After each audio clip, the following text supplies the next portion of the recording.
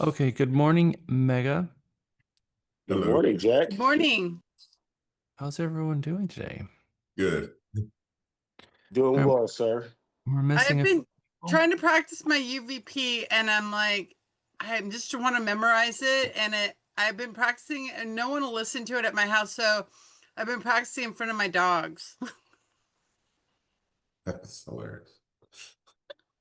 Jack, did you get a chance to enjoy those cookies? I did. Thank you. That was very kind of you. I'm They're glad you amazing. enjoyed those. I did. Are you, Congratulations on your closing. thank you. Are you talking to me? Yes. Oh, well, thank you. Like, how do you know I had a closing?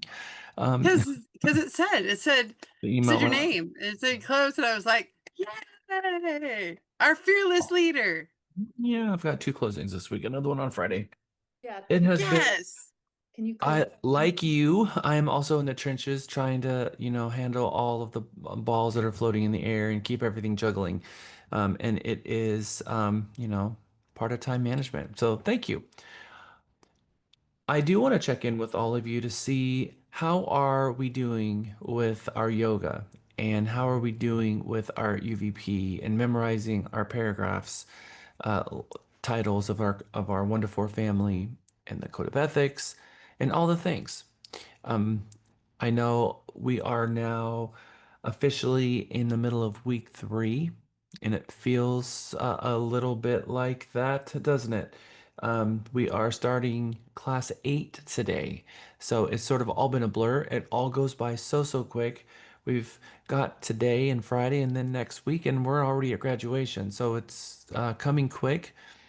84 hours seems like a lot, but you get into this point where you get right about where you are now and we start getting into a groove. And just when you feel like, okay, I can handle this, it's over. And then you're trying to figure out what you're going to do after it. Um, Lisa, I see your hand up. It's gonna team you. I don't know why, but I'm not co-hosted again. If you could fix that. Okay, I can. It asked me to reclaim host, but it didn't say to take anything away. Make co-host. All right, there you go. So, how did our open houses go last weekend? Let's start with that. Did anybody, now that you've had a few days to find the response from them, anyone get any representation agreement signed, working with any of the clients, consumers that have come to your open houses? Close but no cigar so far. Okay. So at the point where you're at right now, I hope that the main focus that we're getting through Mega is calling our people, picking up the phone and making outbound calls and making connections and trying to pull business in because that's obviously the most important part. We are very blessed to be in Texas. There's a lot of negative press about what's going on in the Florida markets, about what's going on in some of the other markets, and this feels a little bit like 2007 and 8 to me, where we were sitting in Texas. We kept hearing about a real estate slowdown, and we were looking to the left and looking to the right, and we weren't necessarily seeing it. They were talking about the market crash, and we were walking on eggshells, but the market didn't crash. It just flatlined. So we had no appreciation for 24 months. So that's a very different thing than a market that is reducing in value by 10, 15%. Now, we did have a reduction, but the reduction was only to wipe away the doubling in value that happened during COVID. And now, where we're at right now is still higher than pre-COVID. In fact, as I showed you guys yesterday, in fact, I even have this still sitting on my desk, which I can show you. I hope that this image I'm about to share with you is impactful because I find it oddly comforting to see this. If the green line is obviously what's really happening in the market and what really has happened, and now guess what? Does each of you know how to create this for yourself? It's a pretty powerful thing, knowing that you at your fingertips can create this at a moment's notice for a neighborhood or a subdivision or a city or even all of the data for any of our MLSs. So if you just ignore the green line and you just look at the trend line, remember that trend line I put there from Excel, I added that myself. That's not a bad appreciation if you look at that over time. And that's where we are right now with things here in Texas is we are seeing a flat line between 2023, 2024, and 2025. I think the numbers that I reflected yesterday was May was $1,000 higher than April. So I think that we're going to get through 2025 with the same thing. I think we're going to see a very, very slow appreciation of a very small number, 0.01% kind of appreciation. And that's okay. That is okay because the numbers that we're at right now is still higher than any time before 2021. And as we get into 2026, we'll start seeing some changes in the numbers with the interest rates when they go down because they will be forced to reduce the rates. And when they do, that's going to result in another increase for us in terms of purchase price. The payments will go down. And all those people that you're promising right now that, buy the home now at a better price, and then you refinance it later. Lawrence Yun, who's the lead economist for NAR, is saying Feds need to reduce the rates 6 times next year to keep up with the tariffs and all of the other things that have happened that have maybe not been so great for our markets. So here we are in Texas, again insulated, just like we were back in the 2007 era. So how many of you are focusing on the client side of things and building the referral-based business and reaching out to your spheres and reaching out to your people and pulling leads into your business? I want to see a lot of hands because I'm hoping that's what we're focusing our time on. Okay. Who's gotten some representation agreement signed while you're in Mega? Okay, Kelly, talk to me about that. Well, mine was a tenant rep agreement. And then actually I got a phone call from my best friend, whose sister I talked to during COVID about putting her house on the market, but she had a neighbor that was a hoarder. So she was nervous. And I just heard from my friend last night saying the hoarder situation's been taken care of, so that her sister will be, I'll be in touch with her sister within the next month to sell her house. Excellent. Good job. Very important that we price it right. So the CMA that we did, obviously on Monday, is one of the most important competencies to get right, to bring the property to market at the right price. And I'm hoping that one of the things that comforted you on the exercise on Monday was that we went about the numbers in so many different ways. And it helps you have some confidence in your numbers because we looked at the RPR and we looked at the grid sheet view and we looked at this estimate and we looked at the appraisal district and we looked at our CMA and we looked at all of this data, and the data started telling a story, and the conformity of it is striking, and it helps you have confidence in your CMA. Wells, I see your hand up. I wanted to say I did get a lease agreement with a property management, but it was in the beginning of Mega. And because I'm so new, I did refer it to Mr. Avila. So it was a connection that I still have in regards to future possibilities of other things. But I did refer it out because I wanted to focus on Mega. And at this time, I didn't feel ready to really focus on everything. Are you feeling more ready? I actually am. I have a mentor. We're getting ready to put an offer in a house for ourselves on a personal basis. So I'm also taking care of that. And then I also have a commercial building I'm trying to sell that's personal as well. So I do have those things going on. And little by little, I'm feeling more prepared. Thank you. Good job, Wilson. I'm proud of you. Anybody else have any success stories that you would like to share at Mega about working with clients?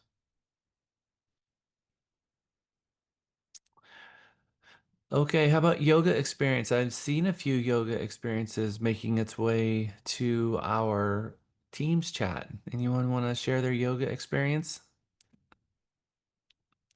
Raise your hand if you've done yoga in the last week.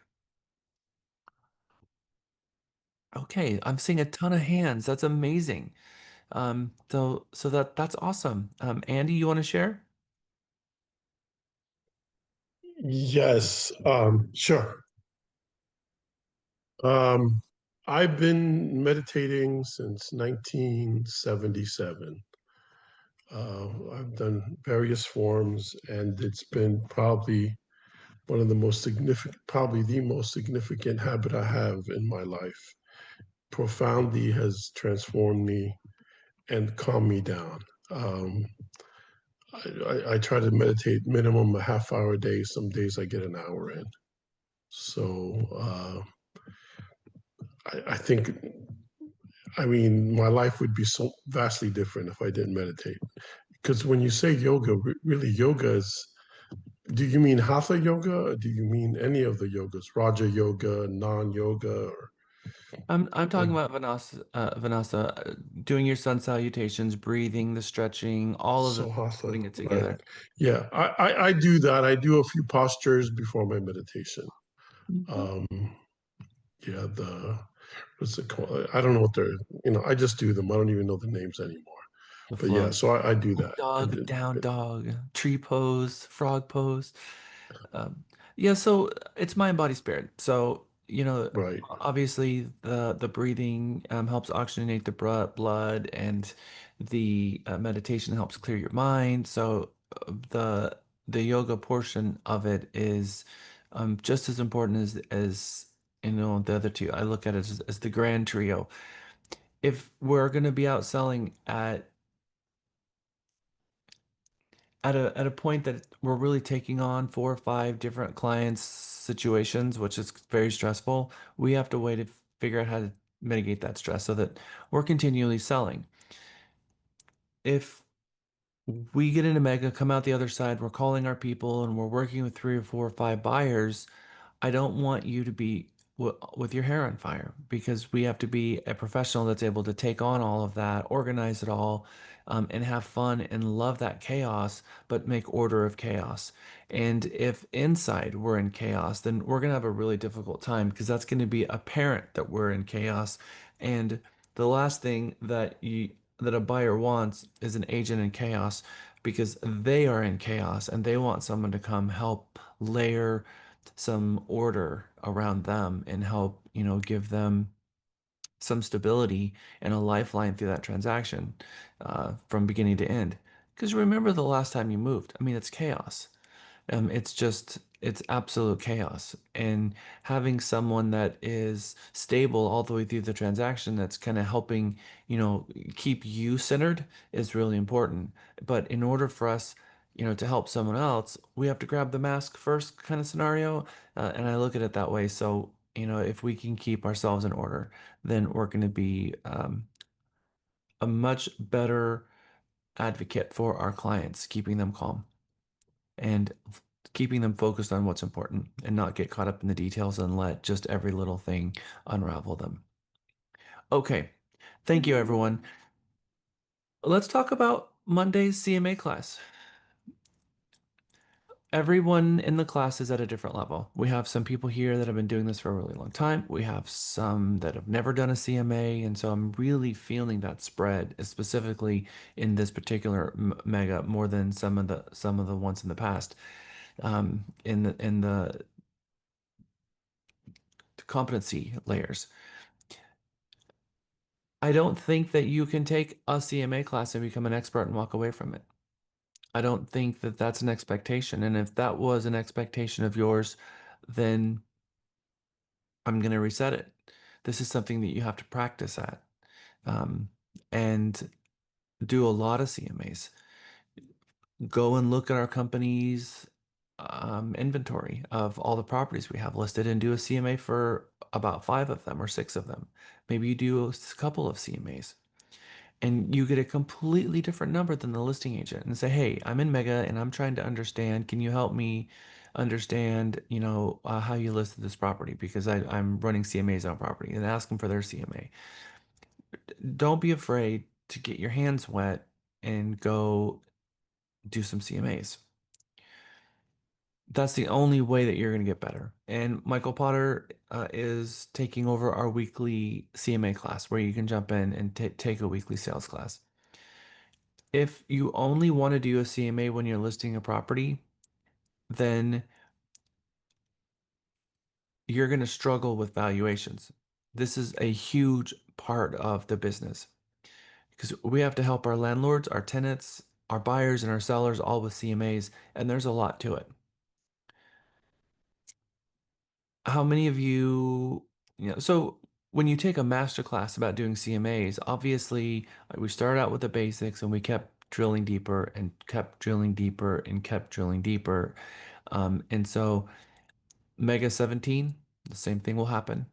And the Monday's class was recorded. I saw many of you went back and watched that again. I think that's very helpful. How many, well, let's talk about your experience on Mondays and your CMAs. How many of you do you feel more confident after going through it? Anybody want to share?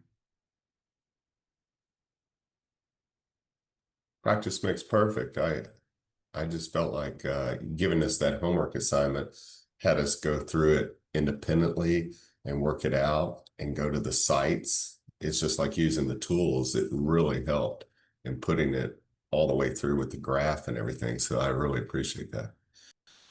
Thank you, Kyle. Iris. And then Isa. Hi, good morning. Yeah, for me, I'm new in the business and this has been so helpful. I can tell you enough how grateful I am for the class on Monday because it gave me a total different perspective. I already have clients that we close. And even though I think I did a very good job with the help of the staff and my mentor at the time, but this gave me a total different perspective. So what I'm doing is I took your advice, Jack, and I'm doing CMAs and all the houses that I'm gonna do open houses just to be more prepared. I'm learning about everything that's happening in the area. Like, for example, I have open houses in Hutto, and I know about Hutto, but I don't know a whole lot. So if somebody comes in and asks me some questions, I will be able to answer those questions. So the graphs are fantastic for people that are super visual. I'm a blue personality, so for me that works really well. And I will be able to have better conversations with my potential customers. Yesterday night, for example, I was able to connect with a developer. I'm located in Leander. I just moved to Leander. And we have such a great connection. It was really great.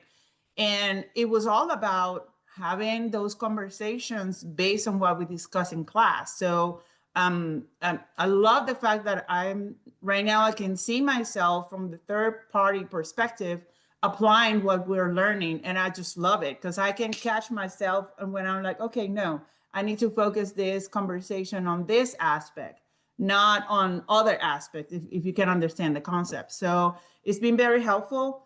I just got a notification this morning that I have a family member that wants for me to list a home as a landlord.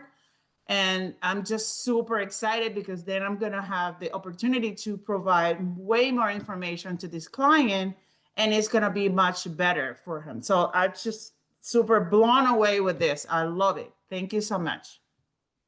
Awesome. Thank you, Iris. Isa, I see your hand up too. Yes, thankfully my dog stopped barking. So I always felt confident prior to this class and doing CMAs, but I never had I guess instructions or there was no order basically when I was doing a CMA. I would look at everything, I would come up with the close number, and I always felt confident with it, but I'd always just stick to one thing and that was it. I like that in this class we learned to look at least 5 or 6 different things that we can list there for the client, and it just the proof, it's proof, so having proof just makes you that much more trustworthy, in my opinion. Thank you.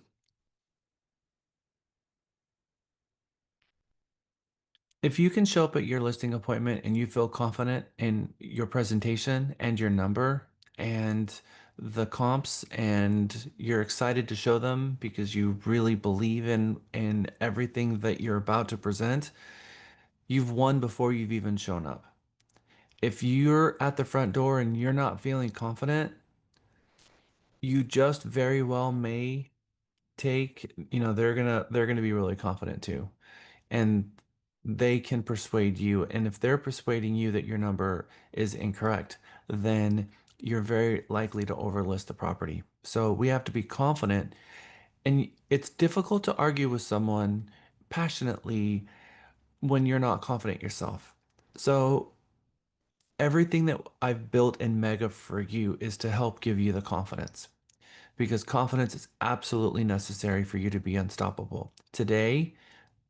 Today's class is a very, very important class, and it is as technical, and it has the same amount of silos and complexity as Monday's class. Today is about having a conversation with the seller in their home and making them feel comfortable in their own home. You have to walk in and you have to nail this. The listing presentation that I put together works across every single market, and it is a product of trial and error. I remember that there was a time when I walked into a seller's property and I used this product that came out of ML Exchange, which was a 50-page CMA. And I walked in the door with a 50-page CMA, and I had never been inside that property. Raise your hand if you've ever sold a home as a home seller. So, as a home seller, if before you got your license, you pick up the phone and you invite a real estate agent to come meet with you, would you feel a little suspect if that real estate agent came in off the street with a number printed on a 400-page report and told you definitively down to the penny what your property would sell for, having never seen the inside? Yes. Would you trust that person? I'll tell you, I was really uncomfortable showing up, because when the door was opening, I was like, oh gosh, all right, one of two things are going to happen.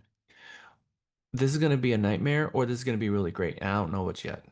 Because you really can't tell from the outside. Sometimes the outside's kept and the inside could be a perfect time capsule from 1980. You don't know until you've seen the inside. There's a story that I didn't share with you on Monday that I'm going to share with you today that's really relevant to last week's class. There used to be the two-step process in listing a property. And the two-step process was, especially around the turn of the century, a real estate agent would be called out to a homestead and they would walk the entire property. They would understand what it is that they're selling in its entirety. And then they would go back and they would pull comps. And then they would go back and have a conversation with them regarding listing the property. The problem is, all of you are very competitive. You're salespeople, and we want to win. So, neighborhood specialists who know the neighborhood well would be at a listing appointment, and maybe they're having an appointment with two different agents at two different brokerages, and one of them is back doing comps, and the one agent says, no, I don't need to go back to my office and figure this out. I already know. Based on walking your home and knowing the neighborhood like I do and bringing the comps with me, I recommend that you list your property for this much and let's go through the paperwork. I don't need to go back to my office and figure this out. While that other agent is over there trying to figure this out, I already know. And that pounded the two-step process out of it. It's very, very seldom that people do. Now, some agents still employ that practice. Let me come walk the property so that I can understand what you have, and then I'm going to go back to my office and do my comps. There's nothing wrong with that practice, but it's very rarely done. So on one of my first listing appointments, this was a 2006 kind of time frame, and that was right at the time where, who knows what you're walking into, because there was a lot of Formica, there was a lot of linoleum, and there was a lot of brass back then. And it was at a time where people were converting away from that. So I don't know what I was walking into. The second time I did a listing appointment, I brought two CMAs with me, two completely different folders. I did a CMA as if the property had been uh, put together and presentable, and one as if it was not. And I pulled out the file that resembled the property I walked into because I didn't see it. That's how nervous I was walking into, because I had no idea what I was walking into. And then as I got more proficient, I realized I'm doing what I should be doing at the kitchen table. I'm doing that at my office ahead of time, guessing. And I need to just stop that. I'm just going to bring all my comps with me and I'm going to do it at the kitchen table with them. And that changed everything for me. I bring all the active, all the pending, and all the sold, and I bring all the comps that are the same number of stories, that are just like the comps that I brought with you. And we were looking in the photos, and we were looking at a property that I listed in the back, and we were looking at the flooring and trying to find the ones that match that. But when you go on your listing appointment, you don't know what's going to be inside the home. Now, yes, you maybe that property was listed before, and you can go and see the photos of what it looked like when they bought it, but we don't know what it looks like now. And yes, there was a time when I would ask people, have you done anything to the property? And I kept people on the phone a little bit too long trying to guess it. And they would say things, oh, yes, we put in beautiful hardwood floors. And then I walk into the property and it's Pergo slash Armstrong, free floating, plastic sounding as you're walking on it, laminate that is not like a hand scraped laminate. Now, nothing wrong with it, but that's not a $30,000 upgrade. That is no different than carpet in terms of its valuation. So sometimes people would tell me what they've done to the home and I would walk into it and I'm like, okay, well, all right. No, that's not what this is. And now I am trying to backpedal a CMA that's a 40-page CMA that has a number already printed on the last page. And you can't change that number once it's printed and you're at the front door. And that was my problem, is that all of these CMA programs had the number or a range already printed before I walked in. And sometimes I would just not even show them that page because that was not what this property was. So then you have to reconcile, how do I do what you're supposed to do, which is have a very quick conversation with them on the phone, build a rapport, set the appointment, find out who referred them, and then show up at the property and wow them at the property, and do the appointment and get hired at the front door. So that's what today's going to be about. Today is about, we've got the CMA comps done and the comps are printed and ready to go. And now we're going to show up at the front door. And in fact, we're going to start again from the phone call. And we're going to go from the original phone call of when they invite us out all the way to the point where we're about to put it in the MLS. Friday's class is going to be about the marketing of it, helping them prepare the property for market, get it in a state that you can take photos, and then what photos you should get. So today is a very technical class because I'm going to be teaching you about our marketing plan. Before I can teach you our marketing plan, we need to understand what the buyer behaviors are, because buyer behavior is very important in having a conversation with the seller about what buyer behavior is. Because if you can explain to them the buyer behavior, a light bulb is going to go on and they're going to realize, okay, I get it. This person has a plan. Do you remember the video that we saw um, of the broker in San Antonio whose wife came after him with a shotgun? Do you remember what he said the 3 Ps were?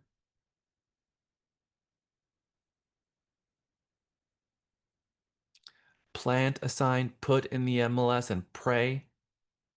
Those were his 3 Ps that he said that most agents employ, because they're all doing the same thing.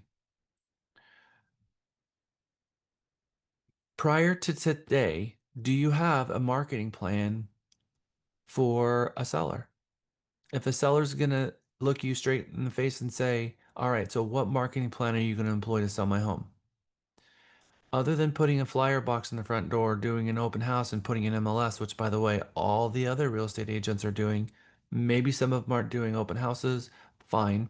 But we can expect an agent to do at least one open house and put a sign in the yard and put flyers in the front yard and put it in the MLS. Can we all agree that that's just sort of baseline? So, are you doing something different?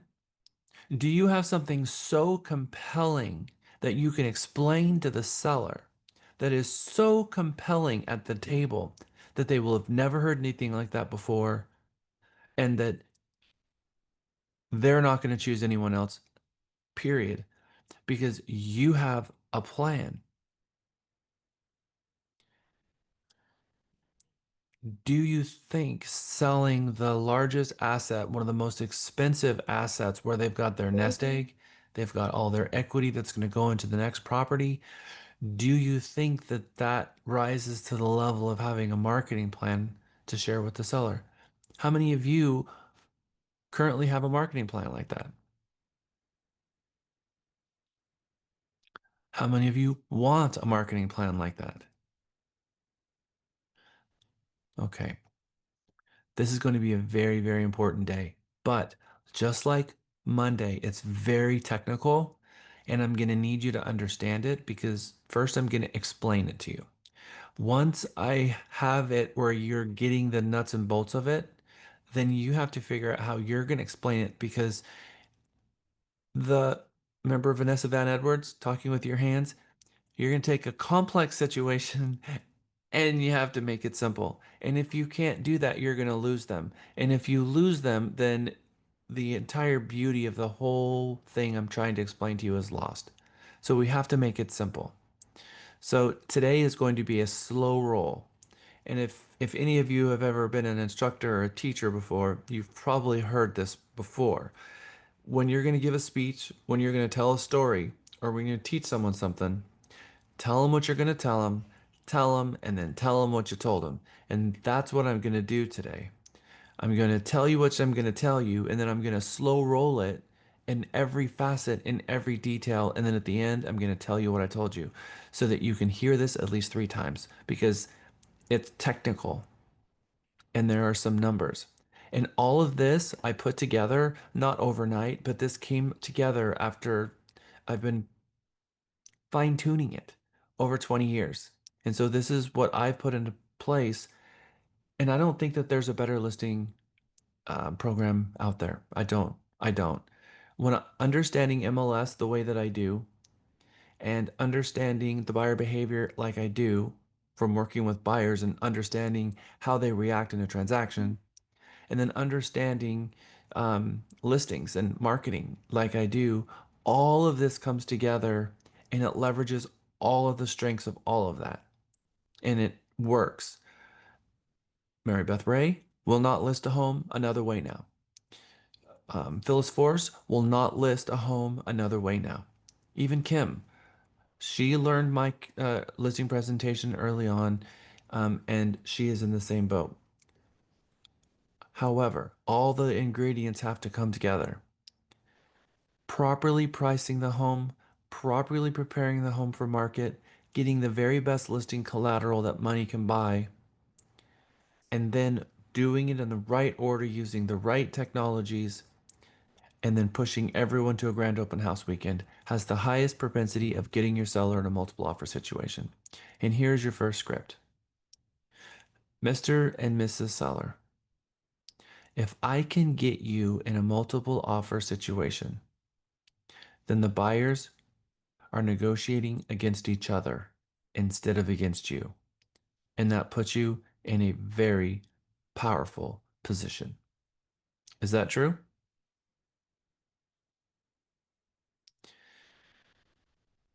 That's a script, and it's a script because it's a way of taking something that could be a complicated thing to explain and make it very, very simple in just a few words. Mr. and Mrs. Seller, if I can get you in a multiple offer situation, the buyers are negotiating against each other instead of against you, and that puts you in a very, very powerful position, a very strong negotiation position. And everything that I'm going to do for you in listing your home is going to be designed and calculated to get you into a multiple offer situation. And I'm going to expose your home to buyers that outside of my marketing will never have seen your property. I'm going to expose your home to buyers that will have never saw your property in such a profound way that I can tell you the number. 70% of buyers listing your home with someone else will not see your home. When you list with the other guys, they're only going to see 30%. 30% of the market's going to see your home. Now, I don't tell them that when you list with other guys. I don't say that. But what I need you to hear is that the typical agent exposes the listing to 30%. If you've listed a home before and you put it in the MLS and that was the entirety of the marketing that you did, maybe you sent out a mailer to the neighborhood, that wasn't to sell the home, that was to get more listings. The entirety of what you did most likely is putting it in the MLS. That was the biggest thing that you did.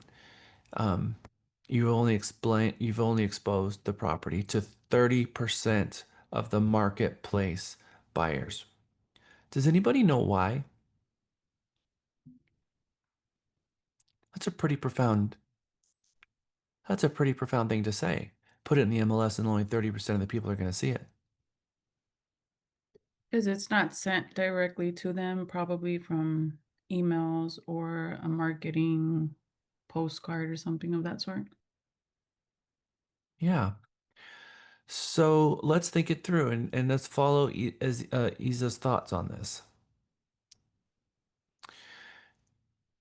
Let's say there's a good friend of mine, someone that most people know. His name is Cord. He is a luxury real estate agent. He's been in the market for 29 years. His dad was a very, very well-known architect in town and built a lot of luxury homes. And he became a top producing luxury real estate agent. And he does a lot of the $15 million properties. He's the one that sold Lance Armstrong his home and Sandra Bullock her home. And also lots of people.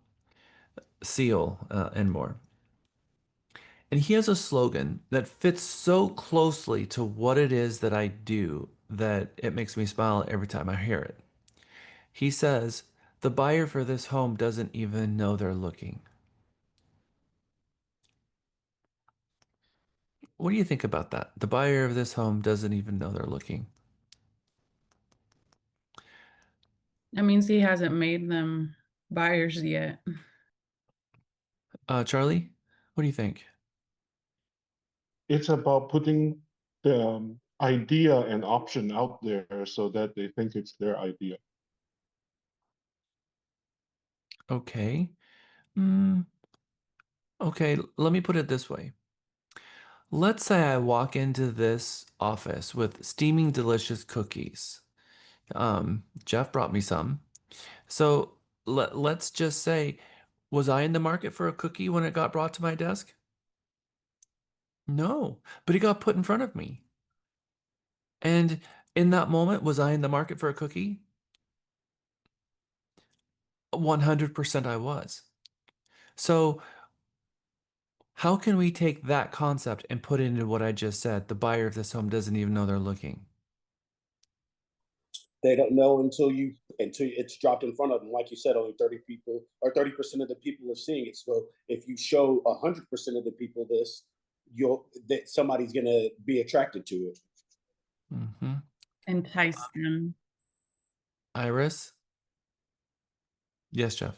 Thank you. It's attracting all those eyes on that property. So I think if we have a solid platform with our marketing plan, we can not only impact the people that are looking into MLS or the MLSs in general, but also the general public. So my question will be, what are we? I mean, if I'm a seller, obviously, what are you gonna do to impact all that 70%, because the 30% is not going to sell the house. I need more, way more percentage so I can Oh. have the opportunity, right? The 30% sells houses all day long because it's what the Mhm. entire real estate market does across the nation. All of the real estate agents as a population are working with that 30%. They are working with the 30% all day. I'm just doing something different. And in fact, my seller yesterday wrote me the sweetest card that he basically said, you know, Jack, I'm watching what's going on in Elgin and nothing is sold in my subdivision for 6 months. And we really didn't expect our home to sell. You were the only person to sell. Our home was the only one to sell. And that's what just happened yesterday at my closing. I was the only one to sell. We came on the market with other inventory that is still sitting there right now. So Jeff brought me a cookie. What I need you guys to hear is that when you do the 3 Ps, plant it, plant a sign, and plant it in the MLS, and pray, you are essentially passively asking someone else to sell the home for you. You're going to go find the buyer yourself. Now, you're going to go find an agent who has a buyer, or you're going to get the buyer. Now, if that buyer is going to probably call another agent. So I'm not saying that you're going to double into transaction because that's not what I just said. What I'm saying is you are going to get this property in front of the buyer yourself. Now, I wasn't in the market for a cookie, but Jeff brought it to me. How can I bring a property to a buyer? How is that a possibility?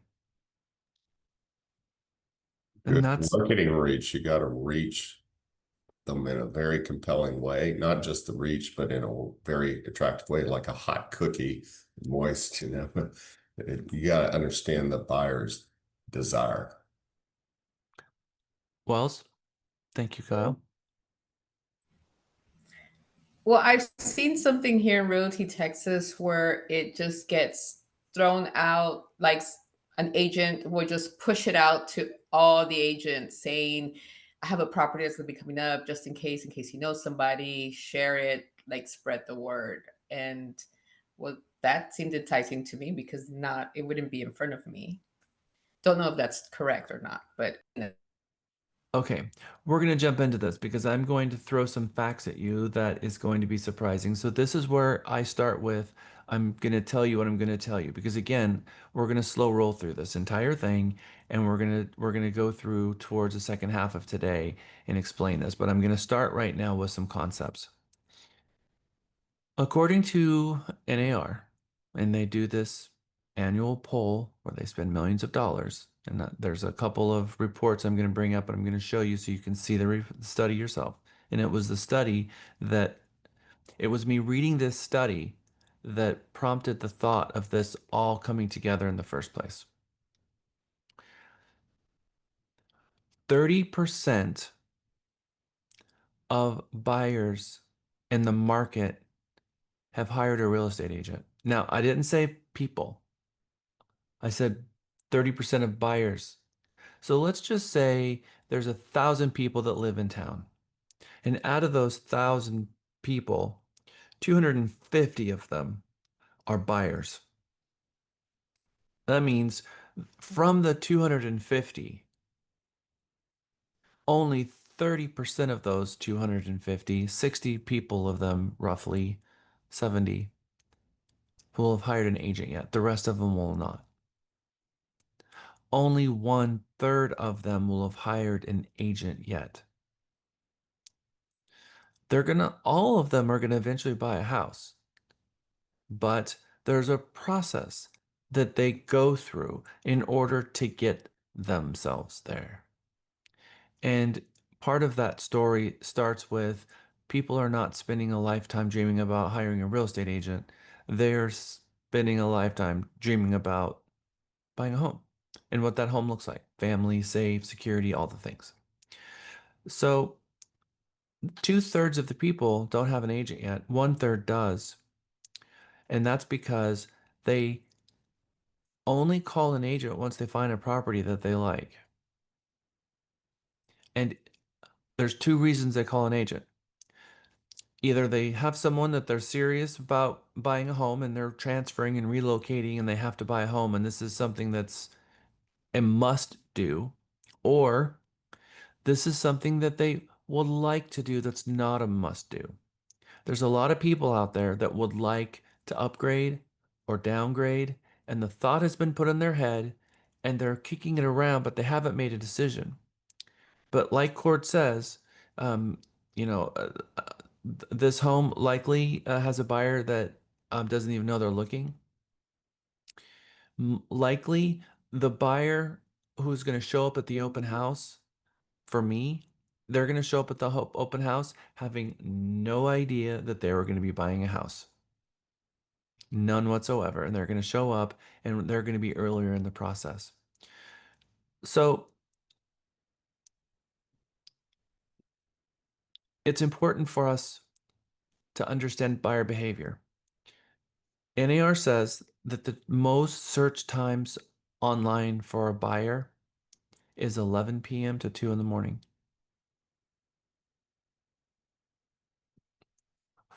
11 p.m. 2 in the morning, the story goes like this. Saturday, Sunday, pandemonium, soccer, all the things. And then Sunday night, it's make dinner, put the last load of laundry in, dealing with the dishes, put the kids to bed. We've got work in the morning. And then the parents, for the first time, probably since Friday at work, they have peace. They collapse onto the couch with their iPad, elbow to elbow, and grab the iPad, and then they find themselves on Zillow or Realtor.com, and they're clicking next, next, next. How many of you have ever done that before? How many of you does this story sound familiar? Your client, your seller, by the way, will have been doing this as well because this is an American pastime. This is something that everyone's doing. So you tell the story to the seller and they're going to smile because they're like, yeah, that's what we did last night, literally. So only 30% of the buyers in the market have hired a real estate yet. This is the thing, is that most of them are doing this on Monday night and Tuesday night.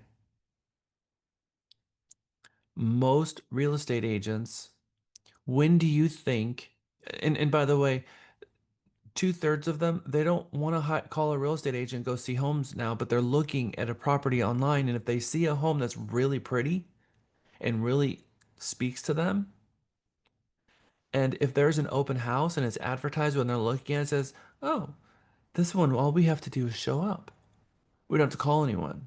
We don't have to push that button where like 15 people are going to relentlessly be calling me for the next 10 days and not let me have a moment of peace. I don't want to push that button. All I have to do is show up. Wow, this is so pretty. Let's go. We can just sneak in and sneak out and maybe even get a free cookie out of it. Thanks, Jeff.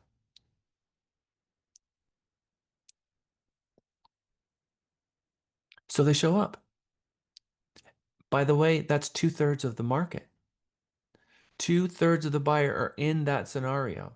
And they're doing this Sunday night, Monday night, Tuesday night. And as you get further into the week, the numbers start really, really collapsing. So let me ask you, listing agents, when do you really put your property in the MLS for open house? Do you do that Sunday night? You do that first thing Monday morning? I would do it Friday night. Do you do it? Oh, you do it Friday night right before. So can I just throw you under the bus? Yes, I'd love you to. Okay, thank you. When is the last time you threw a party and you wanted as many people could come as possible and you advertised it the day before the party? How many of you have ever thrown a party and you wanted more than 10 people to come? Did you start advertising the day before? No. Why not? Because nobody would Because, show up. but I see. also people usually have plans by then. That's why I let them know 2 weeks in advance at least. All right. So, anybody know the expression two ships passing in the night? Okay. So this is what's happening with your clients, with the buyers out there in your listing. It's two ships passing in the night. One ship is on the way to do an open house on Saturday and Sunday, and these are all the buyers, but the buyers don't see the ships. They don't see each other. They just sneak by, having no idea about each other. And this is why most agents are putting the property in the MLS and start advert. Let me be clear about this. Most agents are putting the open house in the MLS on Thursday or Friday, and most buyers are looking Sunday, Monday, and Tuesday. Which means this means that most buyers are looking up here at the beginning of the week, and most agents are putting it at the end of the week, which means the buyer never saw the property in the first place. Because a lot of the properties are going to be sold before the buyers are looking. So let me take you through this calendar.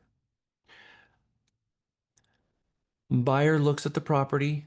Buyers are on the couch at 11 o'clock at night, and they're looking at a home that says open house. And they're like, oh, this one had an open house today. That's sad, we missed it. And then Monday rolls around, and there are no open houses. None. Zero. Zada. Except for mine, except for Lisa's, there are no open houses listed on Monday. Not at all. So they're looking at a home that's really pretty, and they're like, oh, that's really pretty.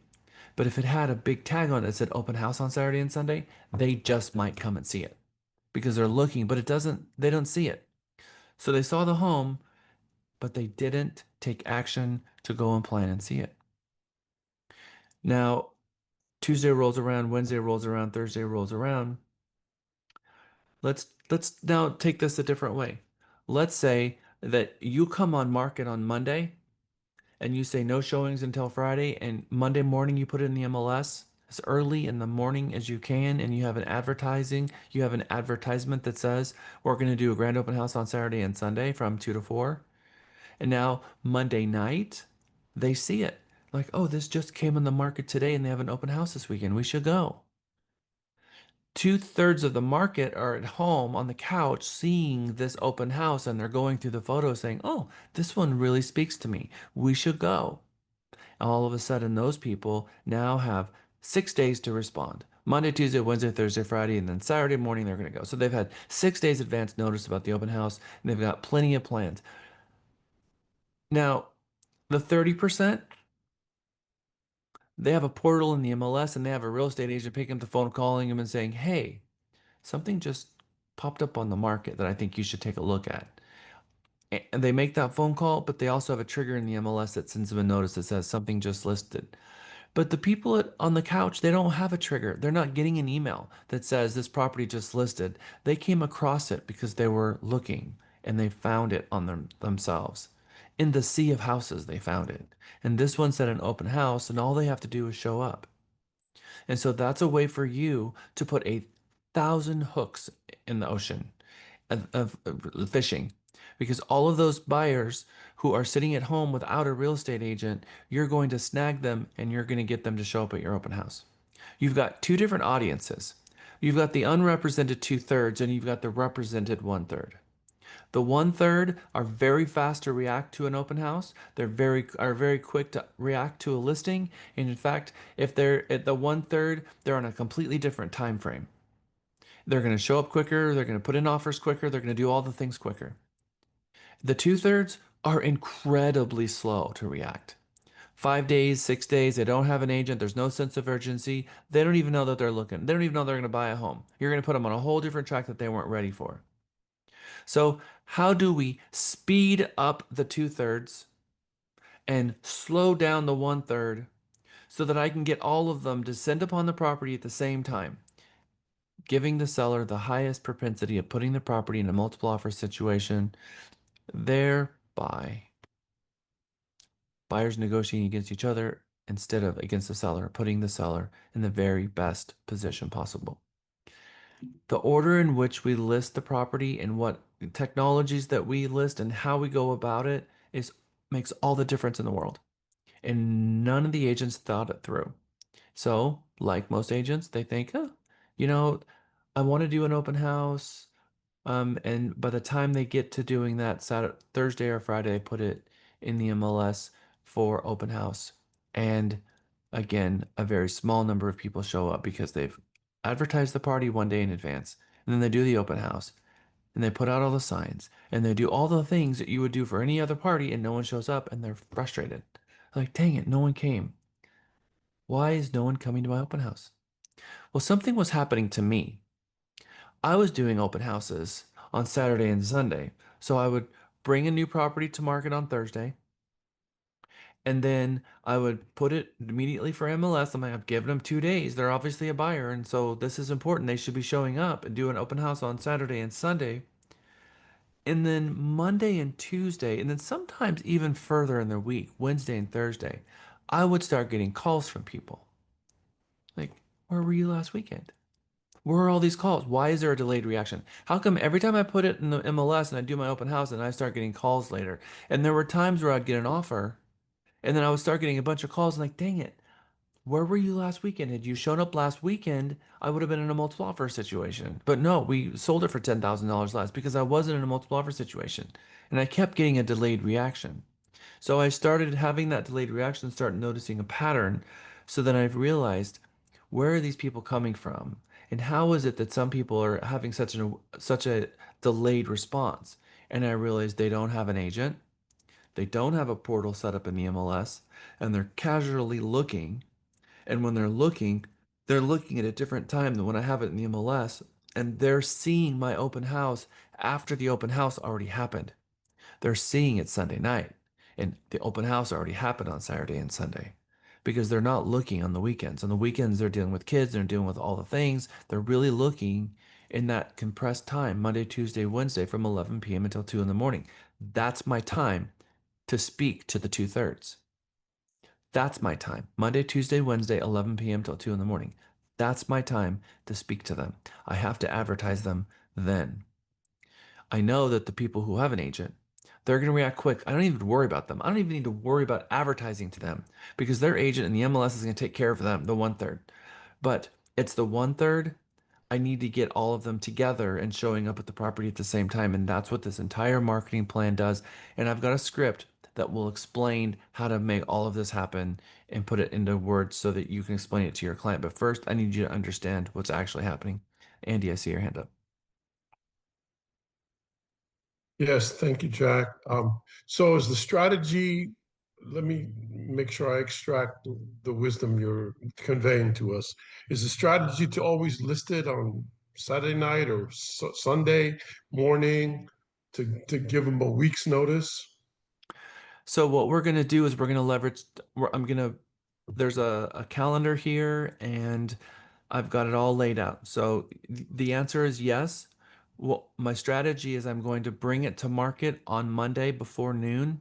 I'm going to have it immediately in the MLS Monday before noon.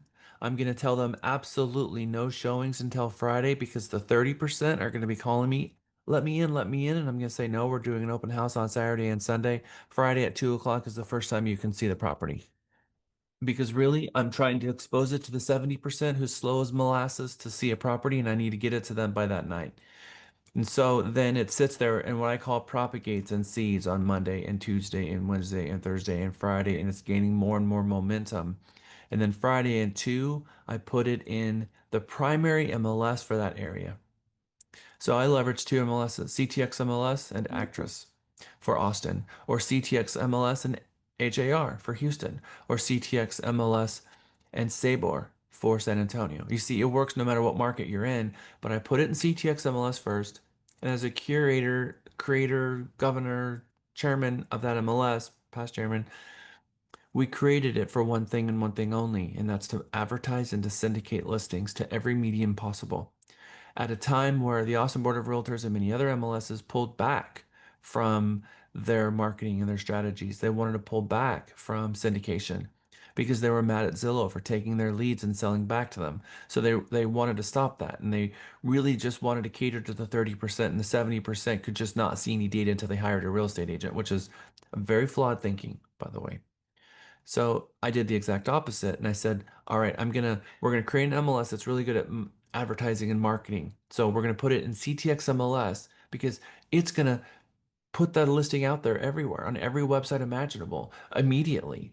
So on Monday morning, I put it in CTX MLS. I advertised the open house on Saturday and Sunday, and now it's on homes.com.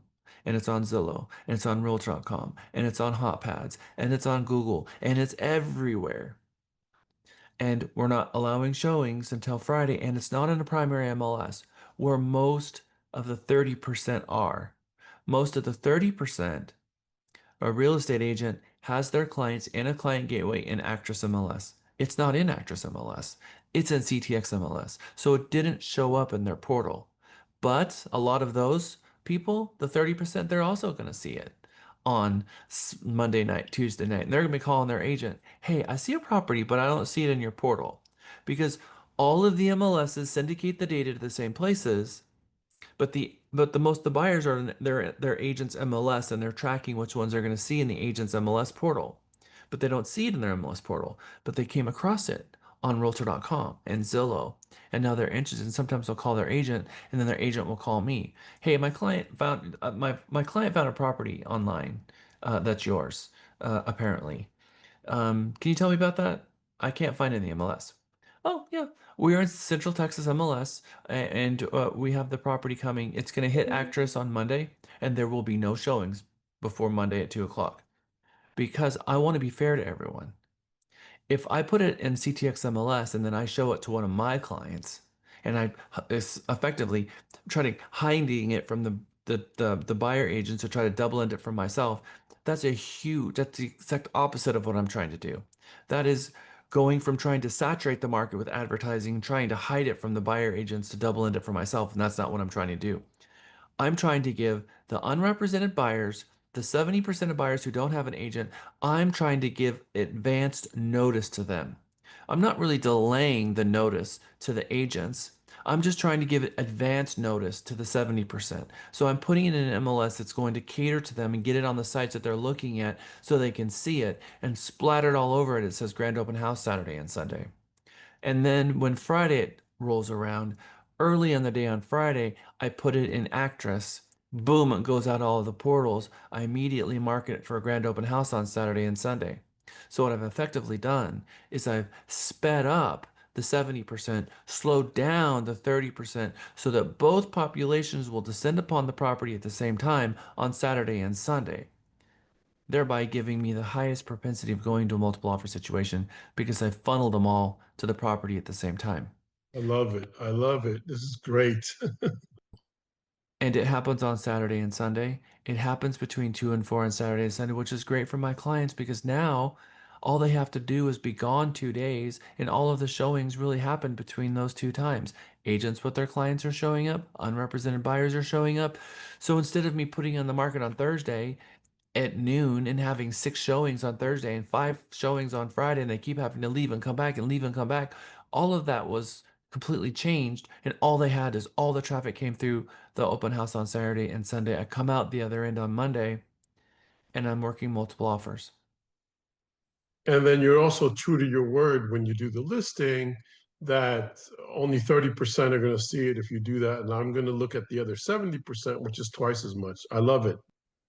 Yes, it is a very, very powerful, rooted in reality. There's data analytics that backs it up. Realtor.com reports the spike times where people are actually looking, and we ourselves can identify that we often fall into the 70% when we are not really looking for a home, but we're looking at properties online, and all of a sudden come across one that we love and like, okay, well, do you want to go look at it? Really? Okay. All right. I don't know what we're doing, but okay. And then go and see it. So going back again, all of the elements still have to be in place. It has to be properly priced. It has to be properly prepared for market. You have to have the best listing collateral as possible. And then you have to use the right MLSs and list it at the right time and do it at the right order. And if you get all of these elements right, then you have the highest propensity of getting that property sold, and it's going to stick out. It's going to get in front of more people. You're going to get more traffic to your open houses. You're going to get more showings, all of the things. It's just going to be an amplification of what everything of over what other people are doing. So that's me telling you what I'm going to tell you. Now let's go ahead and go through it. So as I'm telling you, it's not a new concept. It's let's get into the nuts and bolts of it. Okay. Um, how many of you actually saw this video that I showed you guys last week? So 4 of you and 5 of you saw it, and a bunch of you didn't. We're just going to play this video because I'm hoping that I see one of you do something similar as this. A home buyer seminar? Anybody interested in maybe doing a home buyer seminar?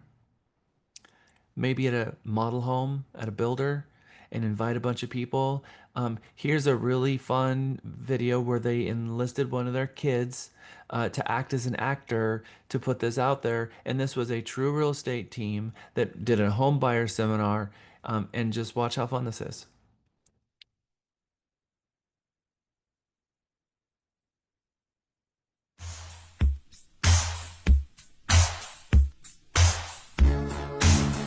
Green jacket.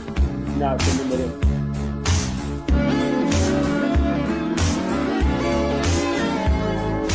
If you're blue and you don't know where to go to, why don't you go where fashion sits? Putting on the Ritz. Different types who wear a day coat, pants with stripes and cutaway coat, perfect fits. Putting on the Ritz. Dressed up like $1 million trooper. Trying hard to look like Gary Cooper. Now that we got your attention, we want to formally invite you to our first-time homebuyer seminar happening August the 19th. See you there.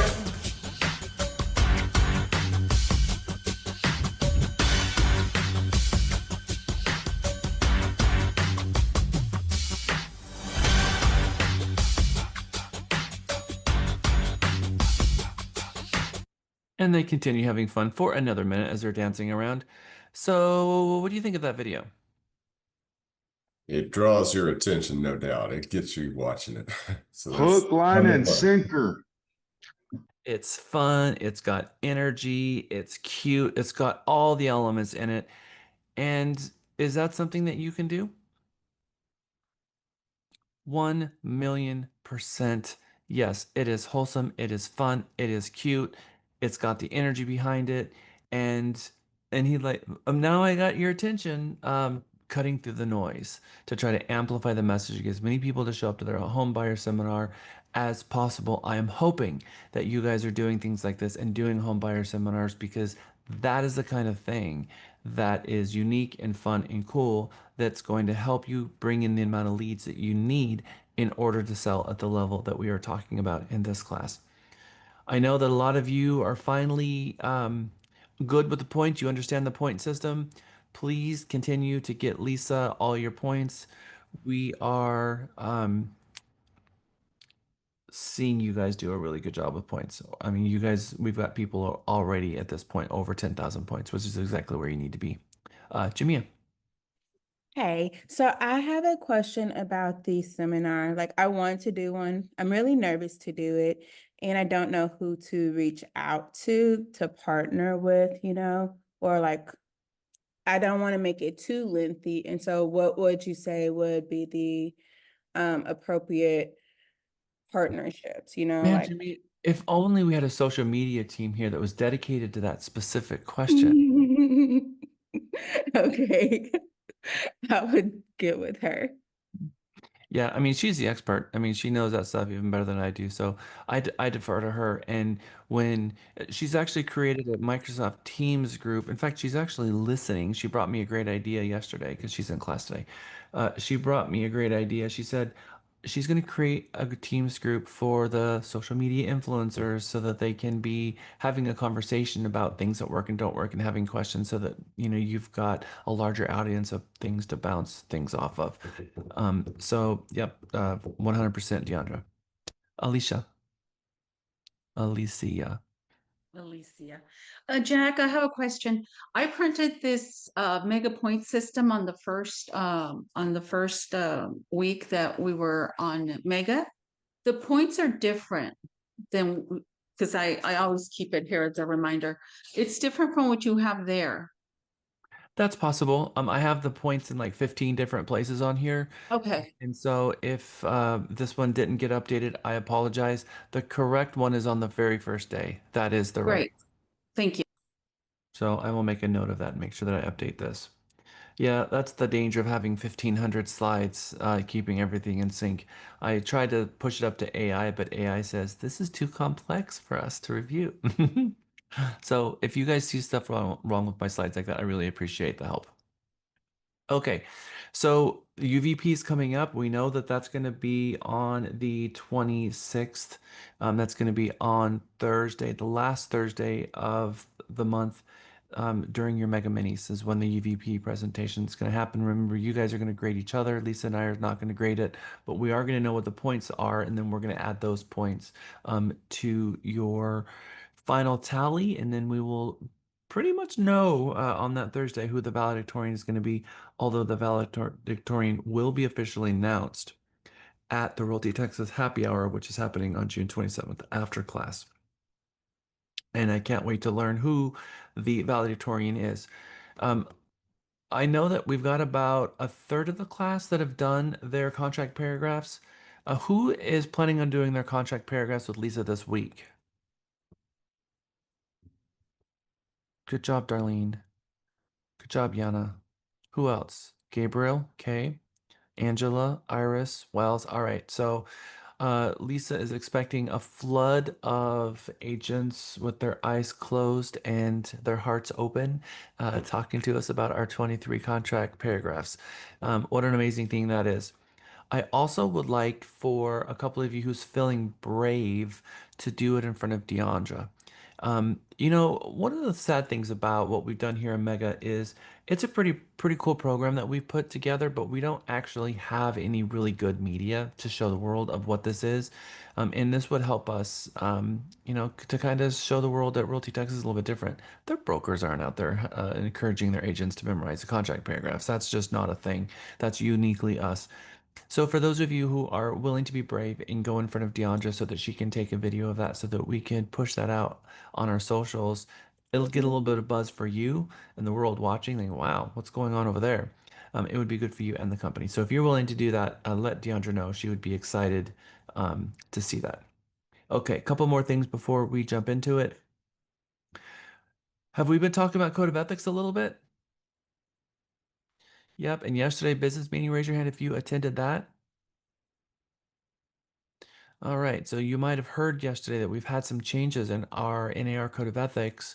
2 weeks ago, I'm a board member for NAR director.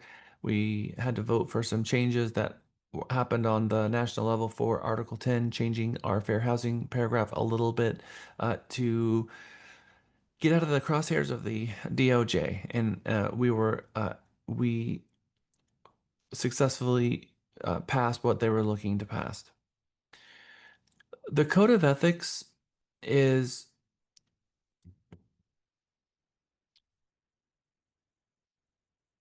it's a set of practices. That is true. And I talk about the SOPs as being a set of practices that we need to read what those practices are. But it's not just that. What you believe the code of ethics to be, which is a set of principles, is also very true, but it's also a set of practices. And it's both. We have to be good stewards of the code of ethics. It's a 100-year legacy. There's a lot of people who have come and gone that were huge champions of this. It's something that we should all be very, very proud of. And any type of violation of the code of ethics, as we've spoken about before, it's something that we all have to take a personal responsibility in for not just the code of ethics, but also the License Act. Because of one very specific important piece of information, this little nugget. Why is it important for us to take action when we see something that is wrong out there? And I'm looking for one specific answer, and there is a Home Depot gift card for the person who gets it right. Why do we need to take it upon ourselves to take action? And that action could simply be talking with the agent, and if they're not receptive, and then talking with their broker. And if their broker is not receptive, then taking it to TREC or the board when we see an egregious violation. Maybe we're not going to just go hit them over the head with a hammer and say, you're a horrible human beings, soft on the person, hard on the problem. But if they're not willing to accept, what they did was wrong, then obviously it has to be escalated. But why do we need to take it upon ourselves to even start that process? Let's start with Kyle, Charlie, Gabriel. You must walk the talk with anything. It's a culture, it's a accountability. If you don't do that, it's really just, it doesn't mean anything. You have to be that in your life and everything. You got to do the principles. If not, it means nothing. I very much believe in what you just said. There's this little nugget of why it's so important that we take action. Charlie. Well, I have two reasons for it. One is that if we take action, maybe we can reduce the amount of harm that's in progress or prevent it altogether. But also, if we don't take action, then these ethics paragraphs are just suggestions and they don't have teeth. I 100% agree with what you said. What you said, like Jeff, was absolutely correct. I'm still looking for the little nugget. Gabriel, you're up next.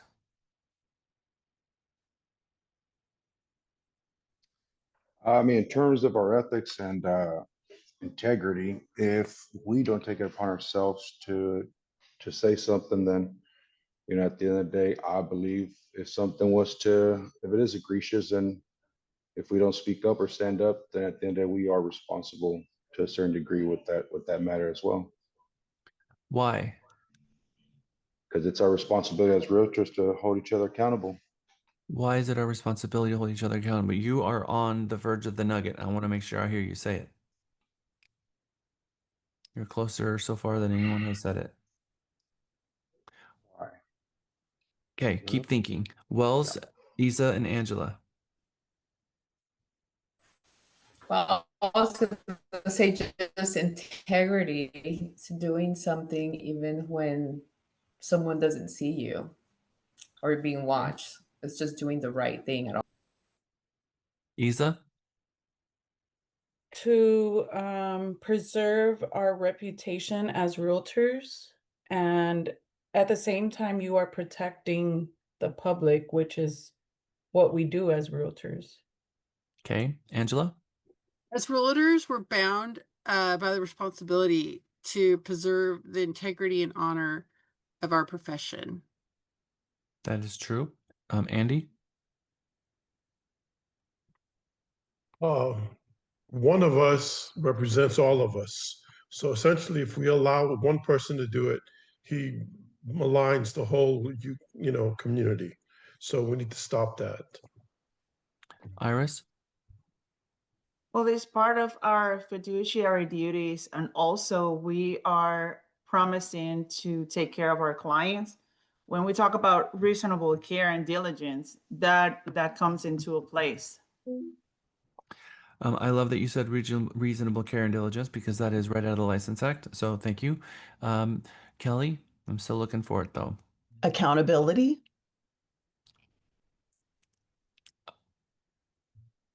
I want to close. I want to hear it. That's not wrong. You're not wrong. Let's see. Luckinson.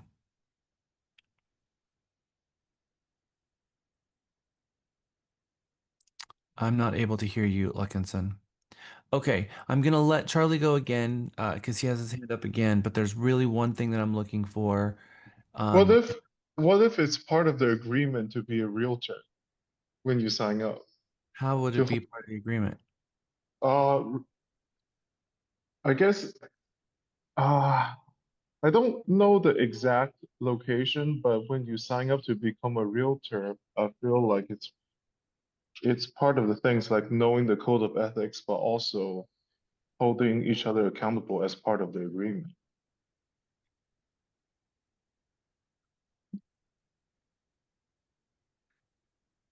You also are hovering around it beautifully without saying it.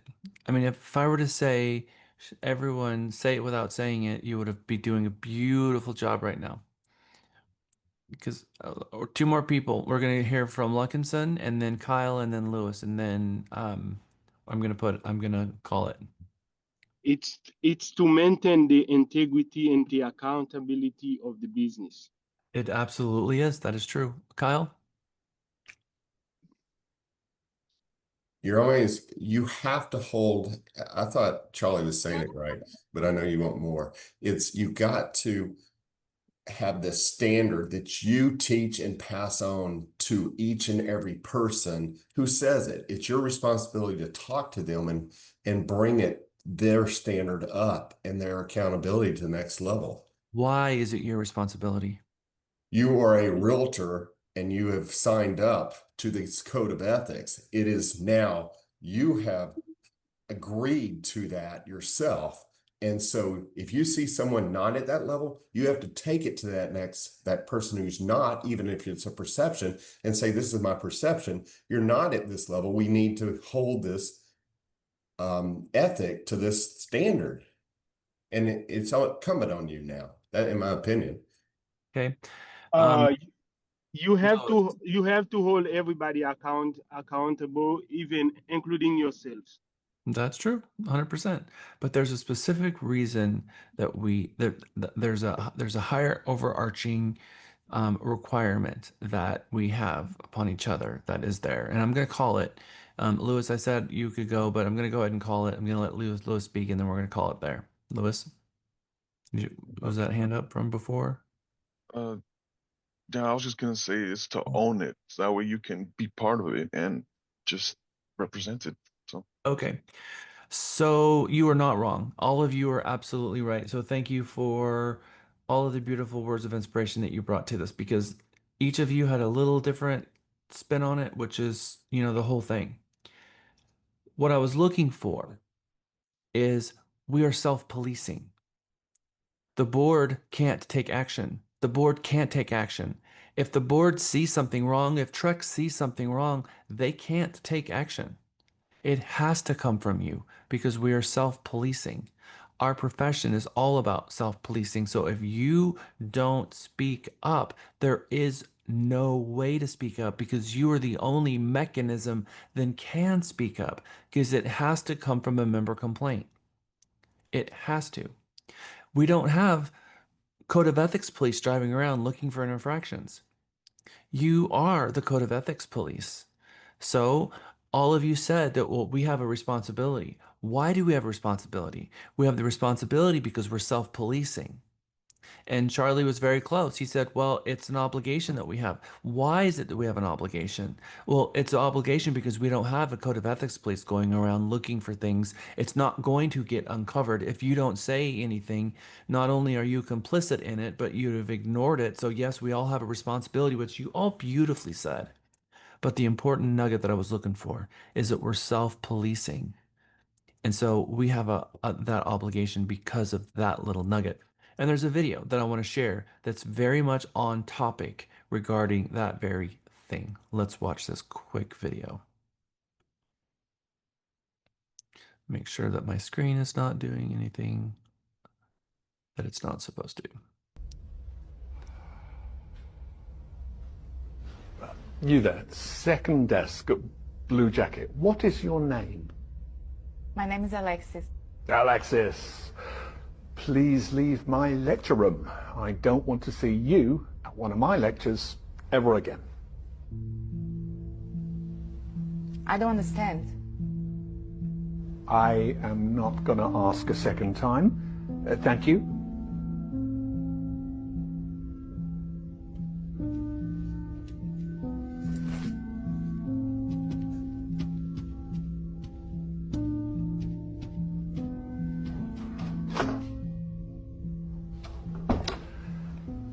Why are there laws? What are laws for? Anyone? Social order. To protect the person's personal rights. So that you can rely on the government? Justice? Thank you. Tell me, was I unfair to your classmate just now? Indeed I was. So, why didn't any of you protest? Why didn't any of you try and stop me? Why didn't you want to prevent this injustice? You see, what you have just learnt, you wouldn't have understood in 1,000 hours of lectures unless you lived it. You didn't say anything because you weren't affected yourself. And this attitude speaks against you and against life. You think it doesn't concern you, so it's none of your business. Well, I'm here to say, if you don't help bring about justice, then one day you too may experience injustice, and there will be nobody there to stand before you. Truth and justice lives through us all, and we must fight for it. Because in life and work, I mean, we often live next to each other, but not with each other. We console ourselves that the problems of others are nothing to do with us, none of our business. And we go home glad at night that we're spared, but it's about standing up for each other. Every day an injustice happens in business, sport, or on the tram. Relying on someone else to take care of it is not good enough. It is our duty to be there for others, to speak up for others when they cannot. I am here to teach you the power of your voice. I want you to learn critical thinking to empower you to stand up for what is right, even if it means going against what everyone else is doing. Let's begin. Okay, so when I saw this video, the first thing I thought of was our code of ethics and our higher obligation to take action because of, what did I say before? We are what? Self-policing. We are self-policing. That is what our code of ethics are, but not just our code of ethics, also the License Act, because TREC also is not an enforcement agency, or they're not a policing agency. They're an enforcement one. They're complaint driven. Our entire process from beginning to end is complaint driven. Nothing will happen unless a complaint is made. Now, I'm going to say that we also have to be cognizant that we have to work with each other. And if there's agents out there that are picking you apart and just going directly to a complaint, I always like to ask the question, and in fact we did, and you went in group breakout sessions and you even spoke about this when your group captains, is what would you want another agent to do if they saw you violate the code of ethics? And I asked you that question for a reason. And you all said I would want them to bring it to me because maybe it's something that I didn't know about. Ignorance is a deal. If someone doesn't know, then, whether it's an act of bad faith, or something that was done because they didn't know out of ignorance, we look at that differently in professional standards hearings. If an agent learned, if they take accountability and the first thing that they're saying in a hearing is, I had no idea, I'm sorry, I never imagined I'd find myself here, this is not who I am, I'm sorry, et cetera, then obviously we are going to look at that very differently than those agents who, this is a stupid rule, this is not sure how it be, and that kind of attitude is not going to bring them very far in a professional standards hearing. So after the first half and all that we spoke about our code and about the License Act and about doing the right thing, it starts with us. And we can either be a sounding board for doing what's right, or we can be part of what that classroom was, what I call silent complicity. And if you're part of the silent complicity, then you are just as part of the problem as anything else. Andy. Was your initial question, and let me understand this, I'm just for clarification, why it's our responsibility to speak up when we see an infraction of the ethics? Because we are the police. We're self-policing. So when we No, join, I understand. No, I understand it. I'm saying, was that the question? I'm asking, was that the question that we all answered? That yes. what's your question? The only thing I'm asking is, was your question, why is it our responsibility to speak up when we see an infraction, a trespass on the ethics? Was that your question? Yes. I have another thing to add to that just came to mind. Oftentimes, if we don't speak up, aside from what you said, and of course I understand it, and I agree totally, maybe no one else observed it. So if we don't report it, it doesn't get reported, and somebody gets away either out of ignorance or out of, just unscrupulousness. I want to mention that. I thought just thought of it. Thank you, Andy. And you're right. And all of you are absolutely right in everything that you said for all the reasons, because we need to take accountability. We need to be the torchbearer. Everything that you guys said was absolutely right, and you were not wrong. But what I was looking for is that the higher obligation for us to do it is because, like Andy just said, when we see it, that's part of what we promised that we would do is bring forth things to make sure that we are the whole making the whole better. The last time you'll see this on the test is what clients are looking from us. They want to trust our ability, our commitment, and our ethics. Those are the three things that they're looking for. And we have a very small amount of time to pound this home to them. And so we need to be continually looking for ways to increase and become better and better. How do we increase our ability? How do we prove our commitment to them quicker and faster? And how also do we show them who and what we are on ethics? And sometimes it's including a copy of the Code of Ethics in our listing presentation and our buyer rep agreement, and have stuff like that in our mission statement and in and around our business. And Hey, Jack, not to interrupt, but your screen is flickering on us right now. And memorizing the 17 articles of the Code of Ethics as well, just as important there as well. Okay, thank you, Jeff. Yep, I'm monitoring the notes. So if you guys see that, just throw it in the chat so that I can fix it as well, because I got the chat up here. Usually I'm catching it. So thank you, thank you. Okay, just like Iris did. All right, so the law of business, you must do more than it takes. Doing enough to get by doesn't cut it. I think that's the theme of Mega, is that there are so many grains. There are so many silos. There's so much to this profession. This is why this is not a 2 week, this is why it's not a 1 week course. I can't teach an entire mega course in 1 day or 2 days or 3 days. It's an entire month to really master this. Otherwise, it wouldn't be truly a master class. So we're going to dig into each one of those things, and there's a lot here. So I appreciate everyone who wants to absorb as much as they possibly can from this. That means a lot to me, because obviously Lisa and I put a lot of ourselves into this. We talked about the Code of Ethics, Article 1, Standard of Practice 1-3 before. Realtors in attempting to secure a listing shall not deliberately mislead the owner as to market value.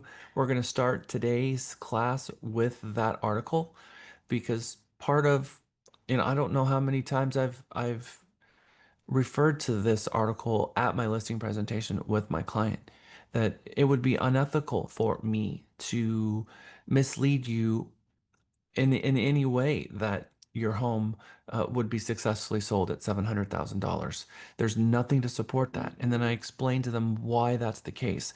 It's nothing against your home. You've got a beautiful home. It's that when buyers are looking in the market, they're looking at all of the homes together. And when you have a home that is fairly priced at 500,000, these buyers have a mini master's degree on what's going on in the market, because they have an advantage that the seller doesn't. They've been inside all of them, and they can go from home to home to home, and they can see all the insides, and they're going to pick the home that offers them the most for the best price. And that's what they're looking for. So when you have a home that is unfairly put in a price range that it doesn't stack up against, you're not being fair to that home. And then I dig a little bit deeper there and explain what that is. And even sometimes at the very end, when people are really pushing it, I will ask them a very argumentative and a very direct question with a smile and kindness. And they always smile. And so far, I've not had anyone get mad at me asking this question because they know why I'm asking it. But I look them in the face and say, would you buy this home for that price?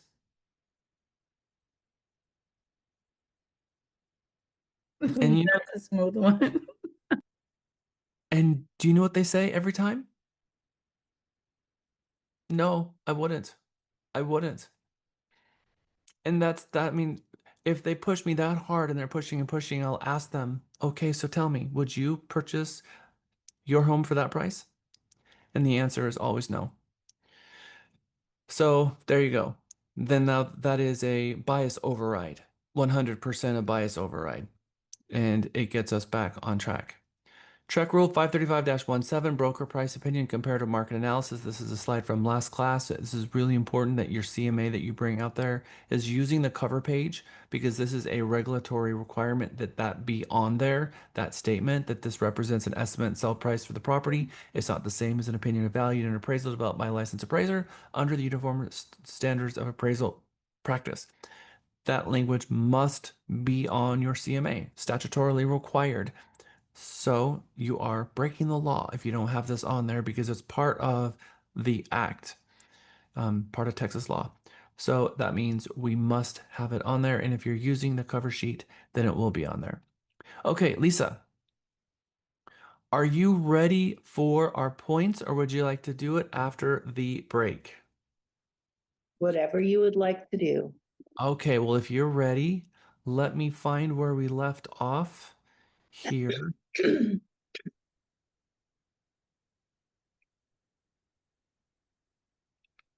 Oh, that's why I have a filter applied. Like, where did they go?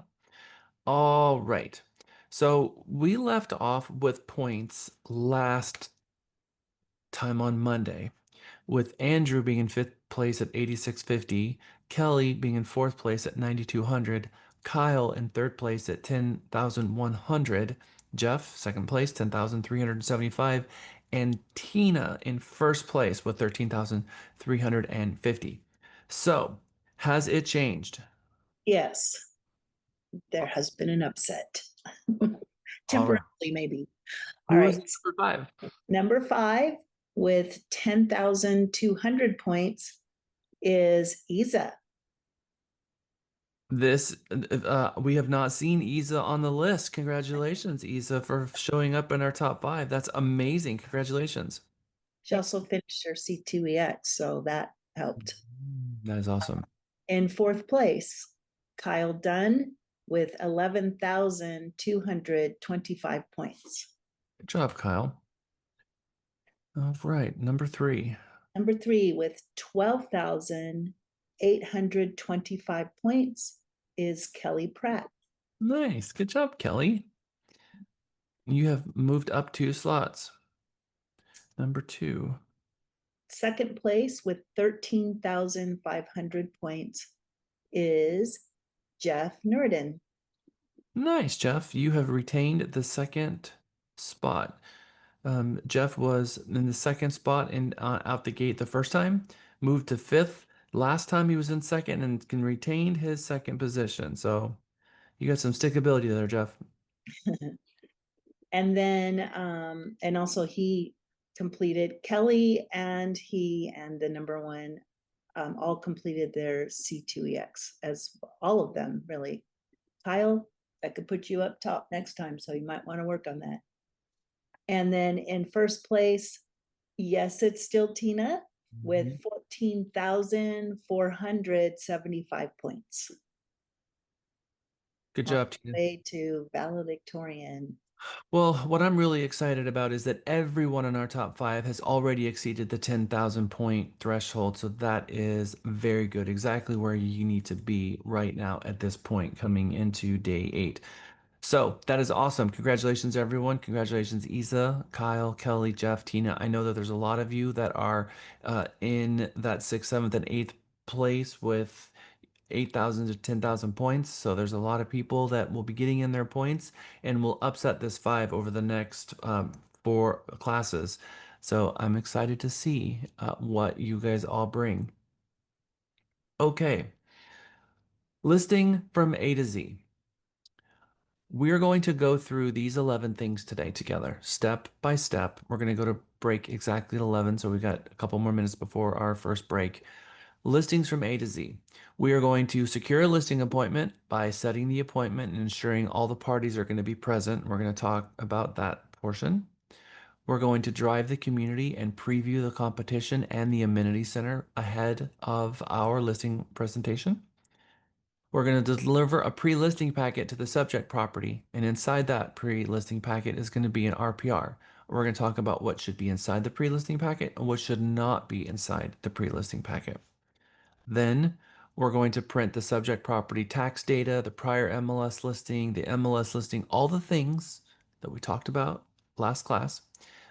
In that list of things that we're going to bring out, we're going to make sure that we have in our folder.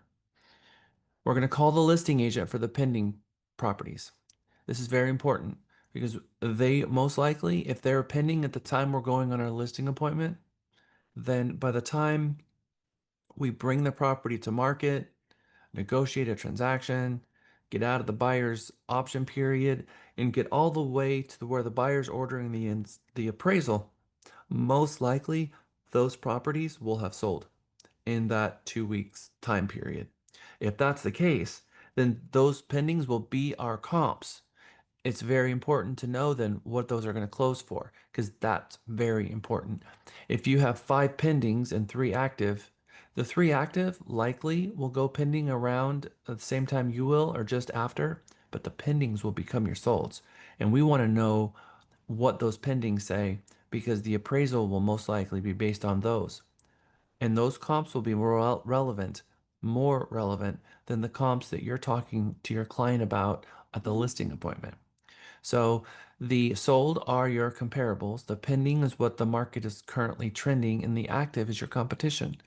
So if we believe that the pendings are going to be settled by the time we have an appraisal being ordered, then of course we need to know what those are going to be. So calling each one of those listing agents and asking them for the professional courtesy of when are they going to close, when are they scheduled to close, and did they meet or exceed value. You can ask them what the actual number is, but by asking, did you meet or exceed? And if they say no, then you want to know. Well, okay. So can you share with me a little bit more about that?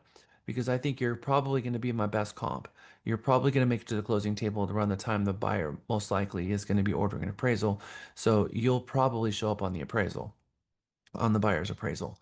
So having some clarity on what's going on there would really, really help me. So if you would help me with that professional courtesy, I'd appreciate it. Now I always use those 2 words, professional courtesy.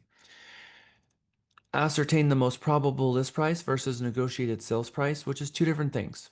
What is the difference between the two? Of explain that to the whole class, just make sure that everyone is 100% on the same page.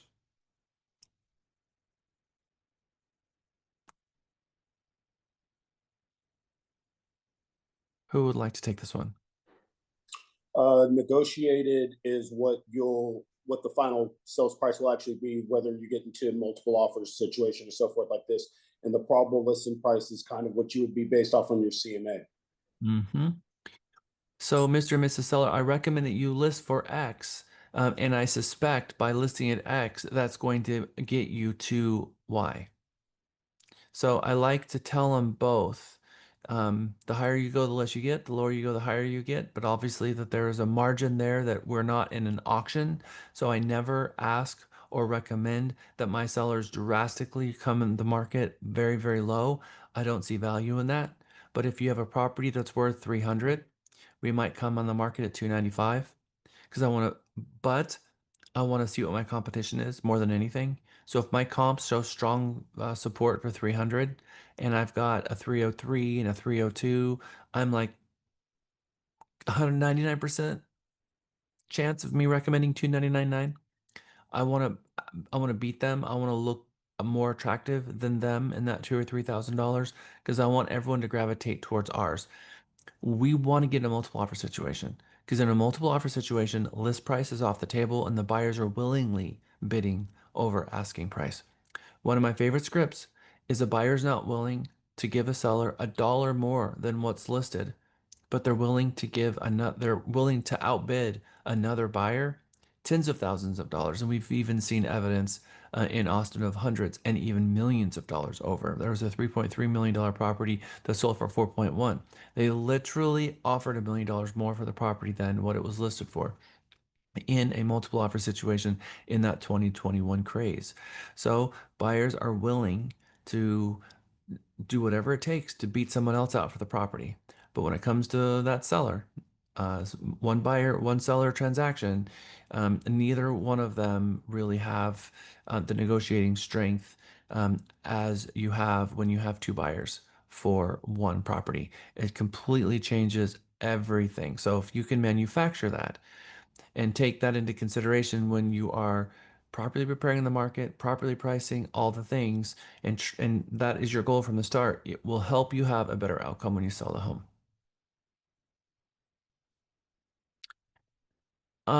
Charlie, yes, that becomes the value of the property. Jamia. We are a non-disclosure state, Charlie, so remember that the appraisal district doesn't know what it's sold for unless someone tells them, which is why we as agents don't want to be walking in the appraisal district, throwing down our comps, throwing all those people under the bus. Jamia. Can you remind me? Okay, so if you go into a multiple offer situation, so you get the first offer, what's the time frame of you having to let them know, like, if you're going to accept it or not, as you wait for other offers to come in? Does it make sense what I'm asking? It does, and I have that, and I have an entire class of dealing with multiple offers and appraisal. Okay. That is part of our financing and negotiation day, which is our last day, and I walk through exactly what I do. But again, my time frame here is I want to put it in the first MLS on Monday, immediately advertise as early in the day as possible the open house, no showings on Friday. Friday at 2, before 2 o'clock, put it in the secondary MLS. Also, immediately advertise it for open house Saturday and Sunday. The 70% and the 30% descend upon the property during the open house on Saturday and Sunday. Monday morning rolls around and I'm talking with a couple of people already. So, in the MLS comments between agent notes, I'll always have, open house Saturday and Sunday, 2 to 4, and we'll be reviewing offers timely. Monday morning, I'm calling every single person who toured the property, who showed the property themselves through showing time, and communicating with everyone who I have phone numbers for to find out where they are with the property. And then usually we're going to wait till about 5 o'clock Monday. If we get an offer in and I know someone else is sending an offer, then we are going to be very specific in how we respond to everyone. I will take in BCC every single person that showed the property, letting them know we're currently in a multiple offer situation. But we're going to get into that in detail, and I want to take that conversation and lift it out of what we're doing right now and put it over there safely because it's its own silo. It's its own technical stuff, and I don't want to commingle it with this, but I'm glad that you're thinking about that because that's exactly what we should be thinking about right now is how can we manufacture a multiple offer situation? And dealing with the appraisal contingency crisis that comes from a multiple offer situation is also something you want to do within the offer, which is why we have the form buyer's right to terminate due to lender's appraisal. And we're going to deal with in the heat of the negotiation, we're not going to just let the appraisal take to chance. If the buyers are willingly bidding over asking price, then our expectation is we were fair in what we listed the property for. You are willingly bidding over asking price. So are you telling me that you're going to agree to bring money to the table over the list price? Seller's willing to stand behind the list price. But if you're willingly bidding over, we want you to agree to bring dollar for dollar over the list price in the event that it doesn't appraise. Are you willing to do that? Of course, I will have already spoken to my client about that, They will already have pre-authorized me to have that conversation with the buyer agents as all of that's going on. But you're all in the right thinking process right now, which is I see what we're trying to do here. We're trying to manufacture a multiple offer situation. And you think that's what the seller wants us to do? Absolutely, that's what they want us to do. And so, if everything that we are trying to do and every decision that we make and every action we take from the very beginning of getting our agreement signed all the way to bringing it to market and how we speak to the agents on the other side is that one goal of getting them selling the home for as much as we possibly can, you're definitely going to get hired for the job and they're going to never want to work with anybody else because they understand that you are the one that's going to squeeze every penny out of their equity of the home and safeguard that for them, which is good stewards of their investment. So obviously ascertain the most probable list price versus negotiated sales price. Print the CMA and sales price trend, the graph, so we have that available to them so that they can see it themselves. They really need to see that it helps them. Again, print CMA and sales price trend graph, prepare the IABS, the listing agreement, all of the addenda and the disclosures. Get a good night's sleep, do your yoga, dress to impress, and arrive on time that day. Meet the seller at the property. First, walk the property and get eyes on every single room, front yard, backyard, and then get to the kitchen table and sit down with them and explain your marketing plan and get them excited about listing with you. And when you explain this marketing program the way I am going to explain it to you in this middle portion of tell you what I'm going to tell you portion, and then you can get those scripts down when you provide this information to the seller real time. You're going to feel more confident. They're going to feel more confident, and you're going to obliterate your competition if somebody else is listing opposite you and they're listing against you. And number 11, get your 6% listing agreement signed with a 6-month or a 1-year term. There's absolutely no reason that you don't get a 6% listing agreement signed. I do the 6, 7, 8, and I tell them to circle one. Oftentimes they'll look at me and say, okay, so why would I pay 7%? I'm not challenging you, I'm just curious. Thank you for asking. I appreciate it. Because when we offer the buyer agent an incentive, we're buying their loyalty during the option period because that agent is being incentivized keeping this deal together. Because if they go somewhere else, they're going to get paid less. Is that true? Tell me. You're getting a bonus of 1% on a property, and are you going to try to work out to make sure that that works out? Yes, we have a fiduciary duty to our client working out with the buyer. I'm not talking about a bonus to the listing agent. I'm talking about a bonus to the buyer agent. And I can tell you, there in California, we learned a term for this. The term for it in California was the green filter. You put a bonus on a listing, there are more agents willing to try to sell that property, more agents trying to help you find a buyer for that property because they're going to make more money. We're in this for a living to make money. Yes, we're in this to help people, but we also put food on the table. And when you offer someone a bonus, they're going to try to work that much harder to try to get that property sold. Hello, who does this better than anyone else? Builders? When builders want to sell a property, do they deeply discount the price or do they add a realtor bonus? Why do you think they would rather add a realtor bonus than decrease the price?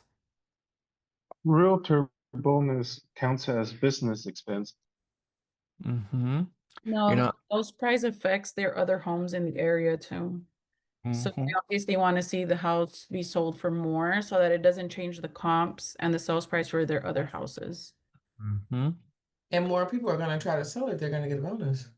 Mm-hmm. You're not going to enlist a bunch of agents trying to sell your home by reducing the price, but by increasing the commission, you're actually effectively making the agents work hard to try to help you sell it. Reducing the price doesn't light a fire under an agent to try to help you sell the home. It doesn't do that at all. It might make more buyers interested in the property, but who actually sells the property is the real estate agent. So offering a bonus is a really big deal. All right. So there's absolutely no reason to get a discounted listing that goes against everything. If you can't negotiate your own commission, you can't negotiate the sale of their home. That is 100% true. You've got to be a good negotiator, which means you got to be fearless.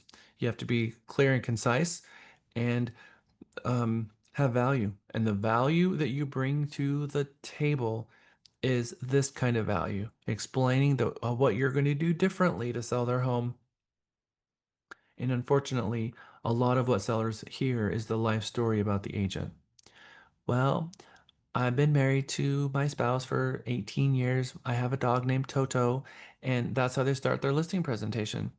And nope, that's not how we're going to start our listing presentation. It's going to be, I'm going to explain to you, Mr. and Mrs. Seller, how I'm going to expose your home to at least, at least 3 times more buyers than anyone else based on listing with me.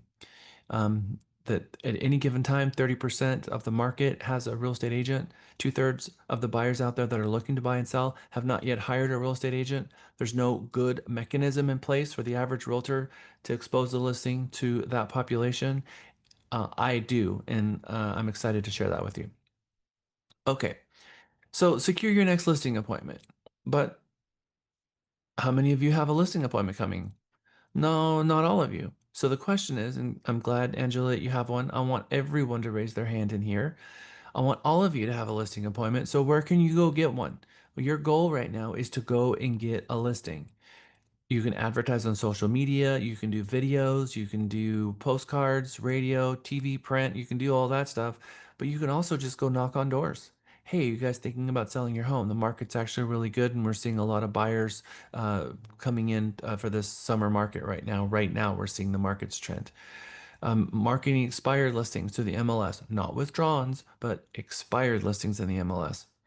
Contacting some past buyers that you know and ask them, who do they know? Referrals from all your sources, calling your spheres and trying to look under rocks to try to find someone who may be looking to buy or sell. Sphere of influence. In this market, you want buyers.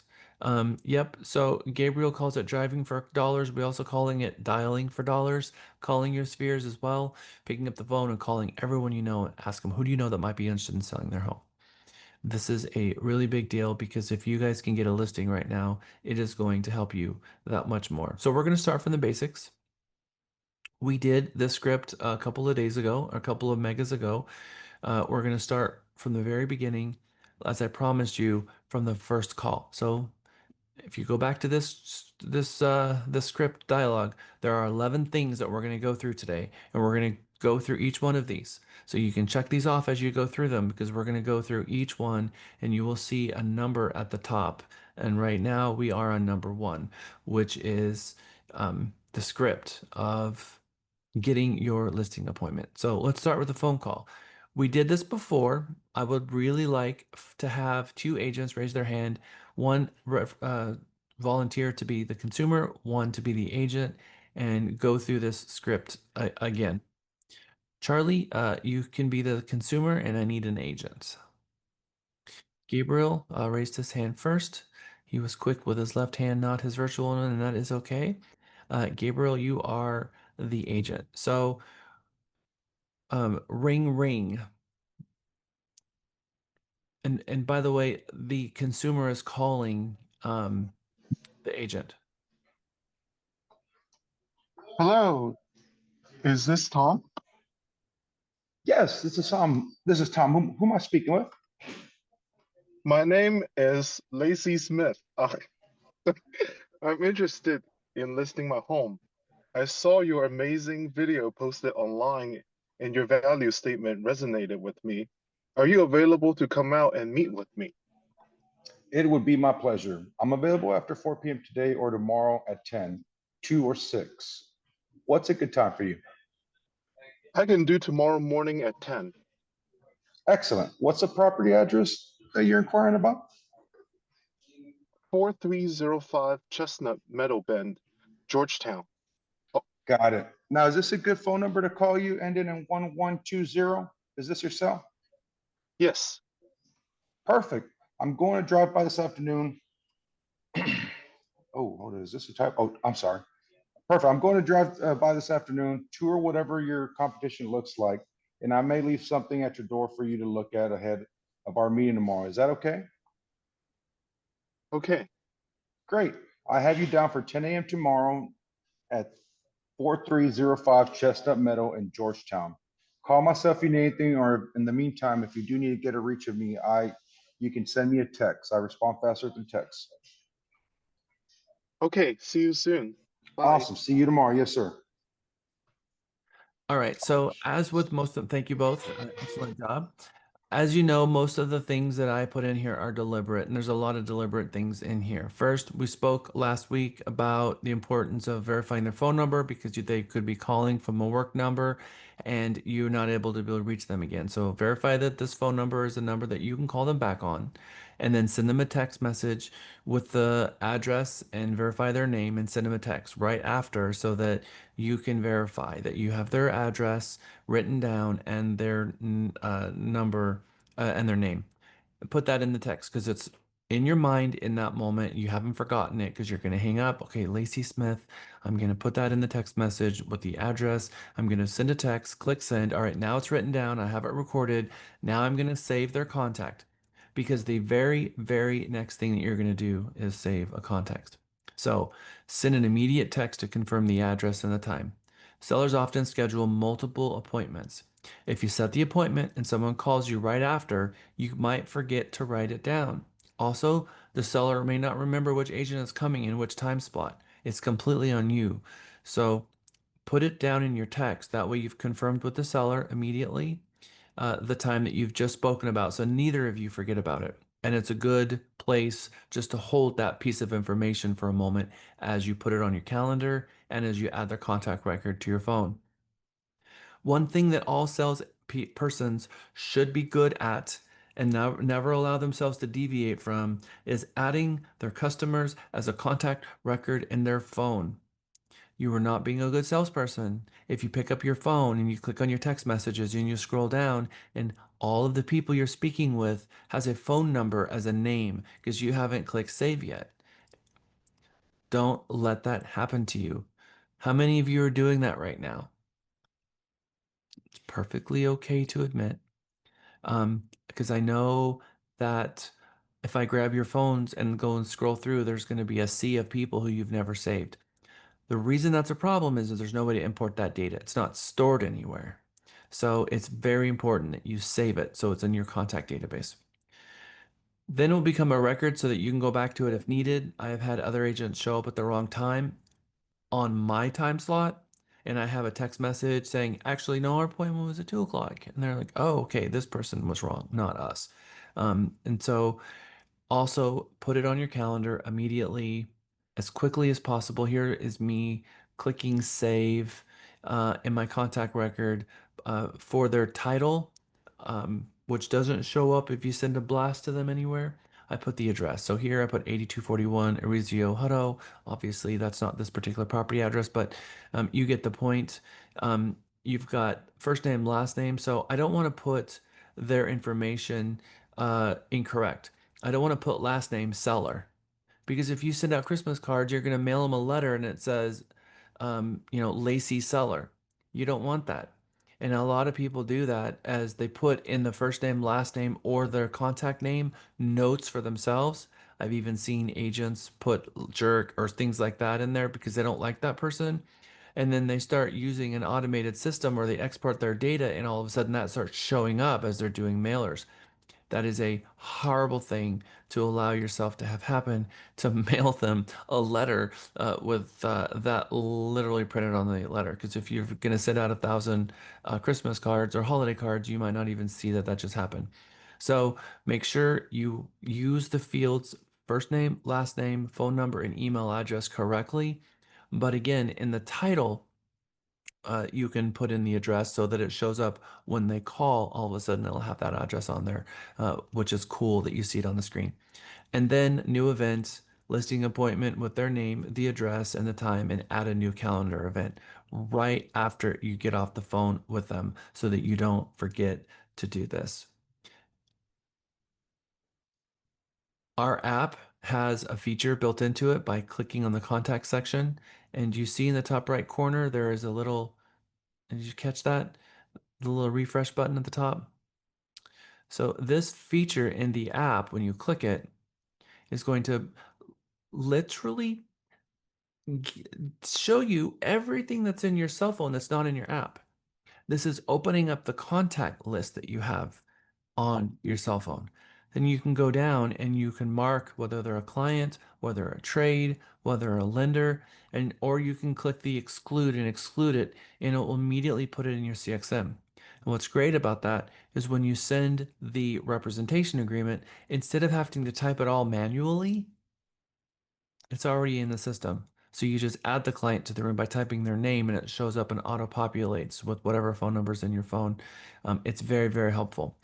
And it will show you how many you have synced, how many you've discarded, because obviously there are going to be things in your phone that you're not going to want to sync, like your water bill and a bunch of other things that are just nothing to do with clients. So you can discard, you can sync, and then the unsync will show you how many contacts you have that you not sync. So if you know, instead of playing one of your games for an hour a night, maybe you push pause on that and work on this until you have all the contacts in your phone that you would want to sync, and that be a project that you try to complete as a goal for yourself in Mega. Isa, I see your hand up. Yes. It keeps showing me contacts that are already imported. If that's the case, then either the phone number or the name is not, the phone number isn't there. So I would say get with Amy on that because she's actually not here. You're gonna need to get with Katie. I use that feature 100% of the time. Um, in fact, right now I have all of mine synced. So I was my own test case to make sure this worked. Are you on an iPhone or are you on an Android? iPhone. Okay, me too. So um, there should be absolutely no issues with that. So get with Katie and find out what's going on. Okay. Lisa, Thank you. I see your hand up. Yeah, Katie is on standby because I asked her to be prepared. So just Teams her. I think we have a break. We do have a break. Good All time right. to Teams her and ask her to help set up a time. It is 11:03. Let's come back at 11:13.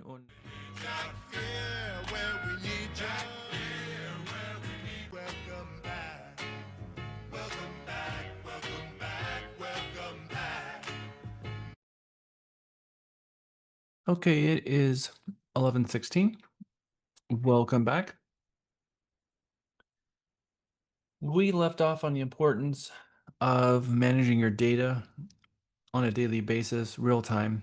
When you get someone who's calling you, inviting you to their home, get the address, make sure you verified their phone number, add them as a contact, and add the time to your calendar so you don't have to worry about this later. And then send the customer a text, something like, "Hello, Tom. I'll be down for 10 a.m. tomorrow at 4305 Chestnut Meadows, Ben in Georgetown. See you then." Something like that. Get into that habit. On the phone, part of the script was me telling them I was going to leave something at their door. And there is a reason for this. I want to make sure that I don't freak them out if I leave a pre-listing packet at their door. I'm not going to bother them. I'm not going to knock their door and hand it to them. I'm going to leave them at their door. But I know that part of what I need to do is be easy. I need to have the perception of being easy to work with, and I need to prove my ability, my commitment, and my ethics. I am going to show them that I care. I'm going to show them my commitment by I have an appointment with them tomorrow. I'm going to go drive the neighborhood and I'm going to learn as much as I can about the property so that I'm prepared because I want to make sure that I'm prepared. That's a big deal and people react well to that, but it's not a waste of my time because I'm driving a community that I maybe never driven before, and I'm going to see the amenity center, and I'm going to probably tour a couple of homes because I might even look at the competition, the ones that are vacant, because I just want to know. So, part of being a good agent is just being out there in the world. I can tell you, I've sold 2 homes just showing up in front of a house, and the buyers were waiting for someone to show up that never showed up. And they asked me, "Hey, can you show me this home?" "Well, do you have an agreement with your agent?" "No, but we really want to see this home." "Okay." So that's changed a little bit now. We have representation agreements because they would need to sign a representation agreement and hire me to do the job. But part of it just being out there in the world and having conversations with people. So why should you tell the consumer that you're going to drive the neighborhood and leave something at the door? For so many reasons. proving your ability, your commitment, your ethics. You want to stand out and impress them, showing your commitment. You're not a discount broker, you're a full service agent. You don't have a part time job tomorrow. This is your job, and you're going to go start working immediately for them, which I love. Sense of urgency. You're proving that you take their call seriously, and if they think you're going to drop something at the door, they might be like, oh, and you might learn something about them right in that moment. Well, you see, the thing is, I'm thinking about separating from my spouse, and I don't want them to know that I'm listing my home. And I'm thinking, oh, I see. So I'm the big secret from the spouse. I have a lot of experience helping divorcees. Um, I think Christine said it, something interesting I've never heard before, refine their freedom or something like that, which was funny that she mentioned. So, if you want to be successful in working with people who are separating, you can never meet with one of them without the other because the other one is never going to hire you. And part of the negotiations of their divorce agreement is going to have to both hire that agent. And if one of them feels like that they're on their side and against them, they're not going to want to hire you because you have to be an agent that is making it clear to them that you represent both of them equally. So the way I work is I find out they're divorcing and I'm gonna let them know, look, I've been doing this for a really long time. I find it's a really bad practice to meet with one without the other. I would be happy to meet with both of you and have a conversation with both of you, but I would prefer that all the communication be in a text group chat between all parties. And that way that I'm not telling you something that the other doesn't hear, and I'm not telling the other person something that you're not privy to. It really, really helps. Um, Jennifer says, "What if the seller is an investor that lives in another part of Austin or even out of town?" Um, if my seller is so far away that I'm not willing to drive there to put a pre-listing packet, then it begs the question, am I going to drive there to do an open house? Am I going to drive there to change my flyer box? Am I going to drive there for all the other reasons? So if I don't even want to drive there to drive off a pre-listing packet, then I might want to refer it out in the first place. So that is a symptom of me that I should have referred it out. Sorry, I meant what if the house is like in my neighborhood, but the owner lives out of state Oh, because it's one of his investment properties? okay. Well, I would do it on Zoom. And I would ask them for their email address and I would send them a pre-listing packet via email. I misunderstood Perfect. the question. That's okay. Thank you. Yeah. So I love Zoom. I'm doing that a lot. Obviously, I spend an entire month with all of you, and you spend a month off with me on Zoom. So we're all getting really good at Zoom. But I can tell you that you can do a very powerful listing presentation on Zoom. I do it all the time. So we'll talk about more of that too. Good question. Okay. So we want to find out if there's a secret spouse that we don't know about. One other reason why we're dropping off a listing presentation. And oftentimes, if I don't tell them I'm coming and I just drop it off at their front door, there's a lot of people who haven't used their front door probably ever since they bought their house. They pull their car in the garage, go into the garage door, and they never go out the front door ever. So it's possible that I leave a pre-listing packet at their front door and they never see it. And I show up at the listing appointment and it's still sitting there like, oh, I didn't even know it was there. And a lot of people might have a ring doorbell and they see someone sneaking up to their front door, dropping something off, and that might make them feel a little scared. Oh, I called you to meet with me on Thursday, and on Wednesday you came to my house and dropped something off. That just made me feel very uncomfortable. So I'm not going to show up to their property without telling them that I'm going to drop something off. And if they ask me not to do that, then I won't. But pre-listing packets, something that's industry, that's very common. When I'm there, number two, I'm going to drive the community. Part of me driving the community is learning what conforming curb appeal is. Part of listing a home and selling it is not to make it the best house in the world, but to make it conform to everything else around it. Because uniformity in curb appeal, uniformity in condition is bringing the home up to that average market condition. And so we don't want to over improve a home because they're not going to squeeze any money out of it. We just want to get it to the norm of what's going on there. So I want to know what that is. What is the normal curb appeal for this particular subdivision and where are they at? Gives me an idea. Also, I'm going to learn firsthand, I think, by looking at it, whether it's a 1 story or two. I can pretty much do that. Some buyers are going to look at a home and they're not going to look at the back to see if, there's actually a roof line that shows it's indicative of a 1.5 story or two. But in any event, I'm going to be looking at the property, which is going to help me pull my comps. And it gives me an idea up front of what kind of repairs they're going to need to do to bring it up to value, even though I'm going to be doing that obviously as I'm walking out of the car, walking up to the front door in the morning of the listing appointment.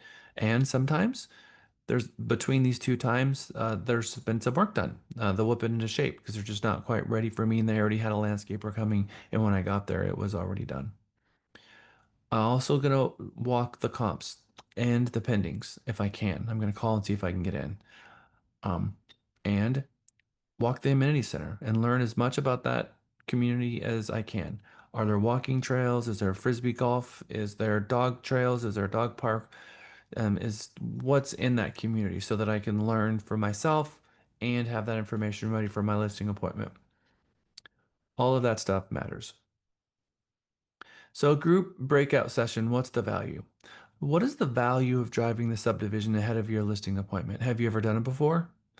What did you learn from that? And have you ever driven by a subject property and previewed the exterior? Have you done that? Have you ever left a pre-listing packet? And are you going to do that in the future? And what do you think about previewing the actives and calling the pin and the pendings? Charlie went ahead and put that in the meeting chat. I'm going to do your first breakout session. You're going to have 4 groups. That is 9. That's too many. We're going to have 5 groups. And you're going to have 6 minutes. Pick a group spokesperson and tell me the 3 advantages. At least jot down a couple of things of what you really feel like the advantage of would be the top 3 advantages of you doing it. Okay, there was a little bit of a delayed reaction and everyone coming back there for some reason. The Zoom is a little slow. All right, group. Let's start with the last group and work our way forward. Group 6. Who's the captain out of group 6? Hey, Jack, it was me. So real quick, the 3 things we said that probably this benefits us is, first of all, driving through the neighborhood, you can assess the neighborhood, get an idea of what the trends look like, maybe what's local to it, restaurants, exits in and out of it, kind of give you an idea of what it is. Second, it helps you begin your marketing strategy, how you're going to tailor everything to the house that you're probably about to sell. 3, strengthening the relationship and your credibility with the buyer or seller. Okay. Is that something that all of your group is going to employ? Yes. I love it. All right, group 5, Corby, Kyle, Lewis, and Tina. What'd you come up with? That was me, sir. Okay, so one advantage is being able to compare competition in the neighborhood. Also find out the number of properties for sale and if dominated by any specific broker. To determine maybe a broker is farming that neighborhood. And then also evaluate the neighborhood amenities. So community centers, shopping, leisure, what's there close by. None of us have driven the subdivisions before, but intrinsically we understand there are benefits and want to bring those to the meeting with the client. And yes, we all plan to drive the subdivisions in the future. Cool. Excellent. Good job, Corby. Good job. 5. Group 4, Alicia, Iris, Kelly, and Wells. Hi, I am the group captain. So we have a great discussion on this. And one of the points that I can mention that we discussed together is that it will help the real estate agent to know the neighborhood, establish all the comps, learn about the competition in the neighborhood. It also shows competency. It helps you with your CMA so you can finalize your documentation because you can see the properties on real life and you can find comps that are very old. So that helps you to be an expert in the market.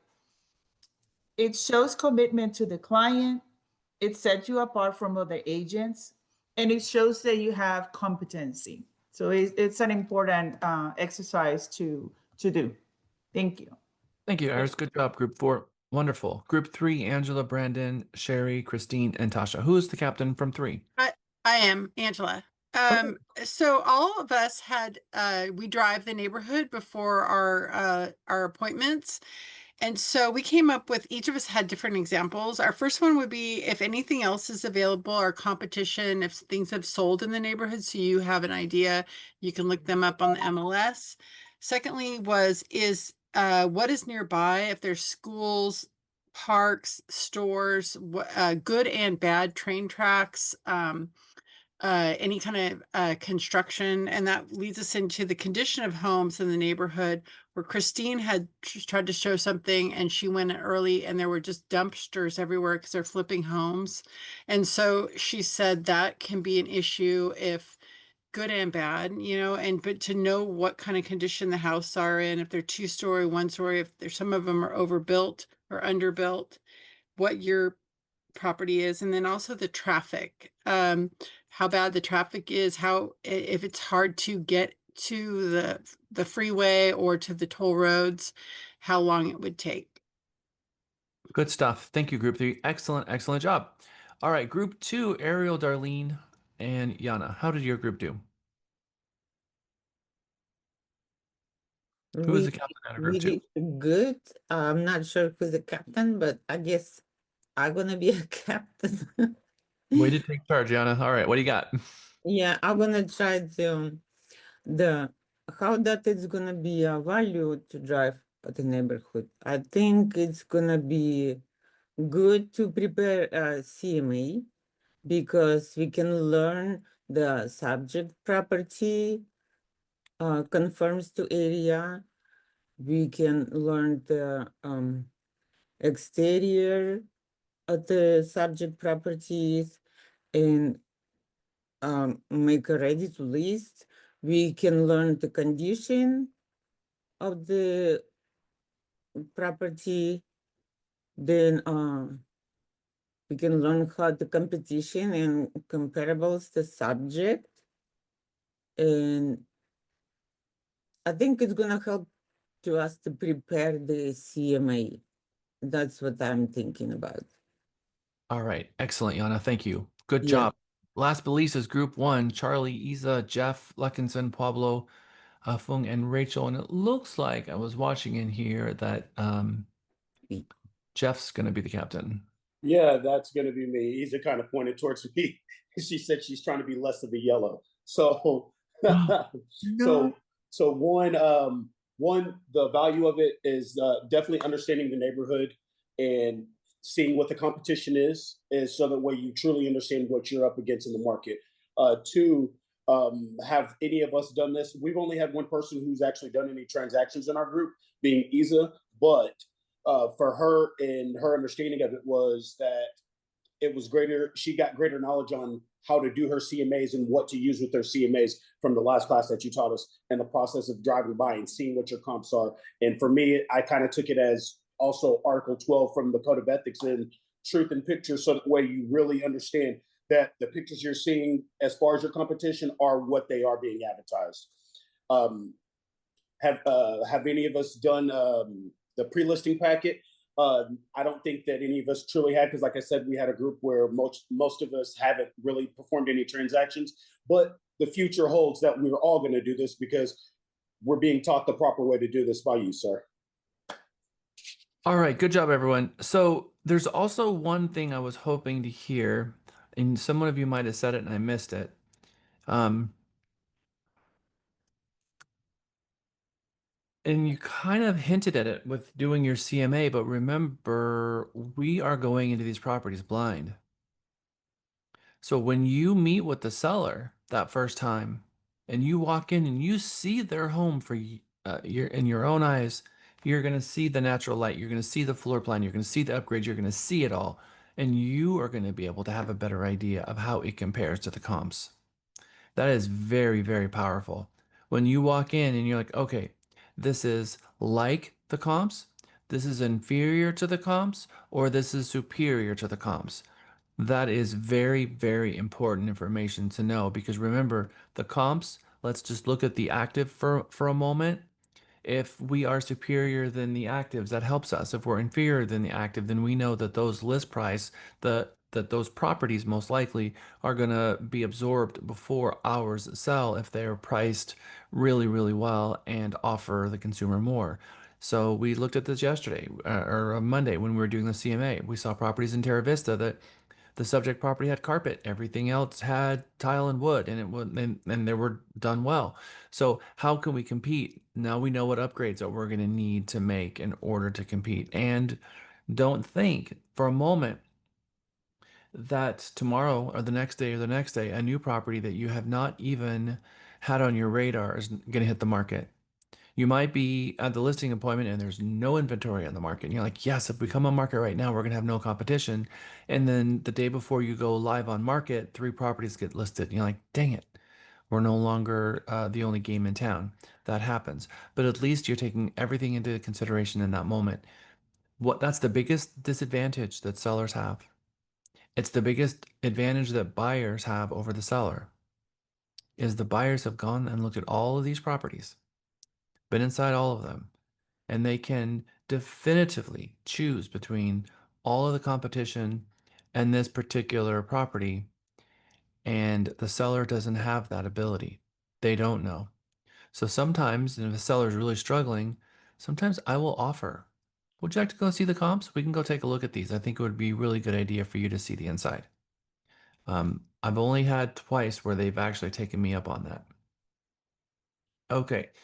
So we already know how to print an RPR report. We already did that exercise yesterday. Part of onboarding here is to make sure I have Lindsay Mamone, who is the person that helps each of you on board with us to make sure that your RPR is set up correctly. And there's going to be a homework assignment right after class today that talks about making sure that you've logged into RPR for the first time and that you have RPR working because you need to use it for every transaction. I mean, it is part of providing expert services is using RPR on every single transaction. This Matthew guy is super well known. He is a real estate agent in I don't remember where his market is, but I run into him at trade shows or at the NAR conferences. He teaches this pre-listing packet. He's known for it. He is all about the pre-listing packet. So if you go NAR Next, NXT, which is a conference that we have coming up in San Diego, if you go to that conference, NAR has 2 conferences a year. You'll see this guy talking about his pre-listing packet. So let's hear from him about some ideas about how you can create your pre-listing packet. What are some good ideas that you can put in the pre-listing packet and what you don't want to put in your pre-listing packet? Are you using one of these? Do you even have one of these?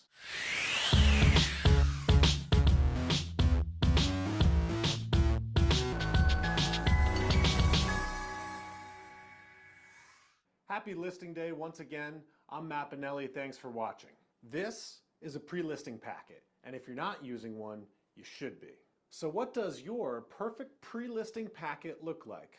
If you don't know what a pre-listing packet is, it's a packet of valuable information that you share with a potential seller before you meet to conduct a listing consultation. If you're conducting a one-step process, you want to deliver this packet ahead of your scheduled meeting. If you are conducting a 2-step process, you can either deliver the packet ahead of time or you can bring it with you when you preview the home. To clarify real quick, a 1-step process is when you preview the home, explain your value proposition, and have your discussion about pricing analysis all in one visit. A 2-step process splits that into 2 appointments, the first one being when you preview the home, and the second when you discuss your pricing analysis. Okay, so what's the point of a pre-listing packet? Hey, Jack, can you turn the volume up on before you that? buy a product or service, right? So why not help out your future clients and provide that research for them? You want to provide them with everything that they need to understand the home selling process and what it will be like to work with you. Here are some things that you should include in your perfect pre-listing packet. Your biography, of course, testimonials from your clients, information about your brokerage, your complete marketing plan. And this is very important because it details exactly how you're going to help them sell their home.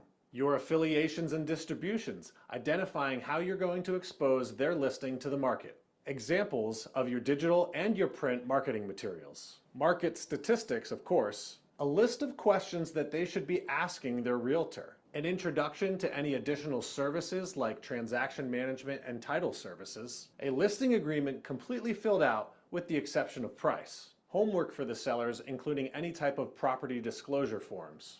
And anything else that you want to include that differentiates you from the competition and helps the seller get ready to market their home. A quick side note here, also make sure you're sharing any required state or association disclosures as appropriate. Make sure you customize this packet for each seller. This is a great way to demonstrate the value of working with a proactive real estate advisor. In addition to exceeding expectations with potential sellers before they even sign a listing agreement, the pre-listing packet will allow you to do a little bit of due diligence on the seller's motivation. If you go through the trouble of preparing and delivering this information, you're hoping that the sellers take the time to read it. To encourage them to do so, before delivering the packet, tell them this. I have prepared and I'm going to deliver to you prior to our meeting a packet of information that has everything that you need to know about the home selling process and what it's like to work with me and my company. Now the seller knows that this is important information, so when you meet with them, you can ask, did you have the time to take a look at the information that I prepared for you? Do you have any questions? The seller may or may not have questions at this point, as they may want to have a continued discussion first, but if they didn't take the time to review that packet of information and they don't know anything about you or your company, they either aren't that motivated to list or they just want to hear your number. Any type of reaction from the seller regarding your pre-listing packet should help you adjust how you may or may not need to guide this seller. So if you're not using a pre-listing packet, start using one. If your current pre-listing packet doesn't have some of the items we talked about here, add them in. And if you already have the perfect pre-listing packet, that's awesome. Keep using it. I would love to hear from you all some success stories or non-success stories that you may have had with using a pre-listing packet. I would also be interested in hearing what your favorite items to include or not include in a pre-listing packet are and why. Feel free to drop a comment on the blog or the video or just send me a note. For now, good luck with your listing consultations and we'll see you again soon. Have a great day. Okay, there's a lot of fun things that you can add as part of your listing, pre-listing packet. Let's talk about this. What are some things that you can include in a pre-listing packet? I'm going to put you back in your groups. I'm going to put you in there for actually, I'm going to put you in there for 10 minutes. Okay, we are almost to lunch. It's 11:58, so we're going to be going to lunch here in a couple of minutes. But before we go to lunch, we're going to get through this really quick. So let's start with the things that we do not want to include. Let's see if any of you had any of these items on your list of things that we don't want to include in our pre-listing packet. That would be somebody has a live mic, and I'm trying to figure out who that is. Sherry, it's you. Okay, there we go. All right. So things that we do not want to include. Anything about other firms is something we do not want to include. Anything regarding commissions, we do not want to include our comps. We don't want to include any pricing recommendations. We don't want to include too much personal information about ourselves. We don't want to be asking for donations to philanthropic groups. We don't want to have anything that is political, religious, or anything divisive in there. And we don't want to include anything negative about anything, whether it's market, property, curb appeal. We don't want to have anything negative at all in there. Anybody else have anything else on your not to include list? Was there anything that you added to the not to include list that I did not have? Okay, so now let's talk about our inclusion list. So who had comps in your list? Okay, so absolutely remove the comps. You do not want to put the comps in there for a lot of reasons. our ability to explain the comps and the rationale between the list price and the sold price and the days on market and whether or not they paid closing costs and all of the information surrounding the comps is important that we're there to be able to explain it to them. So the pre-listing packet is more about your marketing plan. Who included the Realty Texas listing packet? Excellent. Who included the RPR report? Okay.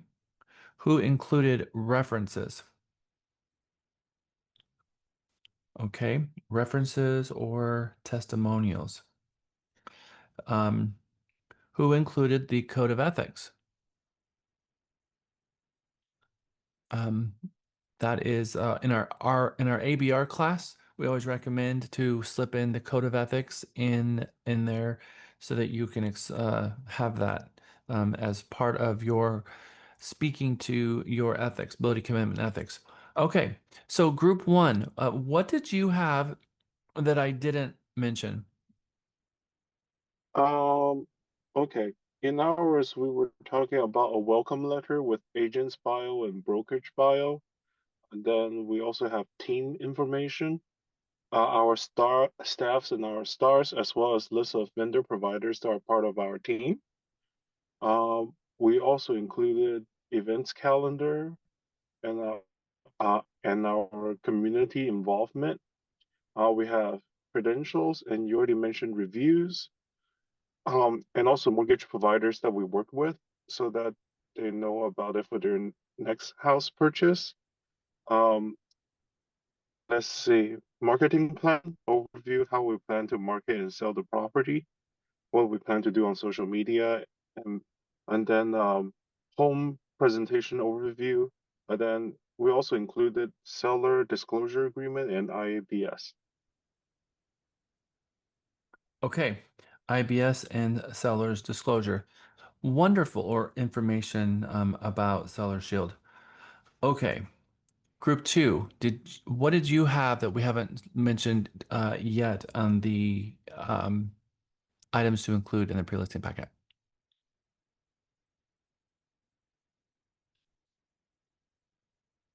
Did you have anything else? Group two, Andrew, Gabriel, Jennifer, Kelly. Yes, actually, we had an interesting. We said there's a notice called general information to buyers and sellers, and it has a bunch of terminology, words they might come across to get them familiar with some terms that we use, and also to put in there some kind of a seller homework sheet where they can tell us what they love about their home, their favorite feature, their favorite thing about the neighborhood. I love that. Tell me about what you love. Nice. Group three, Ariel, Aki, Isa, Jamia, Kyle, Tina. The question is, what do we have that you didn't list already, correct? Yep. We also had the due diligence. So the way I was imagining that is like a document where they can fill in the reasons why they are ready to sell or wanting to sell. We did have homework for seller as well. And like a small UVP statement where it, highlights why we're different from other realtors. We did have a visual of a marketing plan, something similar to a seller's guide, but a visual of the marketing. And I did add here, this is not a CMA, but I did add like a sales price trend for the area. Okay. That's fair enough. That will also show up in the RPR report anyway. Okay. I like it.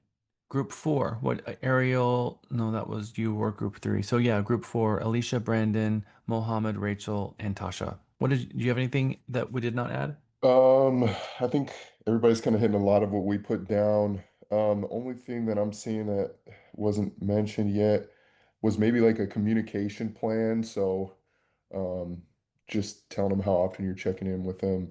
And then we also said, um, maybe a frequently asked questions by home buyers, so that way you can kind of be prepped for those questions to come. come along. And then I think that was pretty much it. Everybody else has said everything that we've kind of mentioned. Maybe previously used marketing tools with previous clients. That's kind of the only things that were Yep. different. That's a big one. Examples of photography, drone, all that kind of stuff, so they can understand what they get with you and your marketing collateral. That's very powerful. Thank you, Group 5, Angela and Sherry Darlene. You will be the last group before that we go before lunch. What do you got? Okay, we came up with pretty much the same thing, but ideas of vendors like cleaning companies, lawn care. Also, what to expect as far as for photos and people coming in your house, things like that.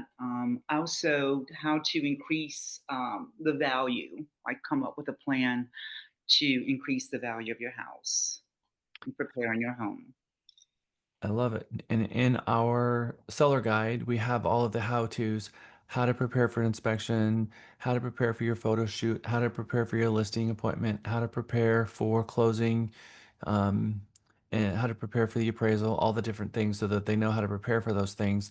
And we have that embedded inside the listing guide. So at your listing appointment, I recommend you take them through those because those are really helpful one sheets. I was continually getting questions, the same questions, so I created one sheets to get those questions out of the way, and then of course I embedded those one sheets into the seller guide, as well as some of the code of ethics is embedded into that seller guide. So if you've not yet gone through the seller guide page by page and really looked at what's there, I would love for you to do that so that you can begin to use that or even make recommendations to Deandra on ways that we can make our own seller guide better.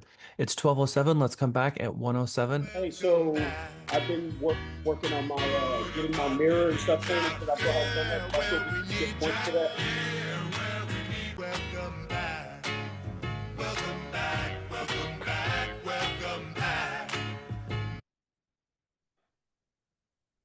Welcome, Jack. Welcome, Jack. Welcome, Jack. All right, welcome back, everyone. Thank you for your amazing singing. It is well received. All right, so we left off talking about the do's and don'ts of a pre-listing packet. You guys gave some great ideas about the do's and don'ts. Put a list together and make it part of your SOP to leave a pre-listing packet with your do's and don'ts, obviously your do's, and put together one and have it ready. And maybe even you have a pre-listing packet that has everything in it that you would normally put except the RPR report. So when you're ready to go on a listing, all you have to do is print out the RPR report and you are ready to go. Again, please, as a homework assignment, review the Realty Texas seller guide so that you know what's in there. A lot of what we're talking about today, the 30% and the 70%, those unrepresented buyers are that entire story already exists inside of our seller packet. So had you really read it, you probably would have had a lot of questions about today's content because I created the seller guide around our marketing plan. It only makes sense, right? But I teach it in Mega, but we always have the prior Megas filmed and inside our learning center for anyone who later wants to go and kind of get an idea of what that's about. All right, so we are on item 4, which was the pre-listing packet. Remember, there's 11 items we're going to go through. So we're still on item 4, which is kind of putting the packet together. We're going to print all the prior MLS listings. Again, if you go back and you look at this number 1 again, the number 1 has listing from A to Z. We are on number 4. We just finished the pre-listing packet. So now we're on print the subject property tax data, prior MLS, and all of that. So that's where we are now in the list.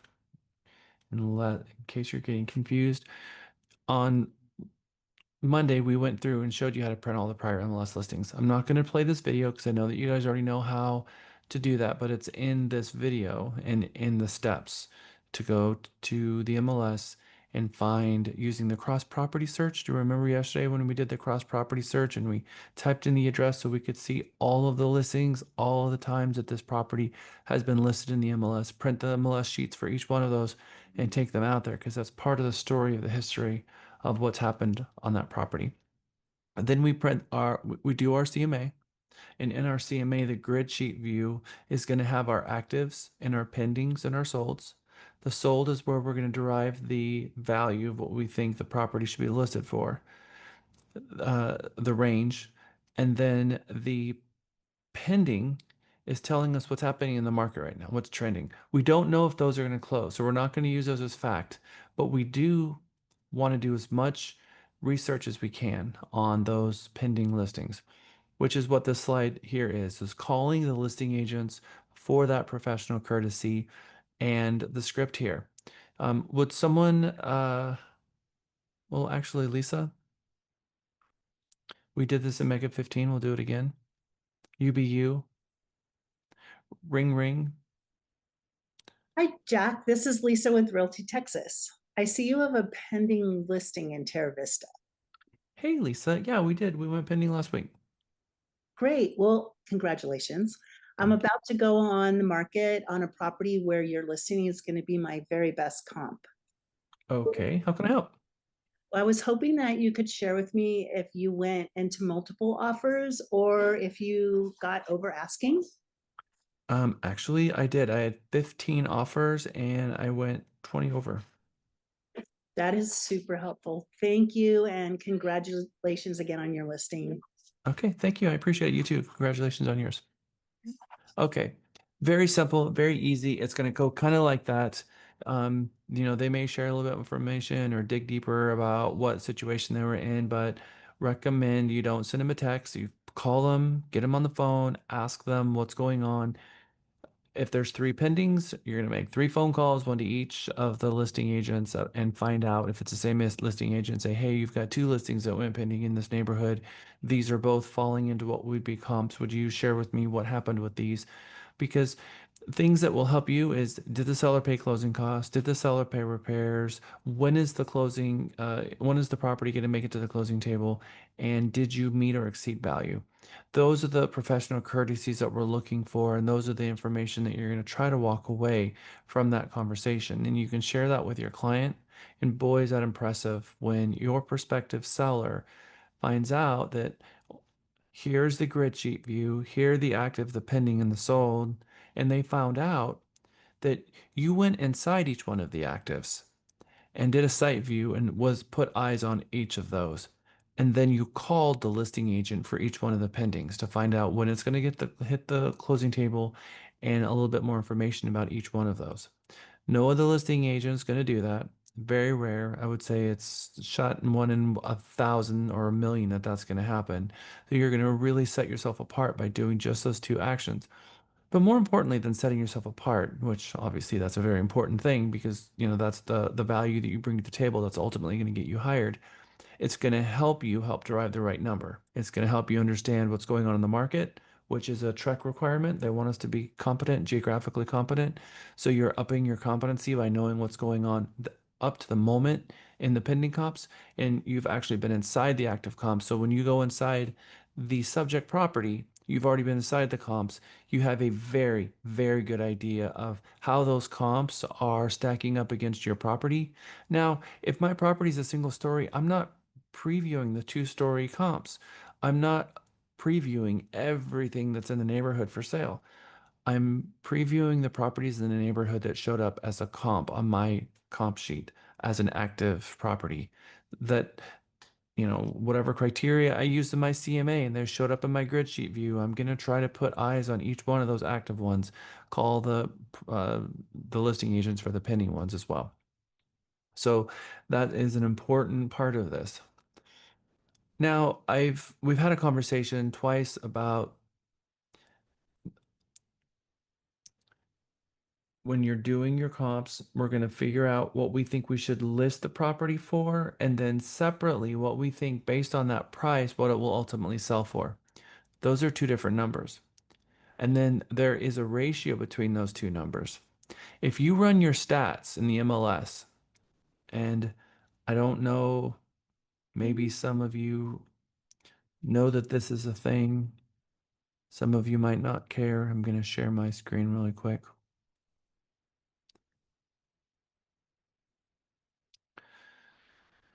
When you go into the MLS, you will see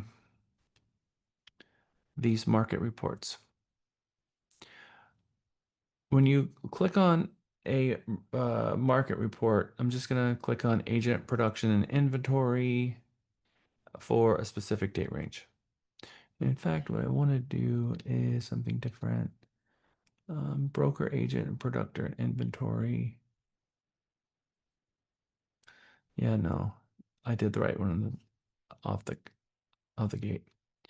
So under the market report, and it takes a while for these reports to run. Here is an agent report. Do you see this sold price to list price ratio? How mine sold in house 100%, 100%, 99%. So basically I have 100% sold price to list price ratio. So that is a ratio that you can print for yourself and bring out there to show them, and you can do it for all time, not for I did this. I think that price range is going to be obviously a very small price date range. You can do that for your entire history for all your MLS listings, and you can show that to the client, which is sort of your report card.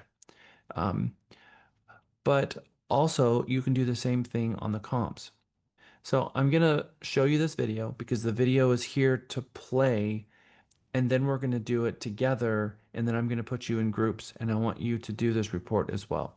This is another graph like you did yesterday, or rather on Monday, but this is instead of giving you the graph of how the property's changed in average sales price over or max price over time. This is the sold price to list price ratio for the comps. So if everything is being listed for 400, is it selling for 400 or is it selling for 395 or is it selling for 405? So you click on the stats like you did before, and you're going to pick, in this case, I put Terra Vista in the subdivision. That's all I did there.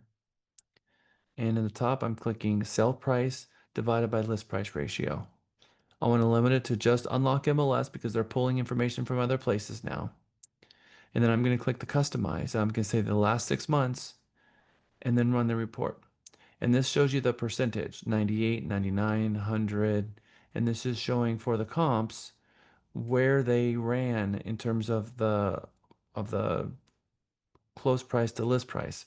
And we have two, close price to list price ratio and then original price to sold price, original price to sold price Jack, your versus screen's messing with us again. list price at sale to the difference. So we're going to do it together, and we're going to go and check that out.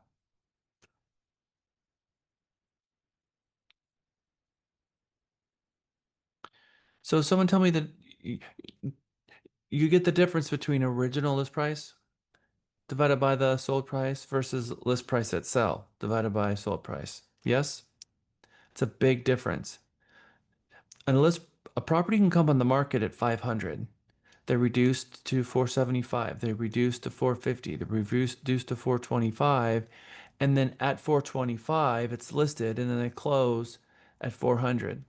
So then there's a $25,000 difference between the list price at sale versus the sold price versus the original list price of 500, which is a $100,000 difference between the list price and the sold price.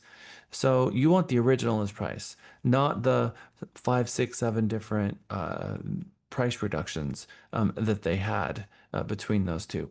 So again, we go to the stats, type in a subdivision name. We're going to grab just unlock information instead. And then we have the sell price to list price ratio, which is just a report. Remember, yesterday we did the historic sales price trend. Is what we did, historic sales price trend versus the sell price list price ratio. It's a different report. So I click this report, I go to customize. I'm going to just do the last 6 months. I'm going to do the same period that I grabbed my comps for. So if I did 0-90 or 0-180, I'm going to grab that same range. And yesterday we were going back 250 days. You can do that as well. But in this case, just to make it easier for ourselves, I'm going to grab the last 6 months. And you have two, we've got a lot of options here, but the two that we want to look at is the close price to list price versus the original price, close price to original price ratio versus close price to original price median. So this one is the one, I don't know, the median. So we want this one. So if it's the close price to original price, we click generate by month. We can see in January is at 92%, 96%. And if you want the actual numbers, you can click the print icon again, click the show tabular data, and you can actually see the data 92, 96, 98, 97, 99, 100. So actually, since the beginning of the year, people are getting more and more, they are getting a higher to list price ratio as we're getting closer to summer than they did coming out of the winter. And that might be a good piece of information to know. Versus, and again, this is the sales price to list price. But this was the original list price. If we change this to the median of close price to list price, well, that's a different story. There was one example, I guess, here in February. So at the point where they've done a bunch of price reductions and they get the price right, finally, they're getting what they're asking for, except for a 2% reduction in February. Everything else was asking price on average. So this is a way if you want to know the list price to close price ratio.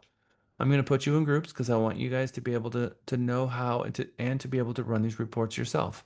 So again, we'll go through it one more time. You click the stats, click the subdivision, limit this to unlocked data only, sales price to list price ratio, then click customize. The last 6 months or however long you're going back in your CMA, and then your list price median versus original price median. And then you click the generate and the report will come up. All right, I'm going to put you in groups, same groups you had before, which is welcome back, everyone. All right, did anybody have any issues with this exercise? Did all 5 groups, were you able to materialize this? I left you in there 2 minutes longer than you should have. You only needed 8 minutes for this, but you got 10. Let's see what they look like. Please paste them in the chat. The only people that can't do this are the ones that don't have the MLS from Austin. So anyone can on that particular property, but Houston, Austin, CTX MLS, and all of Dallas has Matrix. So all of the Matrix products has this, but you're right, San Antonio agents are going to have a hard time because they don't have Matrix. And if it's on a specific property that's in Austin, then obviously you're going to need to, if you have a different MLS, do a different property that is in your market. Good.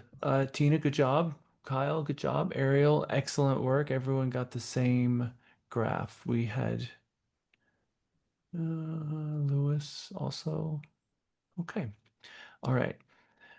Employing these are expert representation. Getting these and bringing these out and showing these to your clients is very helpful. Yesterday, we didn't get this far. I'm never going to be able to get past the what we talked about yesterday in one day. So the list price to sold price ratio, I bring that into this class to show you how to do that final graph. There are multiple offers happening right now in markets all over the place, even right now. So manufacturing a multiple offer situation is something that each of you should be working to do.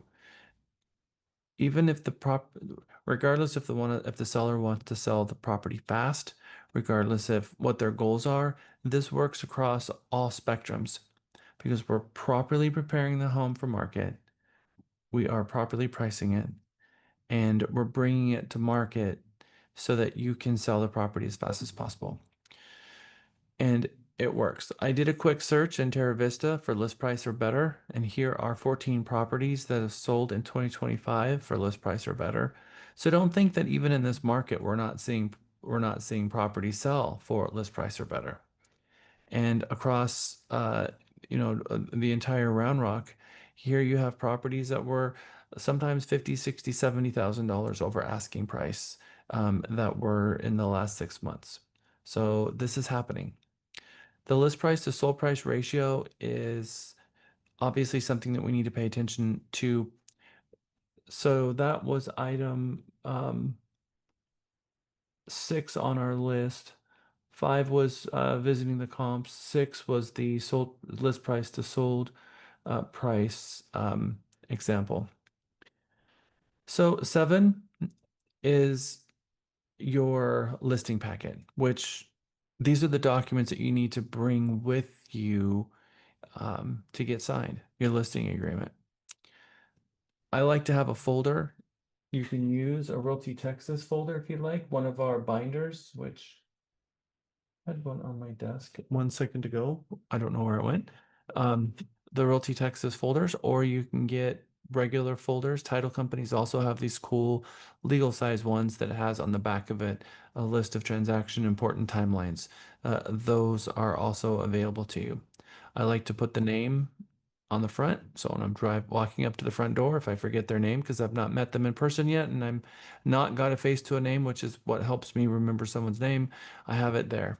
My business card, my seller guide, my MLS listings, copy of the tax records, copy of the RPR report, all of my comps, my quick CMA, my comps graph, all the sales in the neighborhood for the 365 days, which I'm going to explain to you about in a moment what that means, and my listing docs, listing agreement and addenda.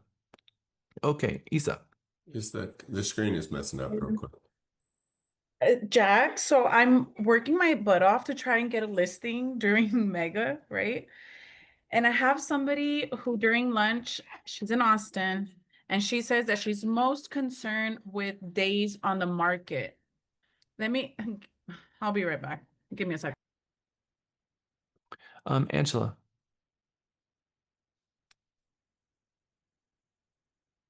You fixed it. So I was just going to tell you the page was messed up. Thank you. Sorry, I should have lowered my hand. Okay, so yes, here on item number 7, these are the documents that you need to bring with you on your listing appointment. So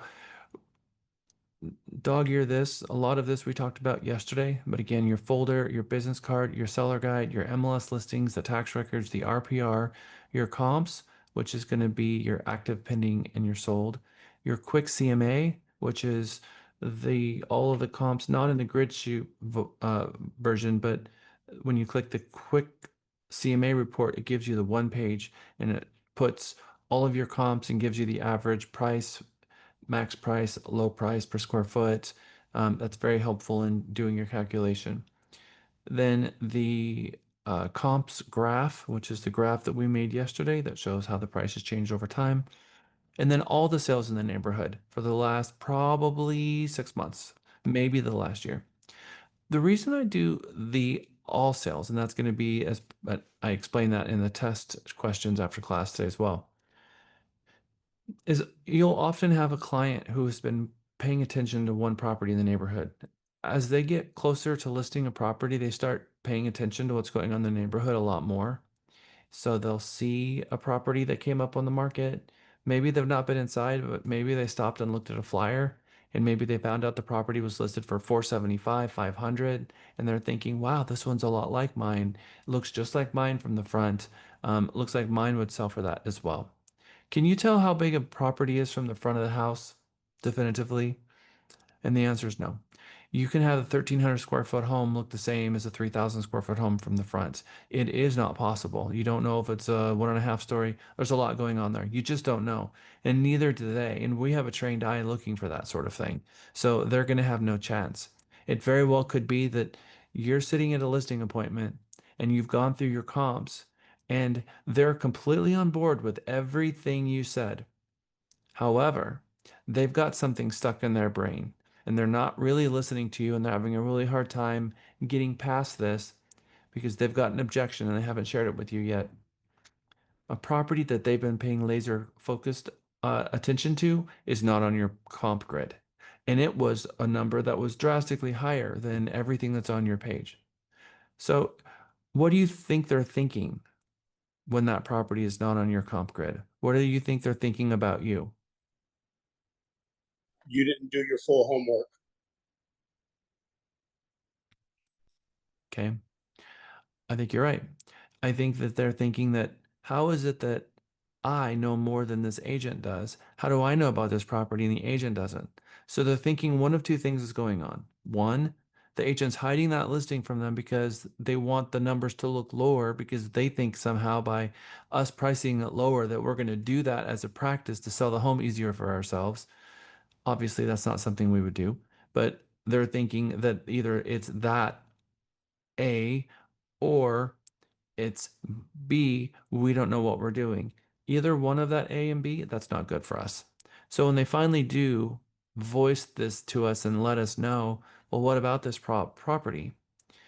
If it's not on your comp grid and you came out there with everything put together, how long do you think it's going to take you to research that property and get them the answer? It's probably going to mean you're going to pull your laptop out, connect your laptop to your hotspot on your phone, log into Windows, open up your browser, log into the MLS, do a search, try to find that property, and that might take 4 minutes, maybe, even if you're going quickly. 4 minutes is a really long time. Someone will have gotten up from the table to go to the kitchen to grab something, and this whole time they're feeling very suspect about you. I had it happen a couple of times, enough times where now I just print out everything on one sheet and then I review the sheet and it's printed an address. Like, okay, so what was the street name? And I look and I'm like, okay, got it. All right. So it looks like that one sold 7 months ago and it was 2,900 square foot home. Your home is 1,300 square foot. The reason it's not on my comp grid is it's not a comp because it's more than 20% greater than the size of your home. That's why it's not on the comp. And then I look at the price per square foot. And if that's the case, the larger the home, by the way, the drastically smaller the price per square foot. So then I say, now that one closed at 1,800 square foot or $140 a square foot, and I'll multiply uh, their square footage to that number. And it's like, if we converted it to that square foot, your property would be this price. And they're like, oh, yeah, no, obviously not that one. Because the smaller the home, the larger the price per square foot. So in any event, it's going to really help you when that objection happens. It's just, what are you never going to let happen with that list that you have sitting there? You're never going to leave it. Right? You're never going to let them have it. That has to be taken with you. And sometimes they want to keep all the stuff that you have. That's fine. They're not keeping that one. Do not leave that one, which is a document from the MLS of everything that's sold in their neighborhood for the last year. That we're not going to leave. Okay, I know we had a couple of questions before. Angela, I know there's a very specific question. Is this something you want to ask me now or on break? I can ask you on break. I just was gonna ask about the could you put in which like vendors, like possible vendors that people could use in the listing packet? I think that preferred title company, home warranty companies, that because they're most likely going to be purchasing a home warranty company for the buyer. Just some information about your team. If you have an assistant that you're working with, if you have a CTC, I would Okay. look to that. I Okay. would not leave my trades as a uh, list that I would put in my pre-listing packet. Under Okay. no circumstances would I do that because I want them Okay. to call me. And my trades, I am continually revising that list based on, how good they did on the last job. And if Yeah. all of a sudden they do a really bad job and I have that listed there, I want them to come to me real time live with trade requests. Okay. Thank you. Okay. So here we go. Here are the listing packet of items of these are the things I'm going to come out there. And each one of these is a paperclip item, right? Each one of these is going to have possibly multiple items in it. The MLS listing, all of them, the tax records, multiple pages, the comps, active, pending, and sold, etc. So item number 11 is the listing docs, and I explode that one here as number 8. However, You have already the .me to do this for you, so you don't need me to give you a list uh, of what listing docs that you need to take, because when you explode your packet in the room system, it's going to tell you which documents that you need. So by simply clicking new room and clicking the property type, and I'm representing a seller on a listing, and then clicking whatever the pipeline is, which is probably rep agreement, then you go over to the packets tab and pick the packet. If it's a condo or a 1 to 4 family, and once you have the packet selected, just click add, and it will give you all of the required forms that you need for that listing. And it will be on the forms tab. Fill them out, bring them out there, and have that ready to go, which is, by the way, for a traditional sticks and bricks non-condo property would be this: your IABS, your exclusive right to sell, seller's disclosure or seller shield document. In our forms library, we have a seller shield document that explains seller shield, the general information and notice to buyer and seller, protect your home from mold, information about property insurance for a buyer or seller, non-realty items addendum, notice of information from other sources, the T47 affidavit, consumer notice regarding hazards and deficiencies, wire fraud notice, and code of ethics. If you want to bring that along with you, if you've not already brought that on your pre-listing packet. So these 11 are the documents that you're going to bring that's going to get you hired for the job, your listing documents. And these two is me going through filling out the listing documents. I'm going to give those to you as homework. You can watch me filling out the listing documents and explaining why I fill out the listing agreement the way that I fill it out. That's something that also Katie will help you with, setting up your defaults. So you can click the fill all, and it takes all the defaults and automatically fills out the listing agreement with all the defaults. Again, when you go out there, I do not fill out my list price before I show up at the front door. The list price is blank, and I have my clients hand write in the list price after I've spoken with them. Okay, number 9 was the item on this right before we're done with. We've set the appointment. We have toured the neighborhood. We've dropped off our listing packet. We've done our CMA. We have everything ready to go in terms of the CMA. And now it's the night before our listing. We're going to do some yoga. We're going to get ourselves in the right mindset. And one of the first things we're going to do is, if you have not already driven the community, you can do that right ahead of your listing appointment. You can do that before your comps, or you can do it the morning on your way to the listing appointment. You can arrive there early, but always get to the neighborhood a little bit early. If possible, walk the amenity center if you haven't already. Arrive on time to the property, not early, not late. Park across the street from their listing. Do not park in their driveway. Someone give me one reason why you don't want to park in their driveway. Because people have their opinions about vehicles, and you want to leave as many things that might count against you out as possible. Okay. Or Well, for that was safety. For that one's safety, yeah. so that was one. I heard safety. Whose safety?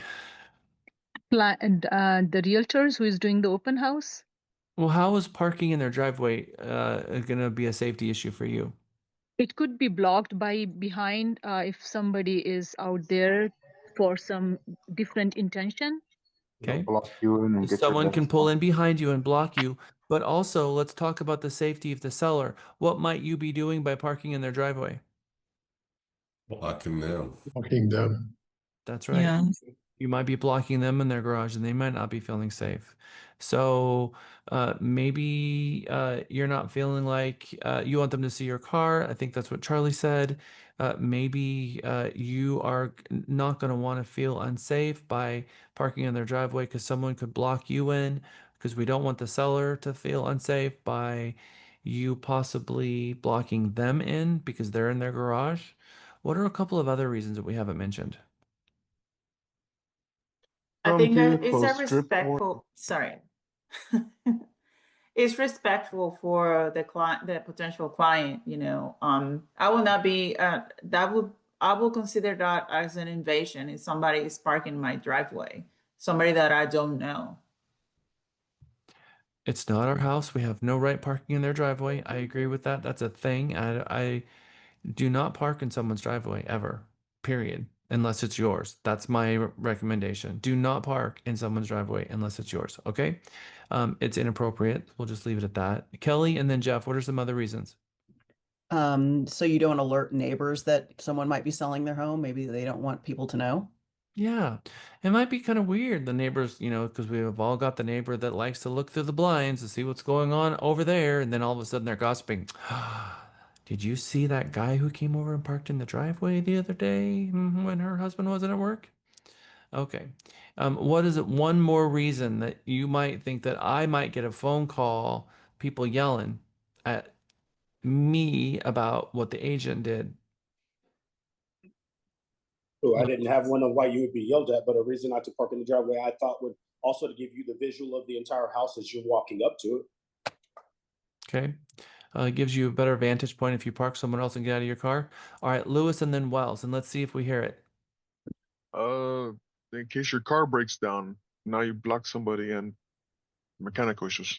That would be embarrassing. So we still haven't heard the one thing that makes me crazy, that makes me lose my mind. You do this to my house, I will strangle you. Wells. I would say you leave a mess under the driveway, mess, oil yeah. or something like that. Oil, Thank you, Wells. Dripping oil. Absolutely right. Cars dripping oil in their driveway. Miguel power washes our driveway twice a year. Our driveway does not have any oil drips. Our driveway is spotlessly clean. And for someone to come park their car in my driveway when that car is dripping oil and have oil spills and oil drops on my driveway, that is not cool because it is very difficult to get that off. Even when you power wash it, there's still going to be a little cloud right there, and getting it off for real is going to take a considerable amount of time and effort and money to get that off there. For an agent to pull their car in their driveway and then that car, to what should never have been there in the first place, to drip oil and damage their property, not only should you not get the job, but I'm probably going to get a call and you're going to get an earful from me because there's absolutely no reason for that. So your car does not go in the driveway. Now you will hear, you'll hear from me. There's a couple of examples that you may end up parking in their driveway, and I'll tell you what those are. I just recently had a property that I helped my client buy and I turned around and sold when I closed yesterday, and it's on Stastny, and there is no parking on Stastny. So did I park in the client's driveway? No. I drove 2 blocks away and pulled on a side street and walked all the way back because I'm not going to pull, and I can guarantee you that my car does not drip oil. But still, I'm not going to do that. And she's like, "Oh my gosh, how come you didn't park in my driveway?" I'm like, "No, no, no, no, it's okay." Because I'm not going to do that even if they want me to. So, all right, there are certain circumstances where there's nowhere else to park. There's literally nowhere else to park. If that happens and you've arrived early, you might want to call them and say, "Hey, I've just got to your property here. I am driving around and there is absolutely nowhere to park. Do you have a recommendation?" And just ask them about that. Had you driven the neighborhood before and driven the neighborhood, you might have already learned this, which means you already would have expected it. And at that case, you might bring a driver with you, somebody, a kiddo, a friend, someone who can drop you off at the property, let you do your listing appointment, and you text them and they can drive your car back around and they can sit in the car and wait for you. Because I've done that before too. Where have I done that before? Showing downtown condos. You're not going to be in a car in downtown condos if you're showing condos and high rises. You're going to have nowhere to park. It's just you need someone to drive you and the client around, dropping you off in front of each of the high rises. So there are times where you're going to want to hire a driver for the day. Okay, so arrive early, arrive on time. Do not park in the driveway. Park across the street from the house, so you're not even in front of their house. And like Iris put in the notes, if you have a car magnet, don't put a car magnet on your car that day or pull those car magnets off. There's a lot of times where it's a secret. They don't want the neighbors to know that because they don't want their kids to know that they're moving yet. They just don't want that. They don't want that out there yet. And if you show up in your wrapped vehicle on your listing appointment, you're sending a message to everyone in the neighborhood that they're meeting with a real estate agent, and that can generally only mean one thing. And so it's a little disrespectful to the seller to put them in that position. So they're not expecting you to come,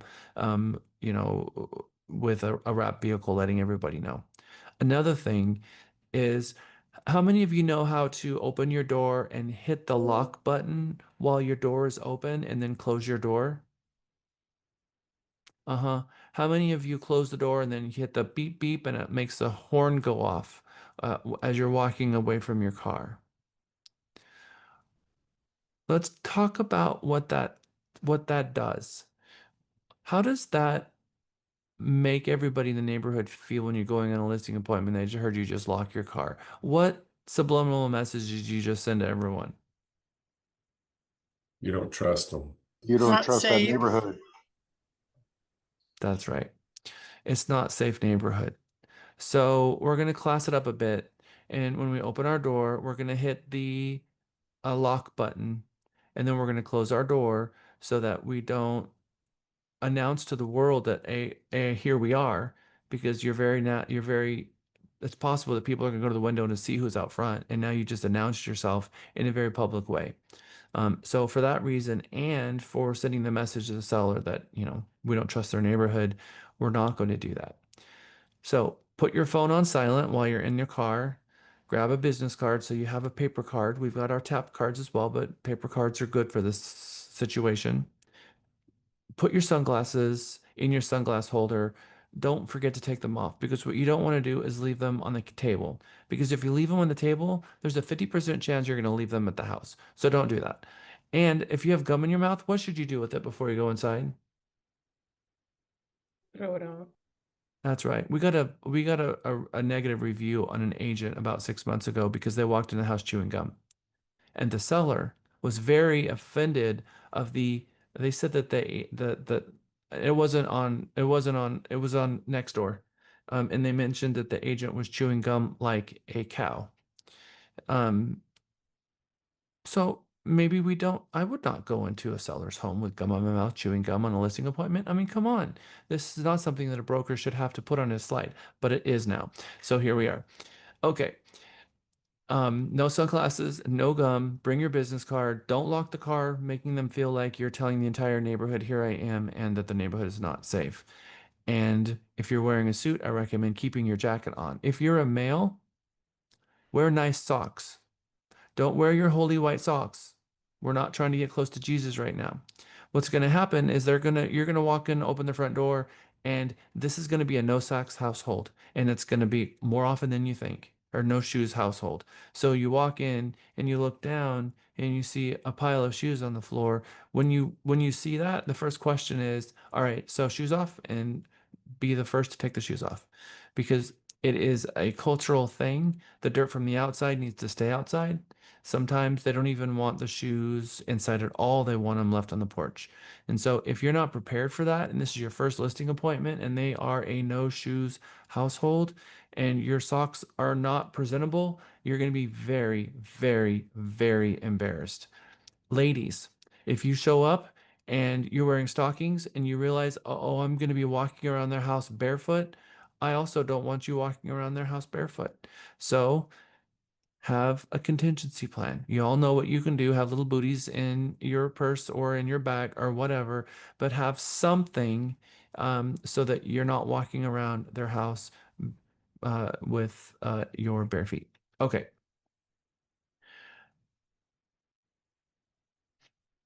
Here's a slide called being on time.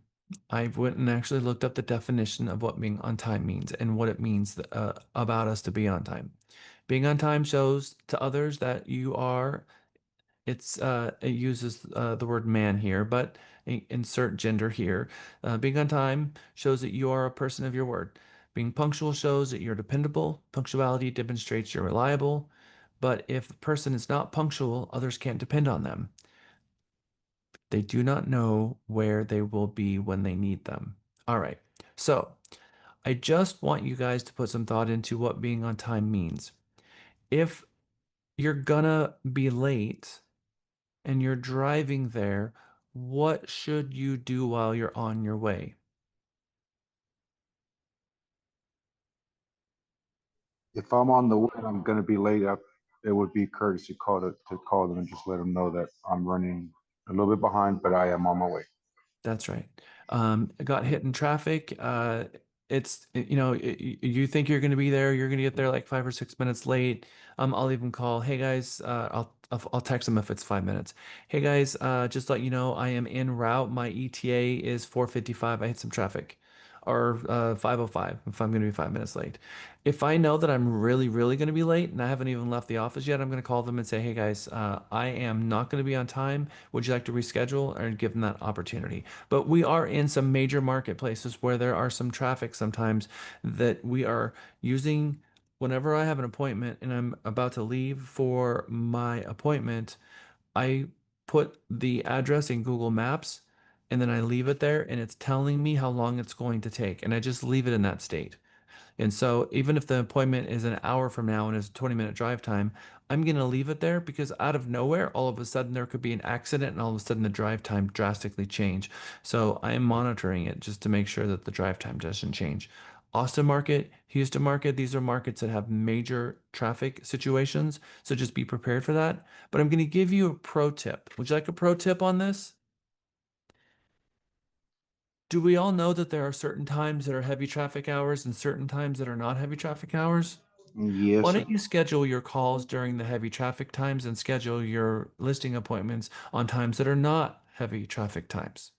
So that's a way to maximize your time. So you're at the office making phone calls during the heavy traffic times. And then at 2 o'clock in the afternoon, when the traffic is super light, that's when you're going to go do your listing appointment, if at all possible. Sometimes that's not going to be the case. They're like, no, we really need to have our listing appointment at 5:30 on Friday. Like, okay, all right, no problem. I'm going to give myself plenty of time, arrive early, drive the neighborhood, and then I'm going to show up in front of their house directly on time so that I knock on their door and I will sit in my car or I will sit around the street and I will wait for a couple of minutes to go by so that when I get out of their car, I am exactly on time. I'm pulling up in front of their home. My appointment is at 4 and I'm pulling up at 3:59 and a street over I was just sitting there checking my emails, and because I arrived 10 minutes early, I already walked the neighborhood and I'm just going to wait for the time to be right. And then I'm going to pull in front of their home and then I'm going to walk up to the front door and I'm going to ring the doorbell exactly on time. Some people think, oh, it's 5 minutes early. That's not a problem. What is the problem about being 5 minutes early? They're not ready.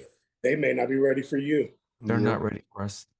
Because they probably got kids and they got life and everything else, and they needed that last 5 minutes because they're running around the house. I mean, sometimes you can even see the blinds shaking, because they're running around the house trying to get things cleaned up for us, because they somehow feel like that if the house is a mess, we're gonna give them a number that's lower than what it should be. So, and sometimes you can throw them a bone by saying, look, my job is to help you guys take a home and turn it back into a house and help you prepare this for market. So don't worry about those things.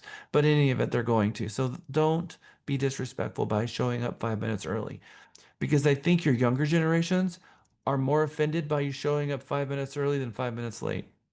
Your older generation is much more offended by you showing up 5 minutes late than 5 minutes early, because most of them, if your appointment's at 5, they were ready at 4:30. But that's just not how things are these days. So I want you guys to be on time. And again, please do not park in the driveway. All right. We're about to go on break, but before we do, we're going to do what I call the 10 things in 10 seconds.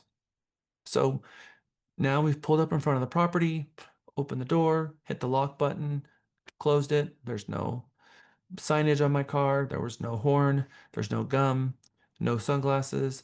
I'm walking across the street. I'm not in their driveway. And now I've got a perfect vantage point of their home and I can see the whole thing. I am looking up to the shingles to see, do I see any wear? Do they look like a multi-dimensional shingle? Do they look like a multi-dimensional tile? Is there any signs of wear up there? Is that going to be a concern of mine? I'm going to look at the garage door. Is it dented? Is it creased? Does it need to be painted? What does it look like? I'm going to look at the light fixtures. And I'm going to look at them and see, does it have the spiral light bulb inside of it? Does it have the wrong kind of incandescent bulb? Is the bulbs themselves full of wasp nests or a bird nest or super dirty? Is it faded from the sun? Is it an old brass fixture? Is it rusted? What do the light fixtures look like? These are $50 items that are super cheap that can really help with curb appeal. I'm looking at the grass. I'm looking to see if it's properly edged. I'm looking at the tree to see if the tree is properly trimmed. I'm looking at the screens to see if they have silvered or if they've faded. I'm looking at the shrubs to see if the shrubs are 6 feet tall. They're not supposed to be 6 feet tall. They're supposed to be at or below the height of the bottom of the window. I'm looking to see the condition of the lawn. I'm looking to see if the property cement needs to be power washed. Do they have signs that says no trespassing? Do they have a welcome mat at all? Or is it, a mess? Is it, withered from the sun? Is the wood door, is it cracked? And splintered because it's in the direct sun? Or is it painted and faded from the sun? Does the doorbell have the little plastic thing over it that burnt through it like they all seem to do over time? What else am I looking for? I'm taking a mental snapshot and I'm not standing in the front yard looking at all this stuff writing notes. It's 10 things in 10 seconds. I am walking up to the front door with a pretty good stride and I'm taking a mental snapshot, looking at the shingles, looking at the door, looking at the cement, I'm I I'm assuming I'm being watched, and I don't want them to think that I'm standing in their driveway judging their home. I don't want that, but I am going to take a quick mental snapshot because I know what I need to do to get this property whipped into shape to sell, and I'm taking a mental note not to judge them, not to look down upon them, but I'm really looking at a solutions-oriented scenario of I know what it takes to sell this home. My only issue, my only job here is to figure out how can I get this sellable? How can I get this to be where I need it to be able to have it properly prepared for market so I can properly price it and get the right collateral and do my listing in the correct order so that I can do a home run for them and hit it out of the park. And this is something that I do every single time, and it's something that you can do as well. So here are the things. Take notice of the tree, the shrubs, the window screens, the light fixtures. Does the house need to be painted? About the shingles, the driveway and the stains in the driveway. Door, does it need to be stained or painted? Are there security signs? And wasp nest, bird nest, debris, stuff, all the things. So here are your 10 items and your 10 things. There is a video here about curb appeal. I like this about 50%. I think it's kind of good, but it's not good enough for us to spend time in class going over this video, but I am going to give it to you as homework. Hi friends, I'm Michelle. And I'm Steph. Welcome back to our channel. Today we are excited to talk spring. It's official now, and we have about 25 different curb appeal before and afters that we want to share with you today. So what is curb appeal? All right. Do you just love that feeling when you pull up to your home and the lawn is neatly manicured, you've got blooming flowers and a beautiful pot of flowers by your door, and it just looks so inviting and welcoming to your guests, and that is known as curb appeal. Okay. So what I'm going to do is you are out of break. It's 2:07. We're going to come back at 2:17. I'm going to leave this playing over the next minute so you can have it playing at home if you want to listen to it while we are in class. We are officially on break. Let's come back at 2:17. What you see from the street that looks like you want to be a part of that home. Draws you in. Just draws you in. So it's the landscaping and colors and color of your house, your front door, all of those things just come into that feel of curb appeal. So we're going to share lots of ideas that are on a budget today. We also want to thank our blogging friends for helping us round up all of these ideas. So be sure to tap on the links below for more information.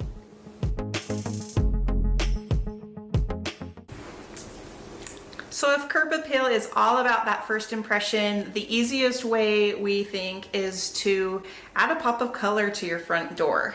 Good place to start. In fact, if you take a look at my home, you will see that when we purchased it, it was blah. There was white stucco, white trim, white door, and there was nothing to define or give you any inkling that there was some design or style to the home, but adding that pop of color in the door and the trim totally changed the way our front door looks. For this front door, overall, Julie's door was boring before, and she infused it with a pop of color, and look at the difference. It just makes it so much more cheerful and inviting. And what if your door is a wood door and it's just worn and looking tired? I love how Stephanie refreshed her front door with some stain, and now it looks brand new. Another quick way to add some personality to your front door is to add a wreath. I love having a wreath on my front door. Yeah, they can be super inexpensive, and it just, again, makes it a little bit more inviting and welcoming to your home. Take a look at Steph's beautiful navy door with that fun, modern sunflower wreath on it. I think it is so appealing. Now take a look at the wreath on my parents' front door. It instantly adds that curb appeal without spending a ton of money. Another quick and easy way to update your front door is with some new hardware. And you know, new hardware doesn't have to be super expensive. Right. And having that new metal on there and maybe updating the color of your metal can make a huge difference in the way your front door looks. Yeah. Now let's talk about some curb appeal ideas with the front porch. Whether your porch is large or small, simple updates can really make your home feel more inviting. The first curb appeal idea for your front porch is to add some furniture. I think nothing is more inviting than having some place where your guests and friends could sit out on the front porch. While this front porch isn't terrible, it is not very inviting. So take a look at the difference of this porch by adding a place to sit, pillows, and a few accessories. Now it makes you want to come sit and relax. Another simple way to add curb appeal to your home is to add a rug or a doormat, or even both. In fact, I love to layer a rug and a doormat on my front porch because it adds extra dimension and texture. The next curb appeal idea is to use potted plants. Now, if you don't have a green thumb, like I don't you worry. Take a look at these like artificial faux greenery balls from 365 Curb Appeal. They look so stinking real. They are amazing. They are, and you can have beautiful greenery. Don't have to water them. And you can have it year-round, beautiful greenery on your porch. And we have a special for our viewers that you can get a 5% discount if you'll just enter the coupon code Sunnyside Design. I think you'd have to agree that adding a potted plant to your front porch really ups your curb appeal. What do you do if you don't have a front porch? Clearly, I have one of the smallest front porches. Well, so do I. It can't hold much, but a potted plant. But what if you want to have a space that's a little bigger where you could actually sit out there and enjoy your front yard? I love what Marty did at her home. She created a deck on the front of her home, and if you take a look at it, it is quite amazing. They've created this large seating area, there's potted plants, and the design on the railing of the deck is really beautiful. So an obvious way to boost your curb appeal is with your landscaping, and you don't need to spend a ton of money here, but just simply having the weeds pulled, keeping the lawn trimmed can go a long way. Well, I'll tell you that when we purchased our home, all of the flower beds were filled with weeds, grass had grown into them, plants were overgrown and covering the windows, and it really just needed a major overhaul. Certainly landscaping can get expensive, but with some creative planning and shopping, you can give your landscape a little makeover on a budget. Another thing to consider when adding shrubs and flowers to your garden is to create a flow that leads your eye toward the front door. So take a look at Ashley's home with the overgrown shrubs. And look at the difference with the new planted garden beds. It certainly updated her home's curb appeal. Wendy's front landscaping before she added her garden space really lacked that wow factor. But now take a look at her beautiful butterfly garden. It certainly draws your eye toward her home and adding that much needed curb appeal. Often the side of our homes get neglected. However, if it is seen from the street, it can certainly affect your home's curb appeal. Take a look at this image. Danielle had drainage problems on the side of her home, but with the addition of a pathway, flowers, and shrubs, it now looks so good.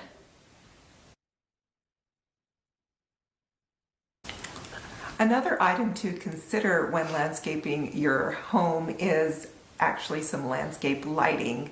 It can really add a lot of depth and dimension to not only your shrubs and flowers and trees and things, but also your home itself. Just take a look at the difference lighting made on Deborah's home. It now looks modern and up to date, highlighting the best features of the yard. And I feel like the value of the home has increased. Your home's exterior may be looking tired and maybe a little dated. So how can you refresh that on a budget? We think the most economical way to do this is with a little bit of paint. And, a little bit of maybe blood, sweat, and tears. Not so much blood, but it's going to take some work. It is. But look at the difference paint has made on all of these homes. Take a look at what our home looked like when we purchased it. It definitely was bland and lacked personality. Take a look at it now and see what paint can do. Before, the facade and the pop out of the stucco was just white. It all blended together, but by adding contrast in the stucco pop out and warming up the facade with a warm taupe color, our home is transformed. Often just a little bit of paint can make a huge difference in the curb appeal of your home. While the main facade color of Dee Dee's home remained the same, painting the trim, shutters, and front door was a fabulous idea to add some much needed curb appeal to her home.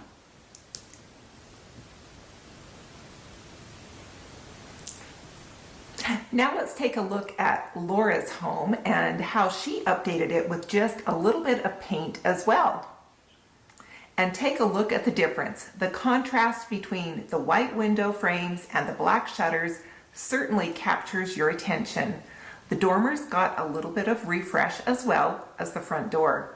And now this home certainly has that curb appeal that we all want. We hope you're getting a lot of ideas for boosting the curb appeal to your home. If you're enjoying this video, please give us a thumbs up and be sure to subscribe to our channel so you don't miss more home inspo videos. So take a look at Amanda's home and what it looked like before it got a makeover with paint.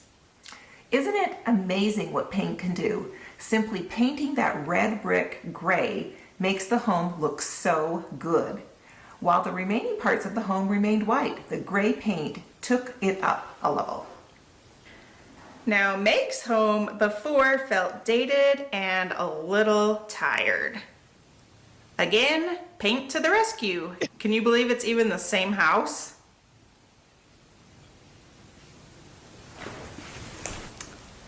This idea has to be one of my favorite ideas for adding curb appeal on a budget. So at first, we would have thought that adding a little bit of cosmetic garage door hardware would have been expensive, but can you believe that we updated our garage door for less than $40? It's such a huge difference and I love it. And best of all, these are magnetic, so you can shop these down in the description below. Okay, so what was your favorite idea or way to add curb appeal to your home? And what do you want to add to your home? We'd love to hear from you, so make sure you leave a comment below. Yep, and if you have any questions or want to see any more of these specific ideas that we showed you, make sure to tap the link below as well and leave your comments. Thanks for watching a Sunnyside Design video where we hope to bring your home to the sunny side of the street.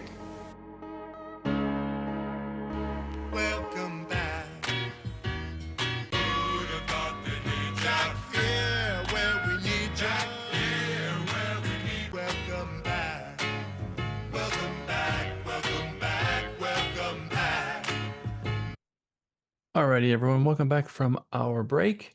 We're going to pick right up where we left off, which was talking about before and after and curb appeal.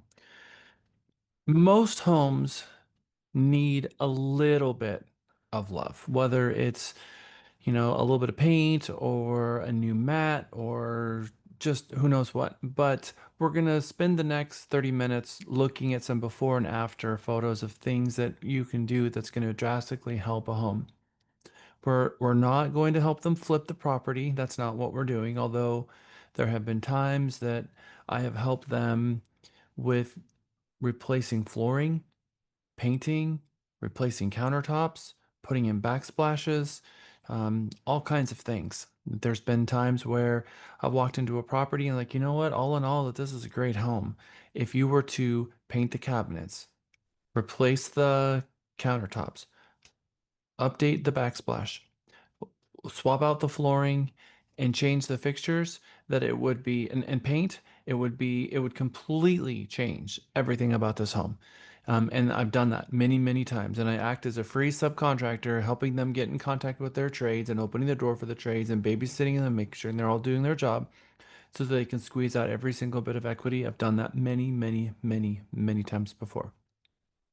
Depends on the seller's goal.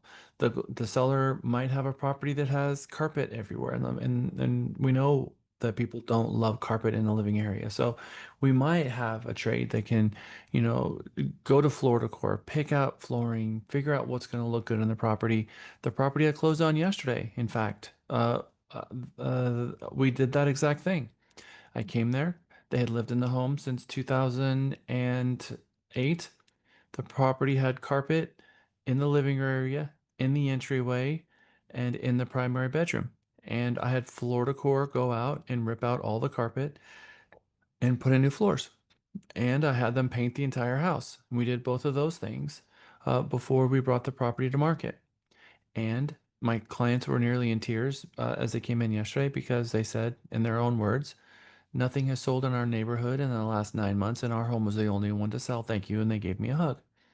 So obviously, bringing a home to market, we need to know what is on trend, what buyers like, and help them with that. And no, I don't, I mean, part of what separates us from the iBuyers and why I don't like iBuyers who are licensed is because iBuyers go out and meet with the seller, and then instead of giving them the ideas of how that they can improve their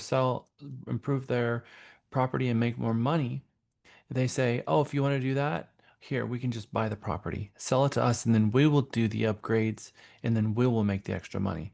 And that, in my mind, is not what we're supposed to do as a real estate agent, which is why you should never be acting as an iBuyer and why we don't let agents here do that, because I call that equity skimming.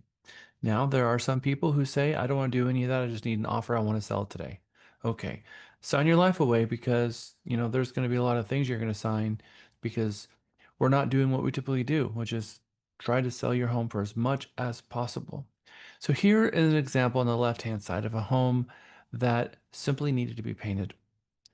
Let's just assume that this home is stucco because I'm not a proponent for painting over brick because it deteriorates the brick and the brick's lifespan is going to drastically change by doing that.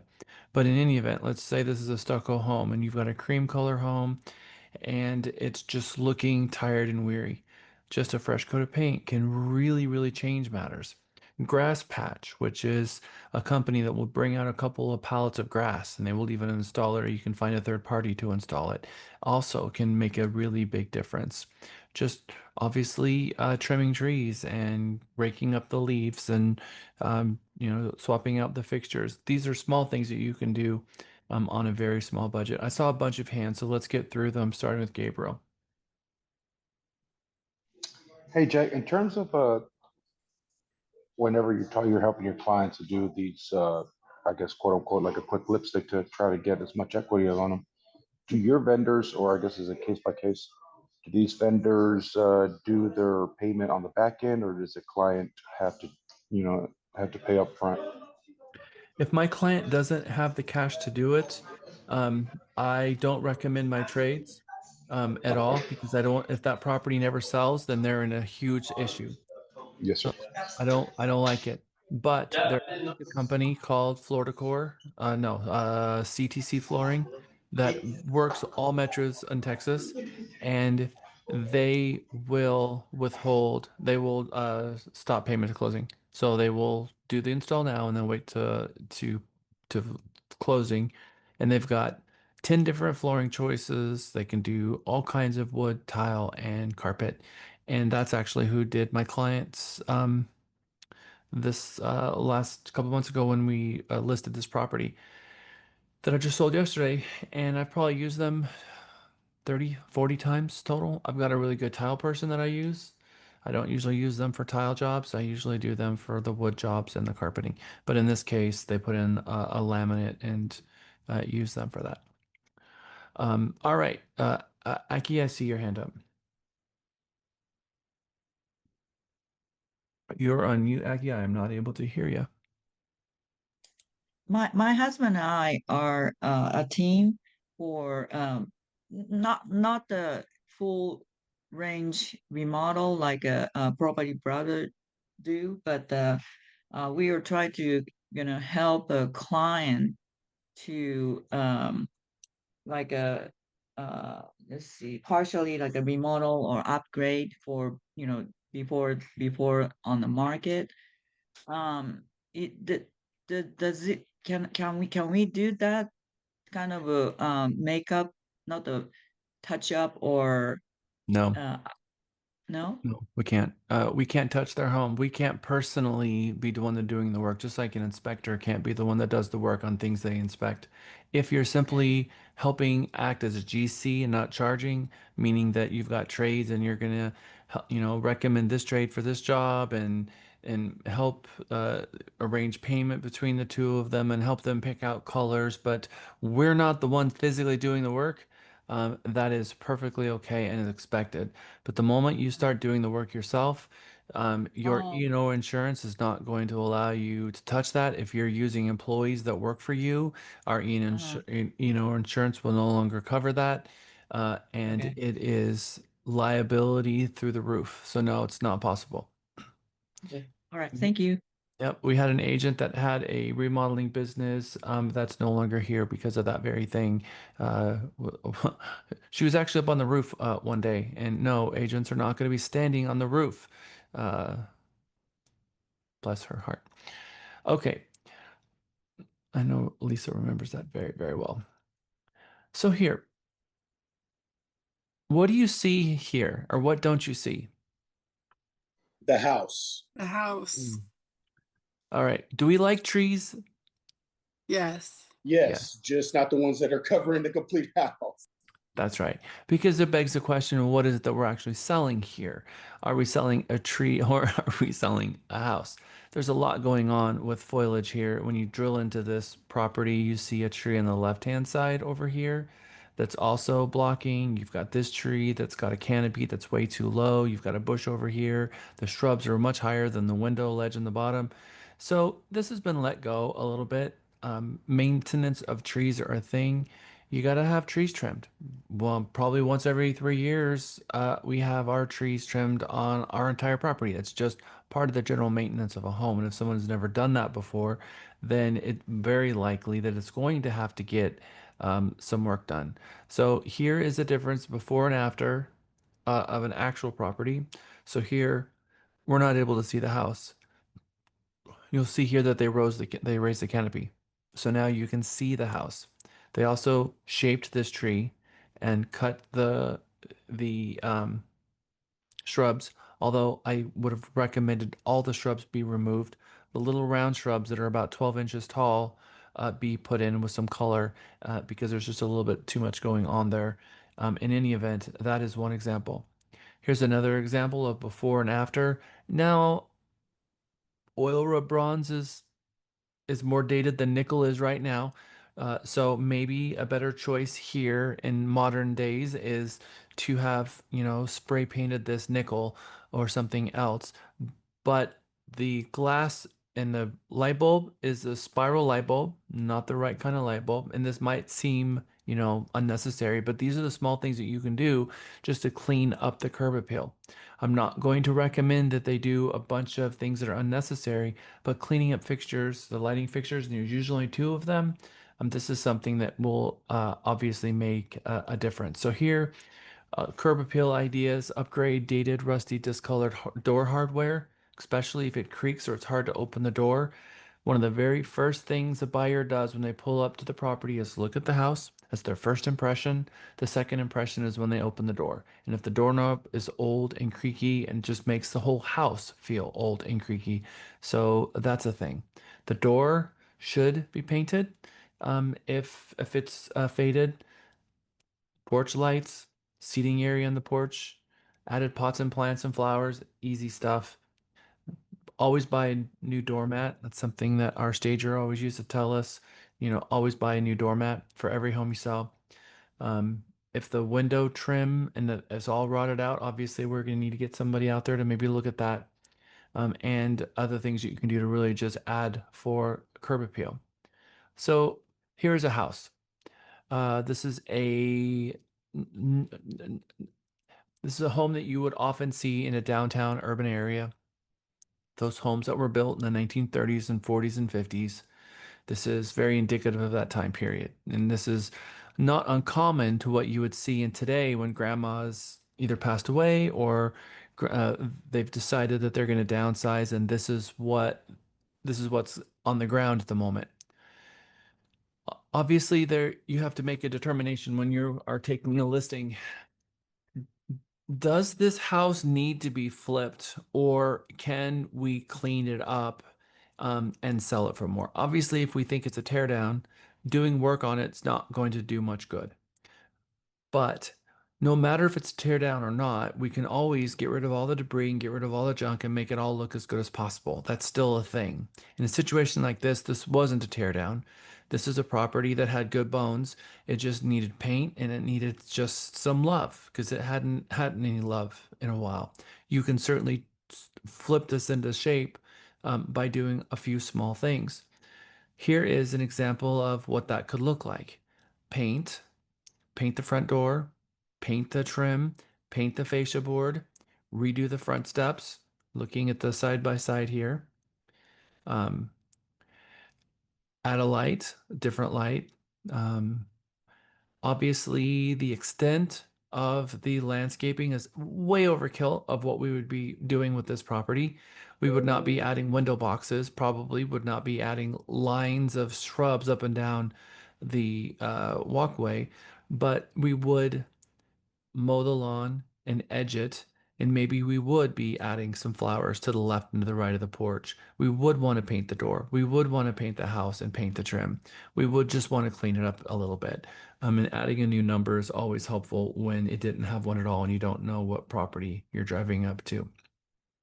Okay, so properly preparing the home for market. When you get out of the car and you're walking up to the front door and you're taking that mental snapshot and you're looking at it, here's what you're thinking of. Okay, paint the door, paint the trim, edge, trim, some flowers. So what is it going to cost to paint this home? I'm thinking 4,500, maybe 5,000 if you include the trim.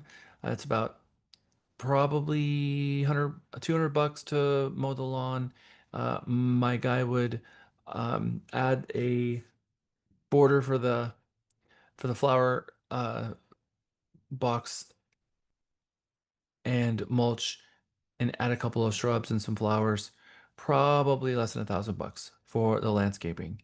So I'm really thinking $5,500, $6,000 here on the high side to do what I need to do, which is paint the door, paint the house, paint the trim, get a new number installed, and get the lawn all whipped into shape so that I can have this looking much better in the photos.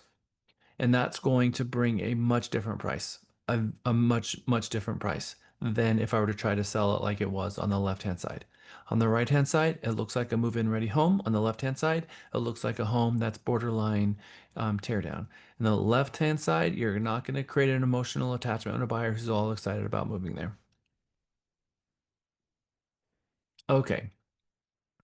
The marketing plot, the marketing program, which was the last item on or the second to last item, because we have the item 10 and 11. The marketing plan. We're going to spend the rest of the day on this one thing.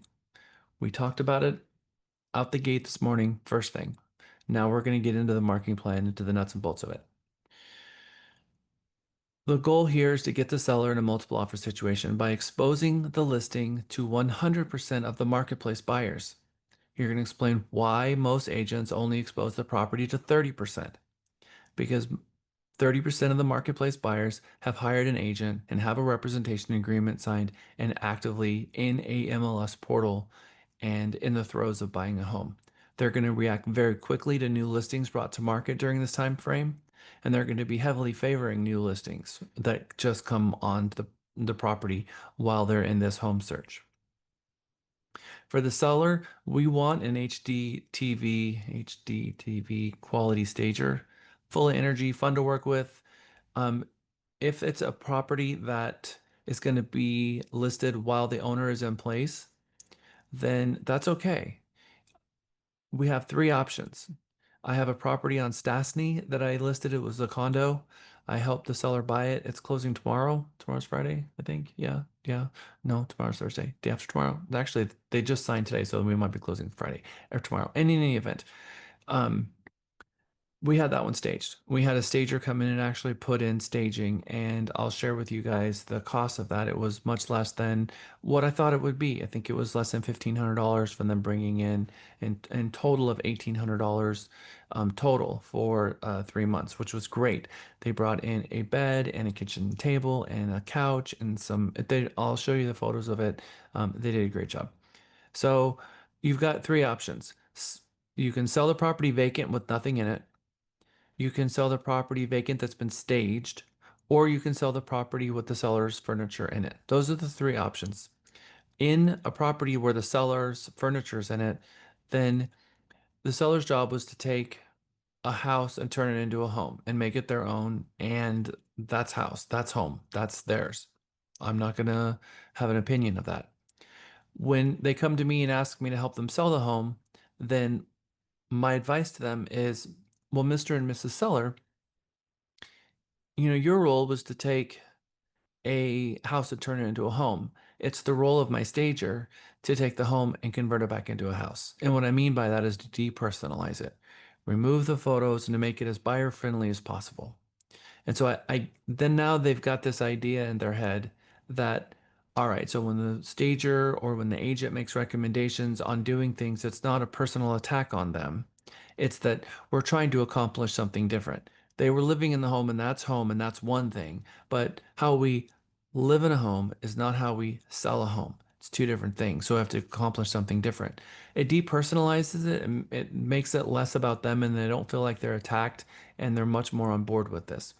And then I tell them, we try to accomplish what the builder model homes do, which is to remove as much furniture out of the home as possible to make the rooms look as big as possible, and remove all of the family photos and I go through the list.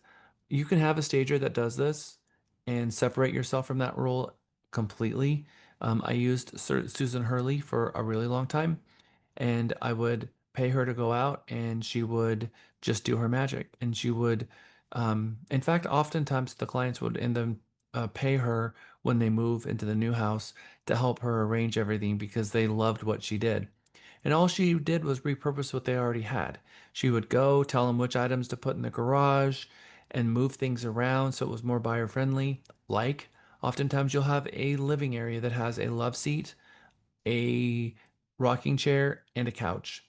And maybe the couch is facing the back of it as you walk in. She'd be like, nope, that's not how this is going to roll. We probably want to get rid of the couch and leave the chair in the love seat and have it not blocking the entryway so it's facing and looking more inviting so you can walk into it. Maybe you can't fit 9 people in the living room anymore, but that's not the point. We want to make it look more inviting.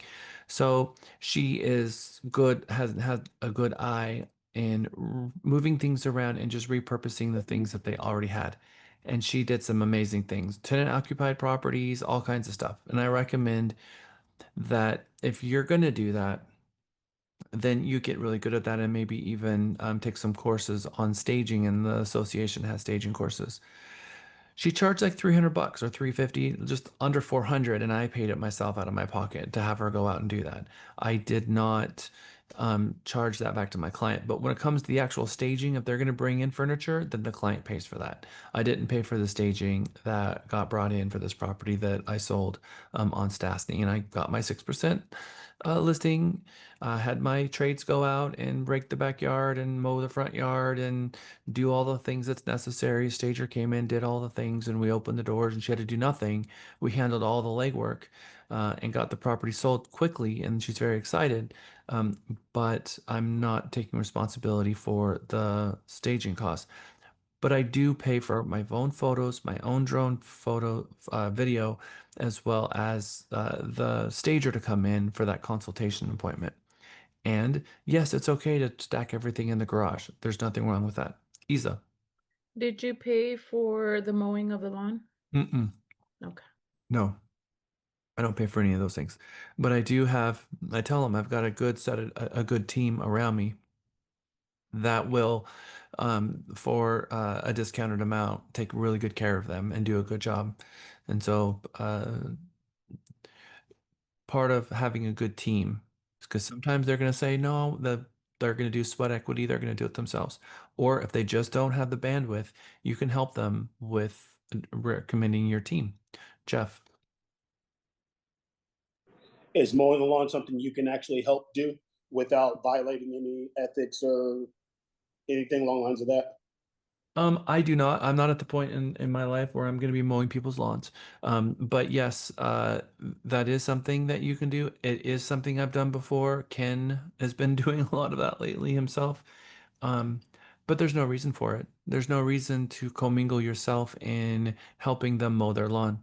Now, if you've got an elderly client who really needs the help and no one's able to do it and you're just going to help them, I would do that myself, yes. But are we going to go in and paint their house? No. Are we going to replace trim? We're not going to touch the house. But um, I still think that we should be arm's length um, and not be mowing the lawn. But I have myself done it. Okay.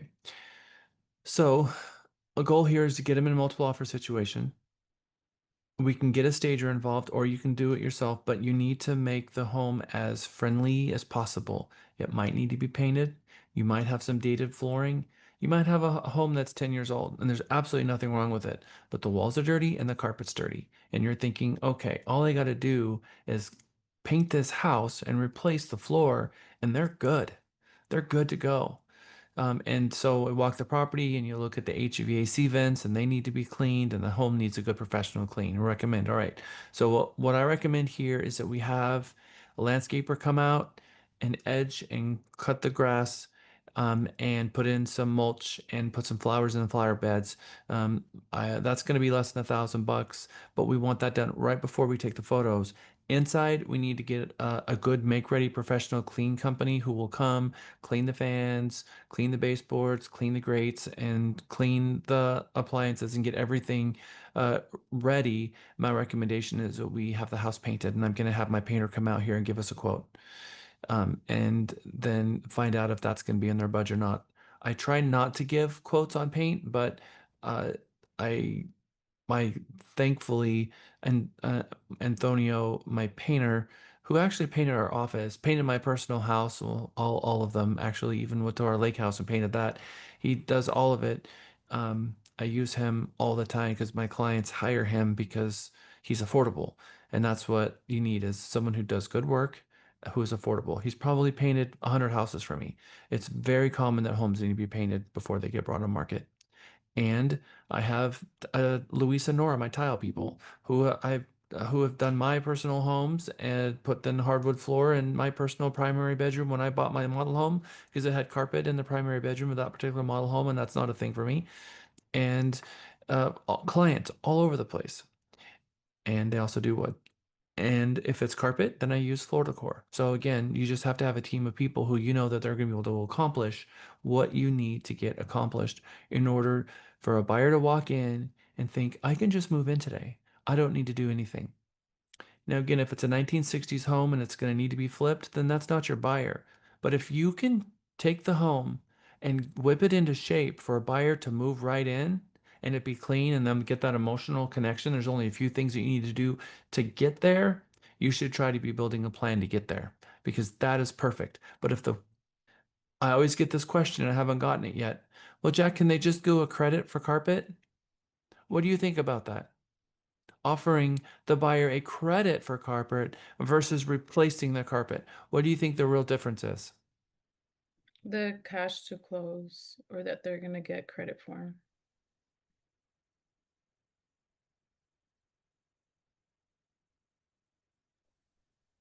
It's the simple fact that we have to go out our way to replace it rather than being replaced. Okay. If it's It's a not, hassle. if it's not paid, it could create a lien on it. Well, yeah, so I'm not worried about that. I'm worried. What am I trying to do You need as a to make listing the agent? most money for the People house. want to see clean carpet. You want to move in ready. I'm trying to sell a house. And if I want to get a home, if I want to sell a house, I've been with 1,000 buyers out there showing homes, literally. I see their reaction when they go into the home that's all ready and completed and it's just move-in ready. And do you remember the lady from Montreal, I think, in Canada, and she said, we're all starry-eyed for 123 Main Street, and she's walking into the condo. Well, that's what I'm looking for. That's what my buyer happens to my buyers is they're all starry-eyed when they go inside a property. And here you got two properties side by side. They're listed roughly the same. One has carpet and paint done, the other one doesn't. Guess which one sells? The one that was ready to go. That's right. 100% ready to go means it's going to sell. And in fact, that one will most likely go into multiple offers and 2 and 3 buyers will want that property because they don't have to do anything. When people are buying a home, they're not thinking, oh, I want to buy a home and put in new carpet. They're dreaming about the feeling and all of the things about buying a new house. And I have people come, and I know Lisa can say this too. And for those of you who've been in the market for a long time, you can say that you've heard the same thing. People will come to you and they will say, well, we could buy a fixer. We'd be okay with that. But if it's ready to go, we're not opposed to that either. And they never buy the fixer.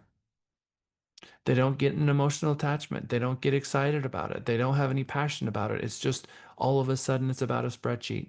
And those $5,000 carpets, they're asking for $7,500 for a carpet allowance, 2 times the carpet amount of what it would cost. And you have fewer buyers.